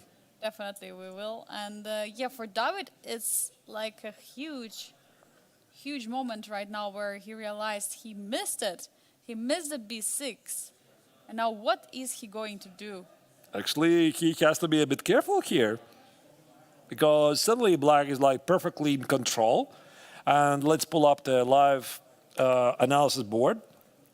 The point is, if you take it, there's a check. The king has to move. There's another check, and you grab the pawn and f6 for free. You're just playing with an extra pawn, queen endgame. So and I think that Jumabayev would definitely enjoy to play this for a while, even though he is fixing his third place. So the logic suggests that white could do that. So king c6 or king d6 is going to be queen x on f6 with a check. So the only move really is go back. But then there is b5. Or maybe queen a2 check also is a move. I mean, black already is calling the shots here. Like, black has the draw in the pocket. Like, he's not risking anything. So you said b5? Yeah, b5 looks logical. It comes with a check. Now we have completely different situation. The pawn is not on b7, it's on b5. It's a protected passer. And now taking on f6, going into the pawn endgame would prefer black, because black is going to be winning there due to the protected passer on b5. And the tables have turned now. I think it's a very shocking moment right now, here and now, for David Navarro. He was the one who was trying to push for a win in this endgame. And now he will have to realize that this will not happen. I mean, he's no longer playing for the win here. The only question is his opponent, Jumabayev, still willing to accept the draw? I don't know. What would you do, Angelica? Imagine this. You're Jumabayev, you're playing by black, you were leading this solid defense with a draw, you get a bronze medal, great tournament and everything. Your opponent makes a minor inaccuracy. What do? Do you prolong the game for like extra half an hour, 40 minutes? Or you're like, fine, it's a drawn position. Anyway, let's just go home. What do you do? I mean, I would probably still play on. I would try a little bit, because there is already other There's the camera. advantage. Yeah, we can see now the... What? We can't zoom in any closer, can we now? Yeah. I'm very curious. What is it? Yeah, what is he writing? He's drawing there. You know what I'm thinking? What he might draw there? He might... I have a teammate in my women's team in Germany, and she is separating two score sheets. So the one the copy which you get after the game, and the other one which you're writing on. And she's writing down twice the moves. So first in the real score sheet and then in the copy. So that when she gets home, she has a very nice written copy. But sometimes in the copy you don't really see the move so clearly. Maybe what Rinat decided to do in the middle of the game is to write the moves in the copy of the score sheet. You know, this really brings me the memories of the story about Wesley So, how he was famously writing some notes like encouragement to himself. Keep up the good work. You're doing good stuff, etc. But it was against the rules. You know, you're not supposed to leave yourself any notes. And I think he got some warnings for it that he stopped doing that. But yeah, it's like, funny story, but yeah, he was doing it, and this allowed him to concentrate. We don't know what's the story behind of Jumbabayev's secret drawings, but we're going to figure it out eventually. Of course, we will definitely ask him. But yeah, writing other than your own move during the game, it's allowed, but you can write only the times. So this is what you can write in your score sheet. So you write the move, and close to it, you can write the time for yourself and for your opponent. So do you think something bad would happen to me? I would like write the time, and I would also draw like a flower next to it. Would something happen? I mean, who knows? It might be some sign, right? Like, yeah. It could be a sign language. We have here the zooming into the score sheet. Thank you so much. But that's the best we can do. Trying to see. I mean, we see moves there written, but not. That looks perfectly normal. Looks normal. Oh, wow, look at that zoom. I don't see any secret messages or flowers. So maybe he was just correcting the way he was writing down the moves? Or he noticed a mistake and he was fixing it? Maybe, but... maybe there's no mystery here. Definitely a nice handwriting he has. Really? Yeah, it looks nice. How is, by the way, your handwriting? So messy. Messy, yeah? Very messy. You know, I'm usually following this diagonal handwriting. It's like diagonal. So you write it on... so you have these cells where you write every move. And I'm always doing it left, right, left, right, left, right. So how it's called, I don't know, but this is a very famous style of writing. It's just writing, yeah? Like it's like black, white, like... Yeah, but in the same, for white or black, it's always left, right, right.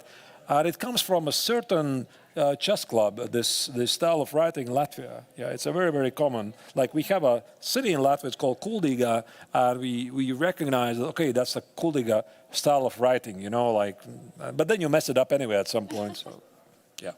Yeah, definitely. The lower on the clock you get, the more messed up your handwriting is becoming on the score sheet. And for some of the arbiters, then it becomes a torture to find out what was the move written there or here. So yeah, definitely, it's a tough thing for a chess player. But David is down on 2 minutes and 30 seconds, by the way. And previously in the tournament, he already was experiencing some problems in the time scramble. And the craziest example of them all was his game against Aravind.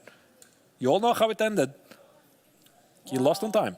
He lost on time, yeah, definitely. And also the game against Rinat in the rapid. I mean, he takes on b6. He's allowing queen b5, which is happening instantly. And now it's completely different story in the position. Now it's white has to be careful because now king d6 is on the board. Queen takes the pawn, and in the next move, Rinat Zhimabayev is going to capture another pawn on f6, and it's going to be black who is pushing here. So now Rinat is taking time, but I think he's going to recapture on f6 with the queen very quickly. Absolutely. I mean, he could, of course, give a couple of checks. No need to do that. But there are no checks, by the way. Queen a7. I mean, there's one check. There's another check on b5, which quite doesn't work. Queen takes on f6. So with this, Zhimabayev secures his third place because there's no risk anymore. I mean, he's like perfectly safe here. The big question is, how do you make a draw here? What's the drawing position? Maybe king c7, go after the pawn and hope for the perpetual check. But now it's David Navarra who is giving it. Absolutely incredible turnaround in this game. We have seen that David Navarra was pushing the whole game, trying to score a very important victory to get the third place. Now I'm sorry, Angelika, sorry to interrupt you. There's a big mistake happening here. Apparently, this is a mistake. Why it would be a mistake, to be honest? Wait, there's no perpetual, is it? I mean, I think that black can just take it. Look at this, queen takes on h4. This is a mistake because of queen e4 check. You can play g6. There's no check on e7. Queen f5. Yes, and after queen f5 check, you're going to play king g8. Oh my God. Queen e6. Look at this. King h8. Queen e8 check. King h7. Queen e4 check. g6 is the same position. Once again, we have a situation where you have two mistakes in a row. So first he missed his b6 check. Now h4 here, black can simply collect the pawn. I think right now, David, as you can see, he froze essentially with his position. His body language says that he's like, oh no, what did I just do? Absolutely unbelievable blunder. I mean, as you were talking, we were talking about it many times throughout this year's festival. The mistakes come in pairs, and that's what we have also here on the board. One more pair of mistakes. First, you blunder to equality. Now you have to hold a draw, but then you blunder to the losing position. I mean, you blunder a pawn, you miss that there is no perpetual, and this triangulation. By the way, Arturas, it recalls me the game of Rinat Zhimabayev against, was it Aram Hakobian, where he had similar triangulation, but on the queen side. There, I mean, if you remember, that he missed. I don't remember it. Sorry, I'm trying to recall, but I don't remember. Was black. The bishop was hanging on e6. He could have taken the bishop, and there was queen c7, queen c8 checks. Doesn't ring the bell. Sorry, so many games. There was a triangulation. There was a triangulation, okay. And he missed it. He was winning that game, and he missed it. All right. He was coming to us. Oh yes, sure. I had this move, and he had king a7. That was a triangulation. King from a8 to king from b7 to a8, and then to a7, not back to b7. There would be a checkmate. Anyway, he missed that. He might miss here as well, because David Navarra is definitely a very strong player. Absolutely. Yeah, indeed. He's very strong. So, of course, Rinat Zhimabayev, when he sees him playing h4, there is also this trust, because also looking at their ratings, I mean, David Navarra has 100 more, even more rating points than Rinat Zhimabayev, and you may trust your opponent with this. You may trust that he found something. The first thing is oh, look at that. There's a pawn on h4. Why don't I grab it? And these lines are not really that complex, because what can just give you a couple of checks? And again, you're not really risking anything here, right? Like, you're like, okay, fine, there's going to be perpetual, so let's be done with this. So I think here Jumabayev also has a very good read on Navarra's body language, which says that Navarra is well aware of what's going on right now. And for Jumabayev, again, this is one of those long grinds. For example, also the game where he fought back against Daniel Darda, this absolutely impressive defense is just something where he's really good at. Yeah, absolutely incredible. I mean, he was all the time recalling that game. I mean, he was trying his best. I mean, he was defending, but it was always losing. And then till the very end, he was waiting for this blunder of Daniel Darda, because for Inat Jumabayev, at that moment he was playing on the seconds. He was playing literally on the increment. He couldn't have more time, but it was Daniel who blundered, and everything turning out. We see the same exact script. We see exactly same position. David Navarra was pushing. He was trying to win. He takes it. He goes for it.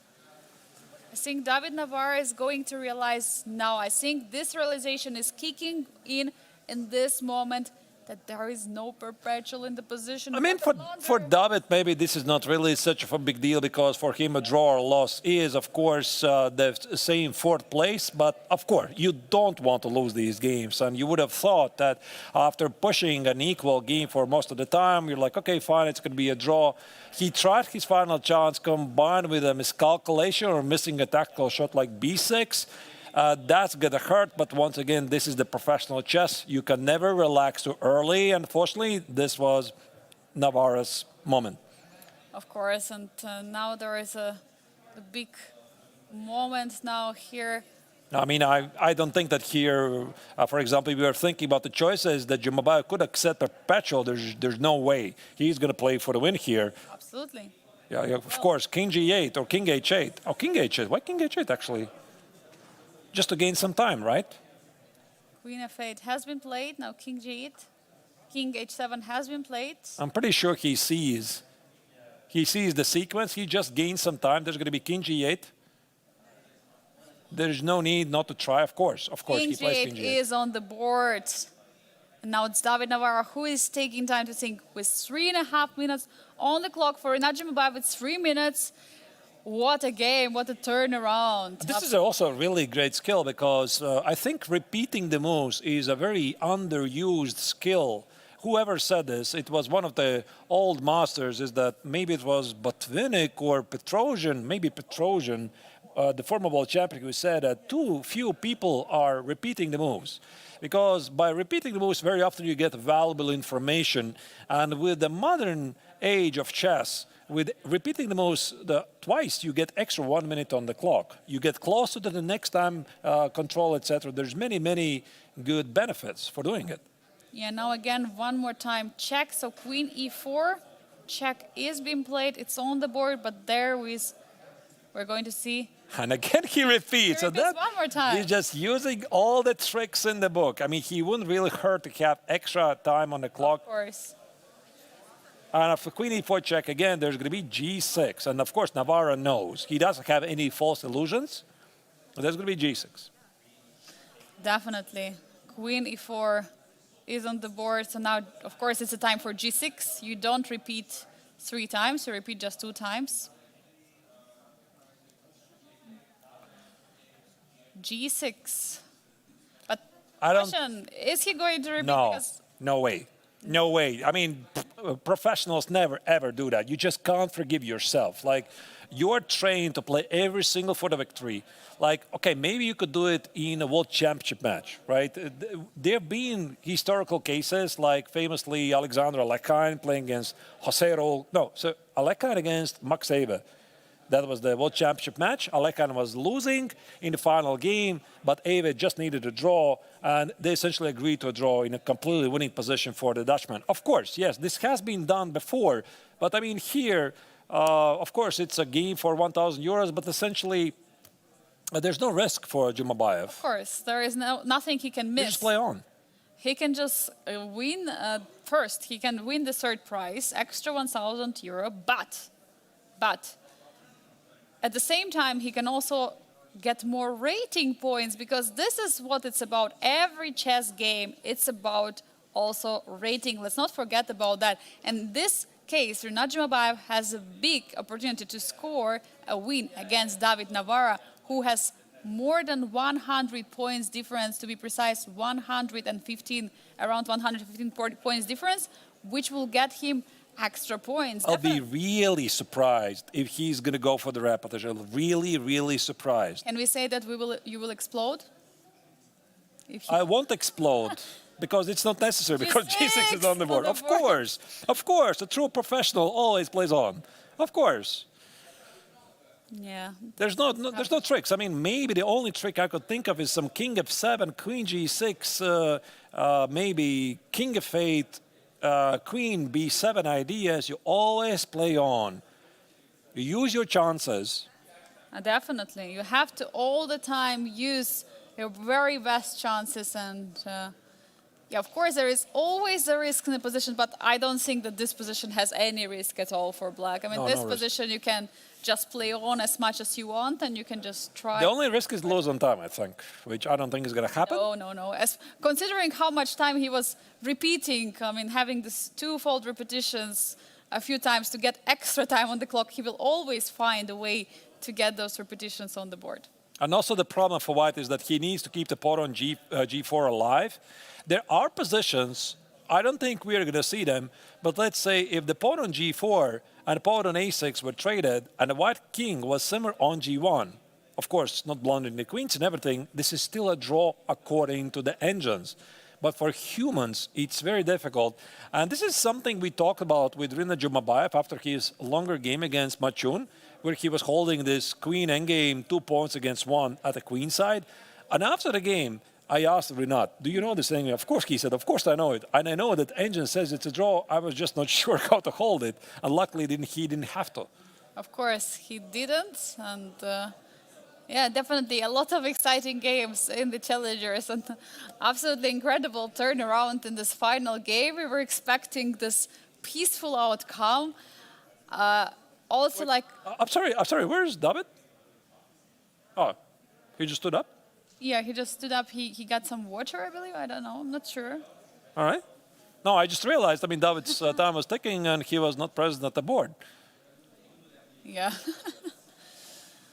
No, definitely he's not leaving. Definitely he's continuing. He's fighting. I think that's where he's realizing now. I mean, Artur, in such moments for yourself, I mean, how do you, I mean, how are you able to come back? You were pushing whole game. Then suddenly you blunder to equality. Then you blunder one more time, and now you're realizing you might be losing. It really depends on the mindset of the player. Like, I think, for example, if this was Fedoseev, you'd be just laughing at himself, probably. Like, how did he do that? Because we've seen him doing before. Some other player might get really emotional at this, even though, like, the result, again, draw or loss doesn't really change anything. These are rating points, but yeah, it's a bit unpleasant. I mean, you want to finish the tournament on a positive note, and Definitely. you lose it. But not really a great tragedy. I wouldn't really exaggerate on this, like not to make too much of a big moment maybe than it is. Unpleasant, sure, but the life continues. Definitely, and for David it has been, and there have been some rough moments also in the tournament, especially I recall the rapid, he was losing also on the clock a few times. The chess knight 60 was also rough. It was a rough start for him. Then somehow he managed to solidify. He won the first game in the classical. Then he had some losses and managed to qualify for the finals, which was very impressive from him because it was a blitz where he should have played well, and he did. But now, by the way, Artur, I look now outside of the playing venue and see that it's raining. I think the sky is raining or is crying together with probably David inside right now at this moment. Because You have an umbrella with you. I have a spare umbrella which I put. I'm going to take it. You will steal it. Oh no. I think also our producer will be interested in taking it. Yeah, I mean, the weather mostly here in Biel has been fantastic throughout the entire festival. For the entirety of the 2 weeks, I think we had like rainy 2-3 days, and mostly it was just a perfect summer, like 25 degrees, very short walk from the hotel to the playing center here in the Biel Congress Center. It's like very close to the city center, a lot of restaurants nearby. And I actually shot a video about walking from the hotel to the playing venue. It takes like 5-6 minutes, I don't know. So it's a short. You can check out on my channel if you want. In just 30 seconds. It's really nice. Yeah, just 30 seconds or so. It's obviously sped up a bit. But Artus, do you feel it? I feel it a little bit chill. Yeah, it's like coming from the outside. From outside, yeah, it's getting a bit. Winter is coming. No? I think that's what it implies. I mean, the finish line of the Biel Chess Festival this year. Whenever Biel Chess Festival is finishing, it means we are one day closer to the autumn and with that to the winter. And of course, then the tournament is finishing. Then you're still looking forward for the next edition. The next edition comes again. Here is a summer, great weather. Are you going to be sad when the tournament will be finished? I'm sad this is You're already sad, day. but it's still running. It's still running, but I know that soon. This is our last stream for this year's Biel Chess Festival. Of course, I know I'm looking forward to the next year, but there are many emotions because there are many people, many great people who are working on this Biel Chess Festival all together. We with Arturs are in front of the camera, but there are many people behind on the scenes. We'll mention all of the amazing people, amazing efforts that we have at the Biel Chess Festival. And it's sad to say goodbye, but we are forced to. Yeah, have no choice. By the way, here, King E8 is a wonderful final try for the Czech Grandmaster because Queen G7 cannot be played because the pawn on A6 will be falling, but I think King H8 is a perfectly reasonable move. And I have a feeling this game is going to wrap up quickly. Like, I don't think it's going to take like 20, 30 minutes here because Jumabayev definitely holds the psychological advantage. There you go. King H8 is played on the board. And unfortunately for David, yeah, the tournament is going to end with a loss, and I would expect one more final mistake. I hope I'm not going to jinx anything, but I think Jumabayev is going to win it. I mean, there are two extra pawns. I mean, there is a queen, which is always defending the pawns on the king's side. There is a pawn, which you have to prepare how to march. Of course, there is always perpetual you have to watch out for. But, okay, maybe we can try speculate. I mean, what will be the moves for black? I mean, how to push the pawn forward? Because now Queen on d5 is blocking the way for the pawn on the a file. Maybe so Queen G7, Queen G8, try to trade off the queens. Oh, Queen G7 is actually a very... Yeah, because H5, you could do that. Because the Queen on D5 stops that. So the Queen stops both pawns. Mm-hmm. And Queen G7 brings some extra opportunities here. I think that David is thinking really hard how to try to get to this theoretical endgame. Take the pawn on H6, give out the pawn on G4. But again, like I already said, this king has to be here on G1, not on E8. So I'm not really sure what is this position. And I could, of course, even speculate if David knows actually how to hold that endgame. It's like many professionals, we know certain types of endgames, what's the evaluation, but what is the actual execution? Well, if you haven't studied it, remains to be seen on the board. Remains to be seen, exactly. Absolutely. And yeah, 25 is on the board. 1 minute, 50 seconds for Rinat Jumabayev in this position.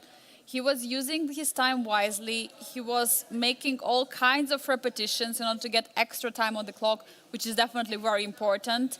And now we see he is still in the sinking tank. He's trying to figure it all out. He goes... Queen F4 or Queen G7? No, Queen G7.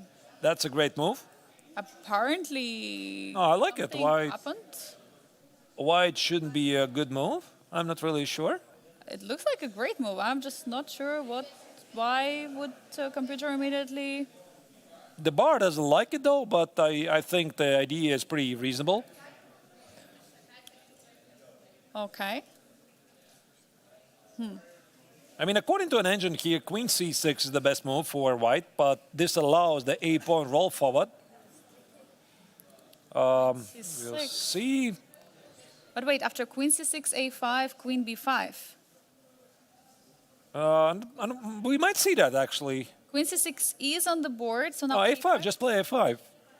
I don't think it's holding. I mean, with the perfect play, it should be lost. But there might be still some practical problems. And also, let's not underestimate the fact that both players are tired.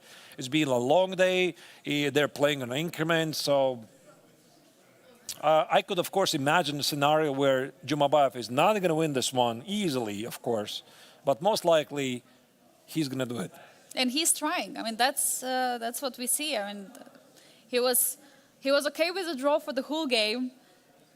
I mean, that's chess, yeah? He was completely fine with a draw because it would give him the third place. It would give him extra 1,000 for the prize money. But then, suddenly, he gets this opportunity because his opponent's blunders. And here we go again. The game starts from the beginning. It was from the equal position. And then he blunders one more time. And this is already a huge winning chance for Rinat. And he's like completely surprised and shocked. And now, before he was being under huge pressure, now he has 2 extra pawns. Very tough for David Navarro. Queen a6 is a nice move. How do you defend both g6 and a5? I suppose the pawn on a5 has to go. Maybe you can take somehow the pawn on g4. Queen e5 check. Queen e5, but watch out for king f7. I don't think you want to allow... Okay, then here you still can return with queen g7, but you don't want to repeat. I mean, if you want to find a way to lose, this is one of them, yeah? There's still some tricks here. Tricks. I mean, here the engine says it's king g8. Ignore the pawn. That's the best line. And if white takes it... Of course, because now there could be a win of the pawn. Check, check. Yeah, let me try to find it. What? Oh, wait, there's no way this is going to happen. h5. No. How is this even a pickable line? Like h5, g takes queen f5. Oh. Oh, whoa. So the point is, black is winning this. And no Reti knowledge is going to help you here. I mean, this is very famous, like, gives me some vibes of the famous Reti 1 minute study. on the clock. He has to go for it. And It's not real. Queen e5 is on the board. We might see some repetition of the moves. And king f7 looks like a move Navarro should try in this position. No, but there's no way he's going to find it. Like, maybe out of the total desperation, I think we are going to see king f7, queen g7, king e8. This line, once again, king g8, queen a5, queen f8, here, and h5. Okay, let's maybe focus on the live position, but we might see, but only if Jumabayev runs out of Did you ideas. see repetition or not? Queen c7 check. Wait, he's allowing king g6? Yeah, what about king g6? What is going on? So he's winning the pawn on g4 with a check. He wants to king g6, queen g7, and then king f5, queen g5. Where do we go? Okay, On here. f5, yeah. We don't want checkmates. Oh, it's going to continue for a while. Oi, oi, oi. And king What g6 is is on the this? board. Queen g7 has been played. King f5 is the only move. Yeah, but I mean, this line, like they said, it was insane. It's just people don't think like that. You're thinking how to save your post, not how to give it up. And then some study like, according to an engine victory, I could actually show that position to some grandmasters on social media and ask them, can you pick up, according to engine, the best line? I don't think anybody's going to find it, Of course not. especially if you see this line. Definitely. I mean, if you see that there are 2 pawns on the both sides of the board, which can be marching, well, definitely you look for it. But I think what is missing for Rinat, I mean, he would gladly give up the G pawn instead of H pawn instead of G pawn. If you just had the pawn on G6 instead of pawn on the H6, there would be a big chance to win because your king would be always able to hide. Now with both H pawns, it's going to be very tough for black to hide with the king, and that's why I think also the computer sees it, and there is a more chance for white to hold this. No, I still really like black's winning chances. And the question is, he's going to play h5, but the question is, where do you put the king for white? Like, that's what I tried to figure out. So obviously, white's going to try to give perpetual check. But where do you put the king? I mean, which is the square? Is it on a4? Is it on a3? Is it on a1? So for this, you need to have studied some endgames. But this pawn on a5, I'm not really sure. And apparently every move somehow Renat is playing is some inaccuracy, although it looks very logical. Bringing the king forward, maybe there are some ways already for white to organize some perpetual, but I mean, why not h5? Yeah, I mean, h5, there was no checks on there was no check on h6. That was a threat. Yeah, this is a pretty weird move. He should have played h5, of course. h5, this check is not dangerous. There's king g8, no more checks. So it's just tiredness, really, and nothing else. Like, he played king g7. He's like, okay, there was an h5 on the board. Why didn't I do that? Yeah, so now we see David Navarro, 1 minute, 20 seconds on the clock, has to play a move. The big threat is queen f6. Yeah, has got to stop that. He cannot allow that strat happen, so... I think we are going to see a lot of bar jumps still. Like, there's going to be some mistakes and missed opportunities. I mean, they're still human beings. And Navarra is the one who is trying to deliver the perpetual now. Queen g2, G2. of course. Queen g5, I think, is going to happen. Makes sense. Or maybe, or queen c6. Ah, you still have queen e4. I didn't notice it. That's a good call. King h5, maybe. King g4, how far can you go? Maybe here, hide the king on h4 with queen h3 ideas. Maybe. Definitely, I mean, for both of the players, has been a very great run in the event. For David Navarro, of course, huge chance which was missed. Huge opportunity to push forward, and then he just made some mistakes, and here we go. Renat is, Renat is trying to push now for the win with 2 extra pawns in the queen's endgame. All right, so the game is taking a bit longer than we would have thought, right? Because this is the game, one of the longest games, not only today, but the past rounds for sure. And David, it seems he has recovered from the initial shock. He even gets up and he's going to get the water. Players get extra 30 seconds on the clock. And in the meantime, dear viewers, we're going to go for one more final of the final breaks. And we'll be seeing you very shortly after our very short break. See you soon.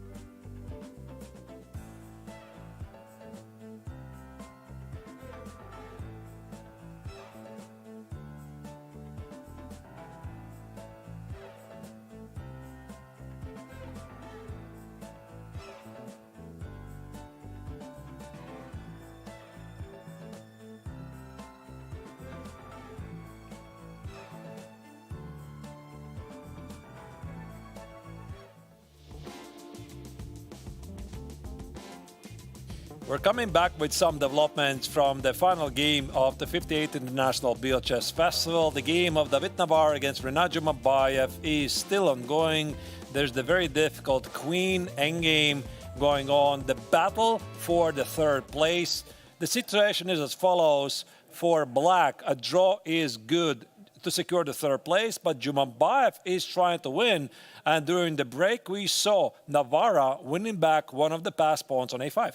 And now we see that there is the H pawn, which is marching forward for Black. Will Renat be able to win this one and convert this endgame? The evaluation bar says it's equal. So there should be a way for White to find a perpetual check. I think the biggest problem and drawback for Black here is that the pawn is on the H file.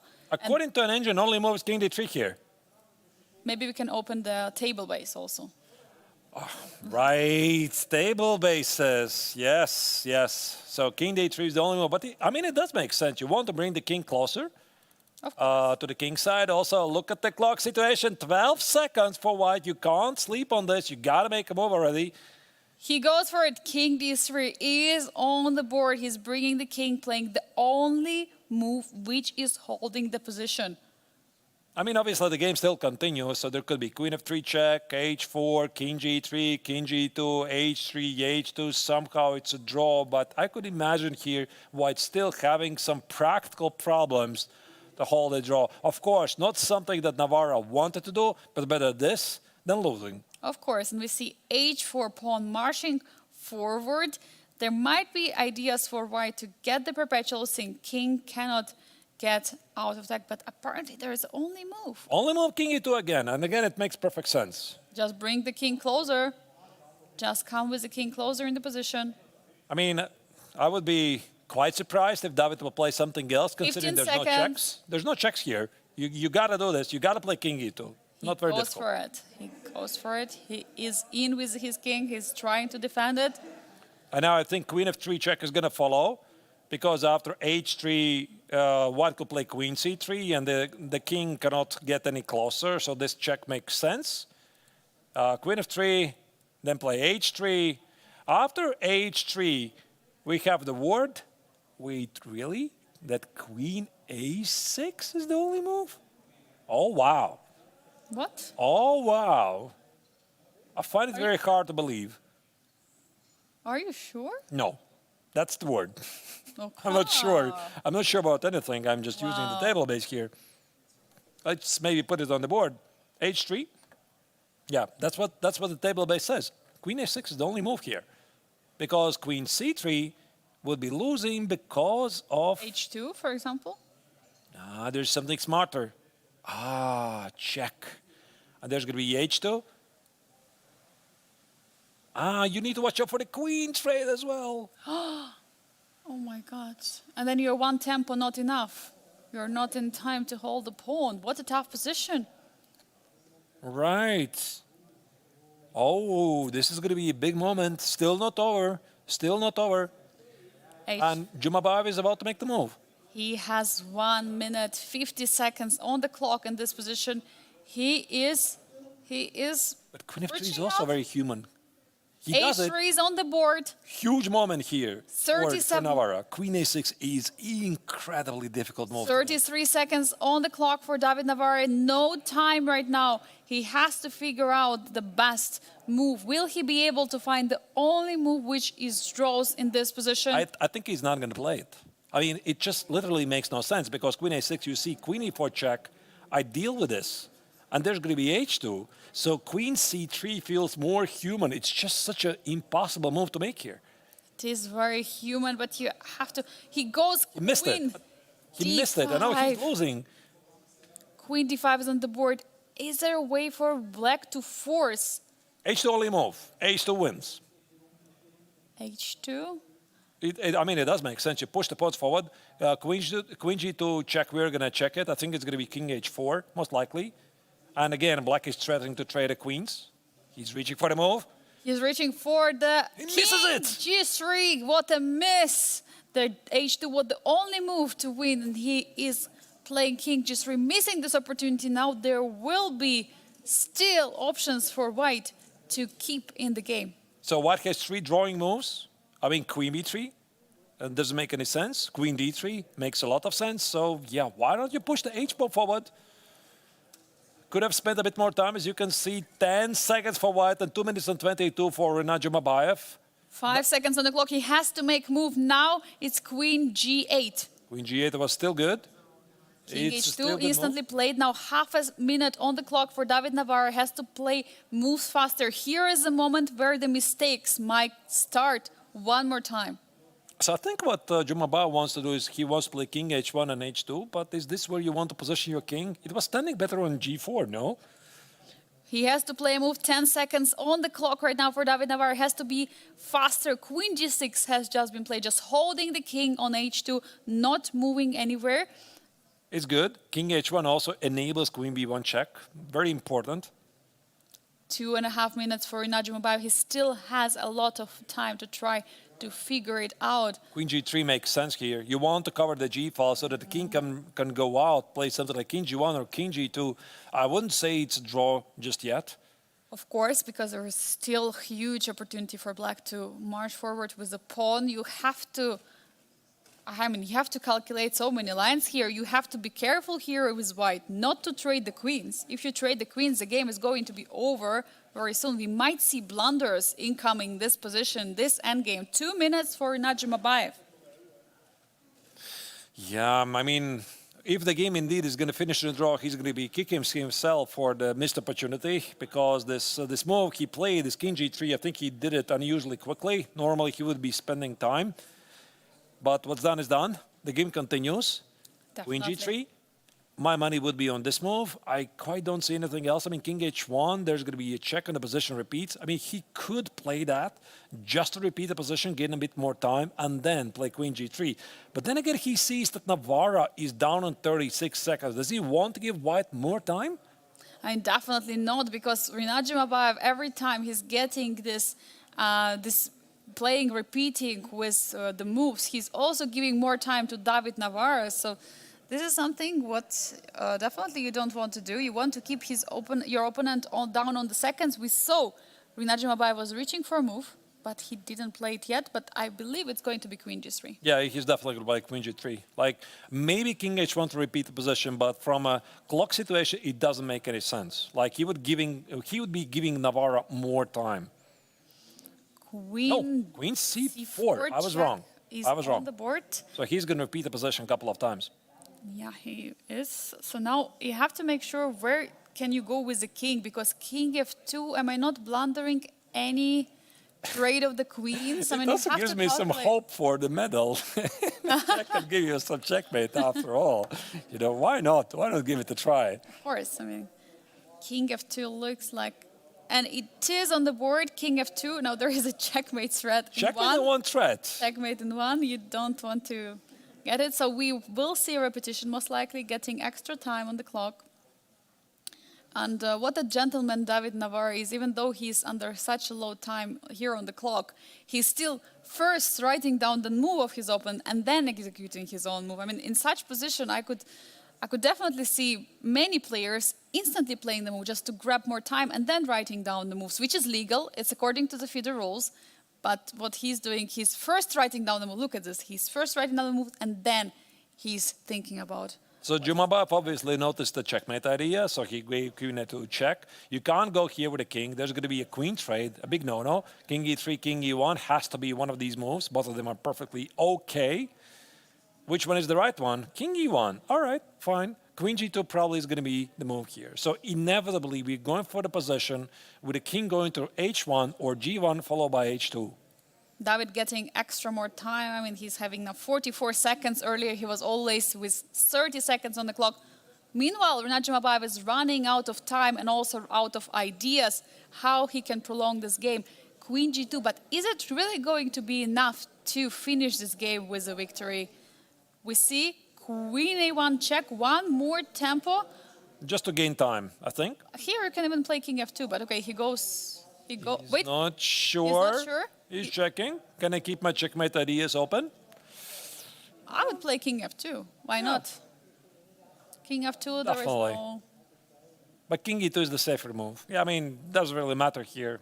Every move except of queen b1, Queen B1. draws. Yes. So king e2. King e2 is on the board. He's going for a safer approach. Now in the position, not allowing any queen trades. 46 minutes for Czech Grandmaster. We see queen b2 instantly played by Rinat Jumabayev, bringing this queen closer to the position. King b1. Both players are getting more time on the clock, trying to figure out the situation. I think that's what Rinat Jumabayev needs right now. Find all the tricks in the position he might use against Czech Grandmaster. I mean, ultimately, he's going to have to play queen g2, or maybe he's thinking about king h1 first. King h1, then play h2, but the king in the corner doesn't stand that well.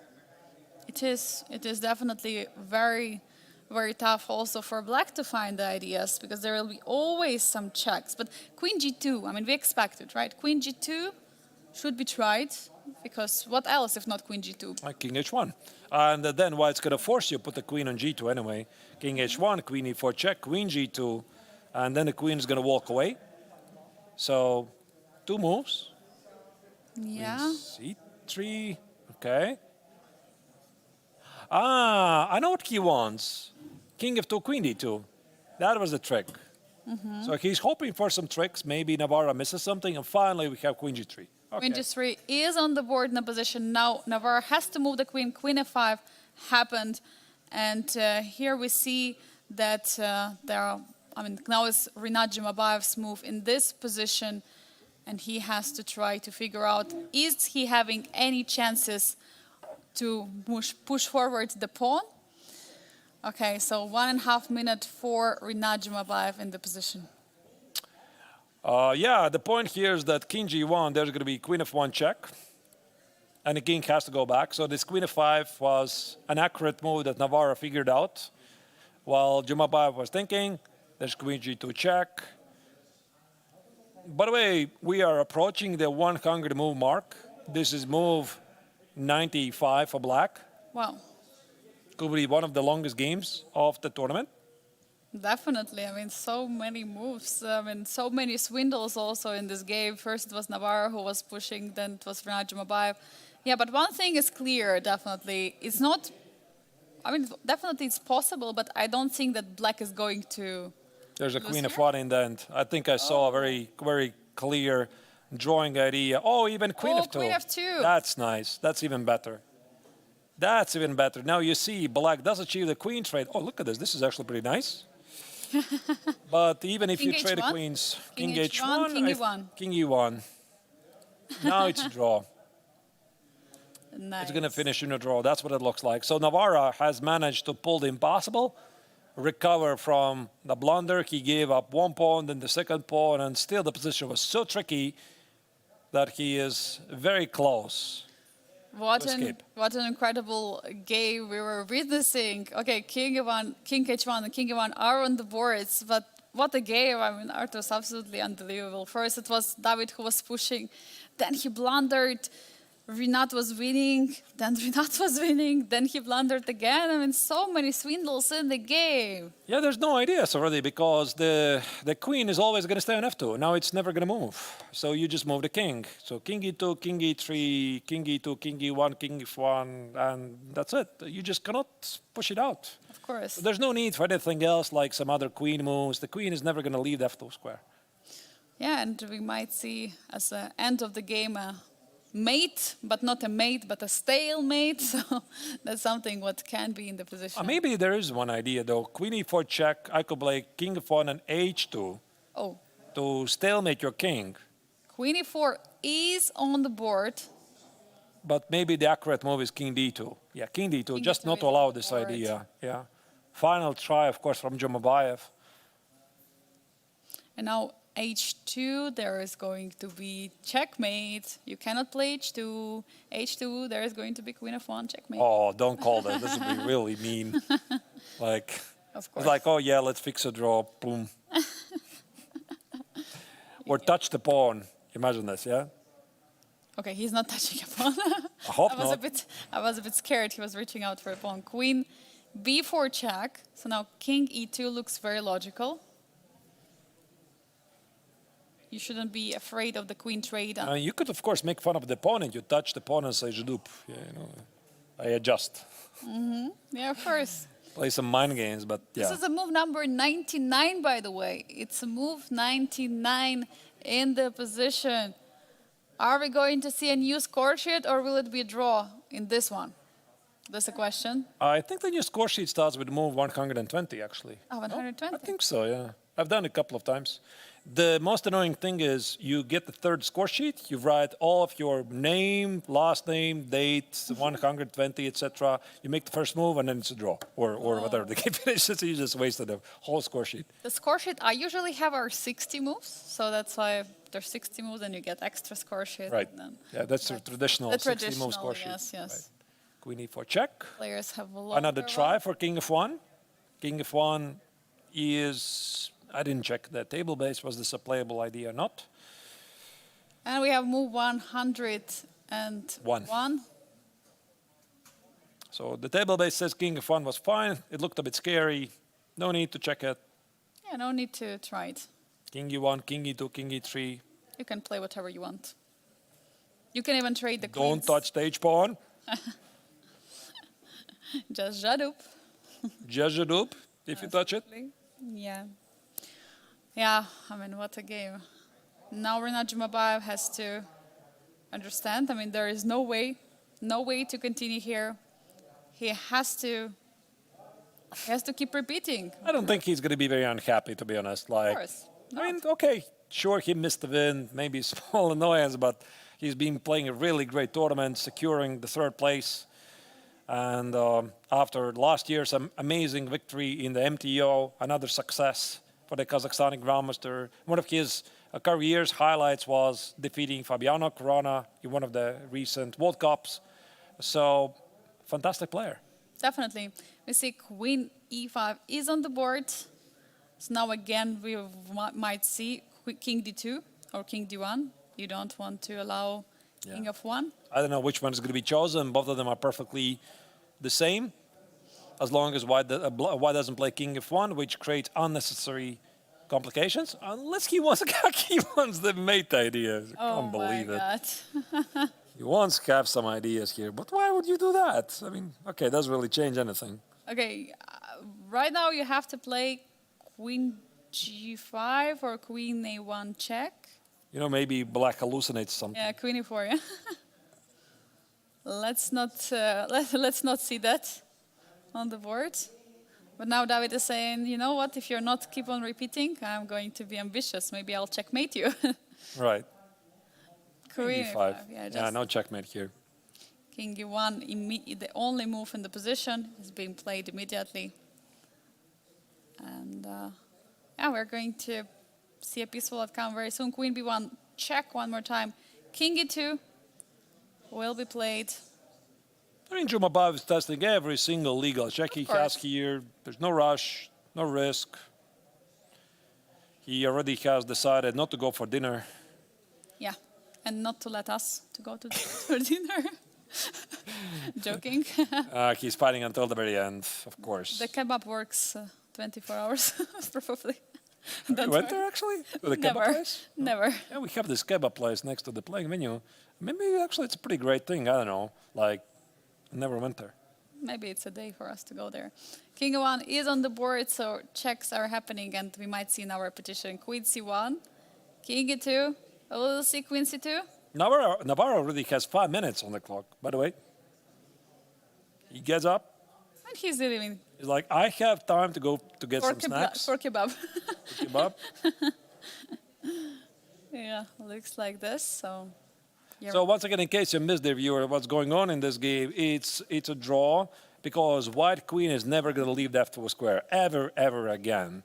So if there's a queen trade, I'm pretty sure this is how the game is going to finish. There's going to be a queen trade. Black's going to play H2. It's going to be a stalemate. And a stalemate, it means it's a draw. Stalemate is no mate, so yeah. Would you actually agree to the initiative who said that stalemates should be awarded to the victory, to the stronger side? I was actually in London for the World Rapid and Blitz Team Championship, and there I was asking players some questions, and this was one of the questions. And Vachier-Lagrave was the one who said that stalemate should be awarding the victory to a player who made a stalemate. Who made a stalemate?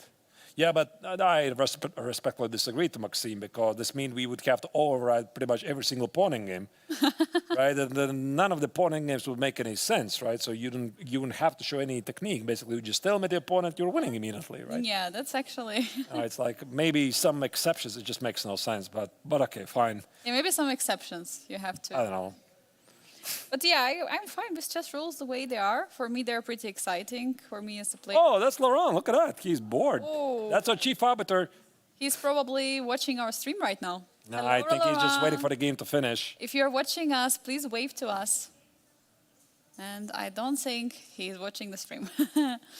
He right. has to stay there. I mean, the arbiters unfortunately cannot leave until there's somebody who's still playing, and there's still Renat Jumabayev here in the house. I think he's checking also the move counter, which is very important in this endgame. But since the players have score sheets, it's not really a big thing. Players can always fix when there is a 50 move, and we see King 1 is on the board. I think Jumabayev already decided. He made up his mind. Very often you can tell from the body language, he had a look at the gigantic screen ahead of their heads, like there's a move count. He just checked, which move is it? 107? Okay. Now you see there's the turn to the left. He's recalling the game. He's no longer looking for any opportunities, and the game is going to be drawn like in a coming minute. Yeah, it's going to be a peaceful outcome very soon. We see Queen e4 is still trying, but here we might see King f1. No, King d2 is on the board. King f1 would be a nice way to blunder. Yeah, but this H2 trick. Maybe there's no trick.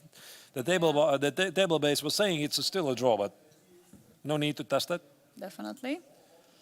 So King d2 just going away, and as we are talking, also David Navarre has 5 minutes on the clock. Still a lot of time, although he was walking back and forth, getting some drinks, snacks.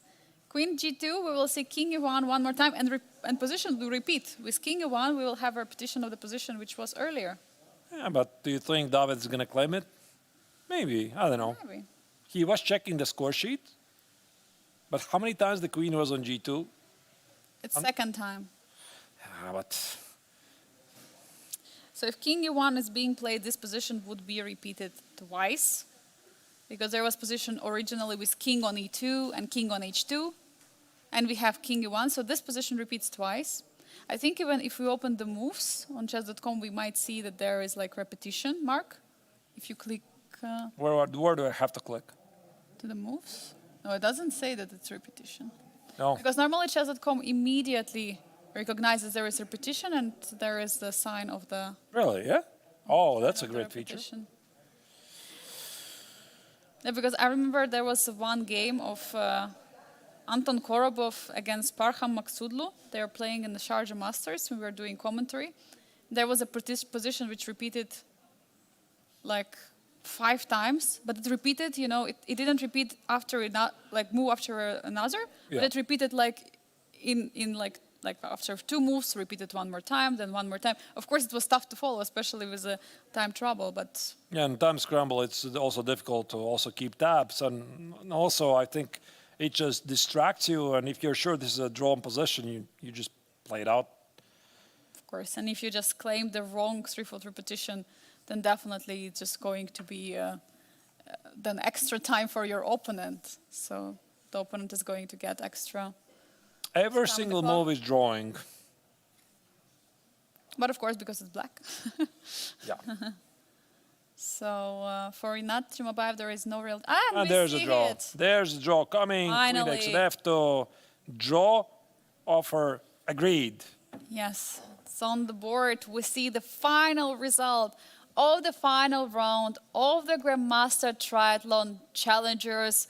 Renat Jumabayev manages to get a draw with a big swindle. He could have won the game, and now he's the third. He's getting up on the podium in the Challengers. And let's check the current and the final results of the final round in both tournaments. As you can see, all 3 games out of 4 finish in a draw, including the current one, David Navar against Renat Jumabayev. The only decisive game was Vladimir Fedoseev's very impressive victory over Salem that gave him the victory also in the overall rankings. Definitely, what an incredible day we had today. And here are the final standings of the Grandmaster Triathlon of the 58th International Biel Chess Festival. We see that in the Masters, there are 2 players tying for the first, but it's Vladimir Fedoseev who's the first because of the Chess 960 event, which happened on the first day, which he played much better than Aravind, who got the last place. And in the challengers, it's Nicolas Theodor who clinched the first place, already 1 round to spare. And meanwhile, on the background, we still see our players, and I'm still wondering what did Jumabayev do with his score sheet. Yeah, we're gonna ask him absolutely. So, congratulations to all the winners: Fedoseev at the Masters, Nicolas Theodor at the Challengers. For Nicolas, I think this also means that he might be invited for the next year's Masters edition. Well, Angelika, we are finally here. We made it. Like, it's been a pretty long day and very, very eventful 2 weeks. The 58th International Biel Chess Festival is finished officially. So, your impressions? And truly exciting, as always. Every year coming here, getting these emotions, getting these incredible games inside the Endgames. This is what we love at the Biel Chess Festival. Always this Endgame which lasts so long, and then one side is trying to attack, then the other one is making a mistake, and someone is winning. Then suddenly one more mistake comes, and then at the end of the draw. Absolutely remarkable 2 weeks. I mean, I've enjoyed every moment of it. Yeah, so did I, doing the commentary with you. And I think it's also a good opportunity for us to make a huge thank you for every single team member of Biel Chess Festival. So, for example, we have the great Tatiana, who is sitting at the information desk. I'm not sure she can hear it, but she's every single day from the morning to the very late evening to accommodating every single visitor, making sure that things are getting done properly. Our amazing producer, Bick, who is, you can hear his happy scream in the Maybe left corner. Maybe you should join us. Bick, can you join us, actually? Where are you, man? Yeah. You could, no. He's shy. He's shy. It's okay. So Bick, Walter Bick, his full name. He was also in the chat. Bigfoot. Who else? And also Andreas was also here with Tatiana, a lot of times helping her out. We see also the husband of Tatiana with the dog, and the dog's name is Bentley. It's a chess dog. It's a lucky charm, but Bentley is here. We can hear him bark. I think, dear viewers, you also can hear him bark. And we also have, incredible arbiters team. We had the chief arbiter, Laurent Freud. We have Anna Srebnic. She was in charge of the other tournaments. Also, there is a big team of the arbiters. We had Alexander, we have Florian, we have Igor. We have many arbiters here. Who do we else have? We have technicians. We have Jonas from the technician. We have Ufuk, who are making sure that everything is working properly. Also, we have our media team.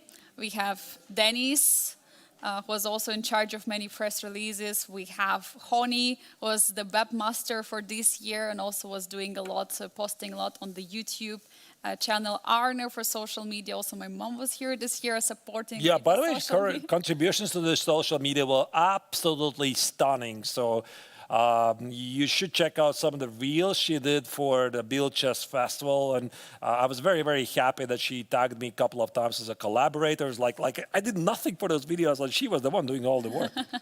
Yes, but yes, of course, but we are all the one team, and we also have photographer Pesce.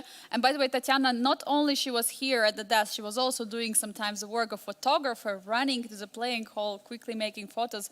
But the main photographer was Pesce and Simon. And I think we mentioned we mentioned everyone, but except the main guys. We have to mention Paul and Peter. And without these two gentlemen, I think there would be no Biel Chess Festival. And once again, I would like to use the opportunity to thank them personally, because they are here working very hard, giving their soul for the tournament to happen. Every year, it's really, really difficult thing to do, and yet they make it happen. So thank you for being this amazing, and I hope that they're going to come back, of course, for the next year, find all the resources to make this festival happen, because I think also for us, Angelika, it's a very special place to be in. Of course, for me, it's definitely the Bill has a special place in my heart, and I'm always happy to come back here. I'm always grateful for all the people, all the team, and I'm grateful to you, Arturs, to be my partner in crime during these 2 weeks, and Bentley also.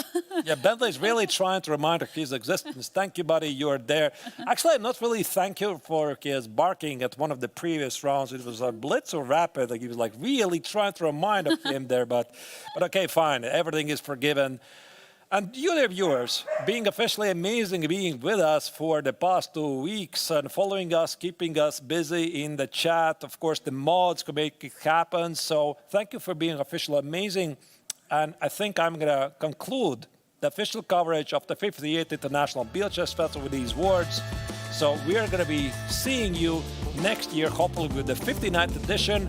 But for now, we're saying goodbye to you and see you in new chess adventures.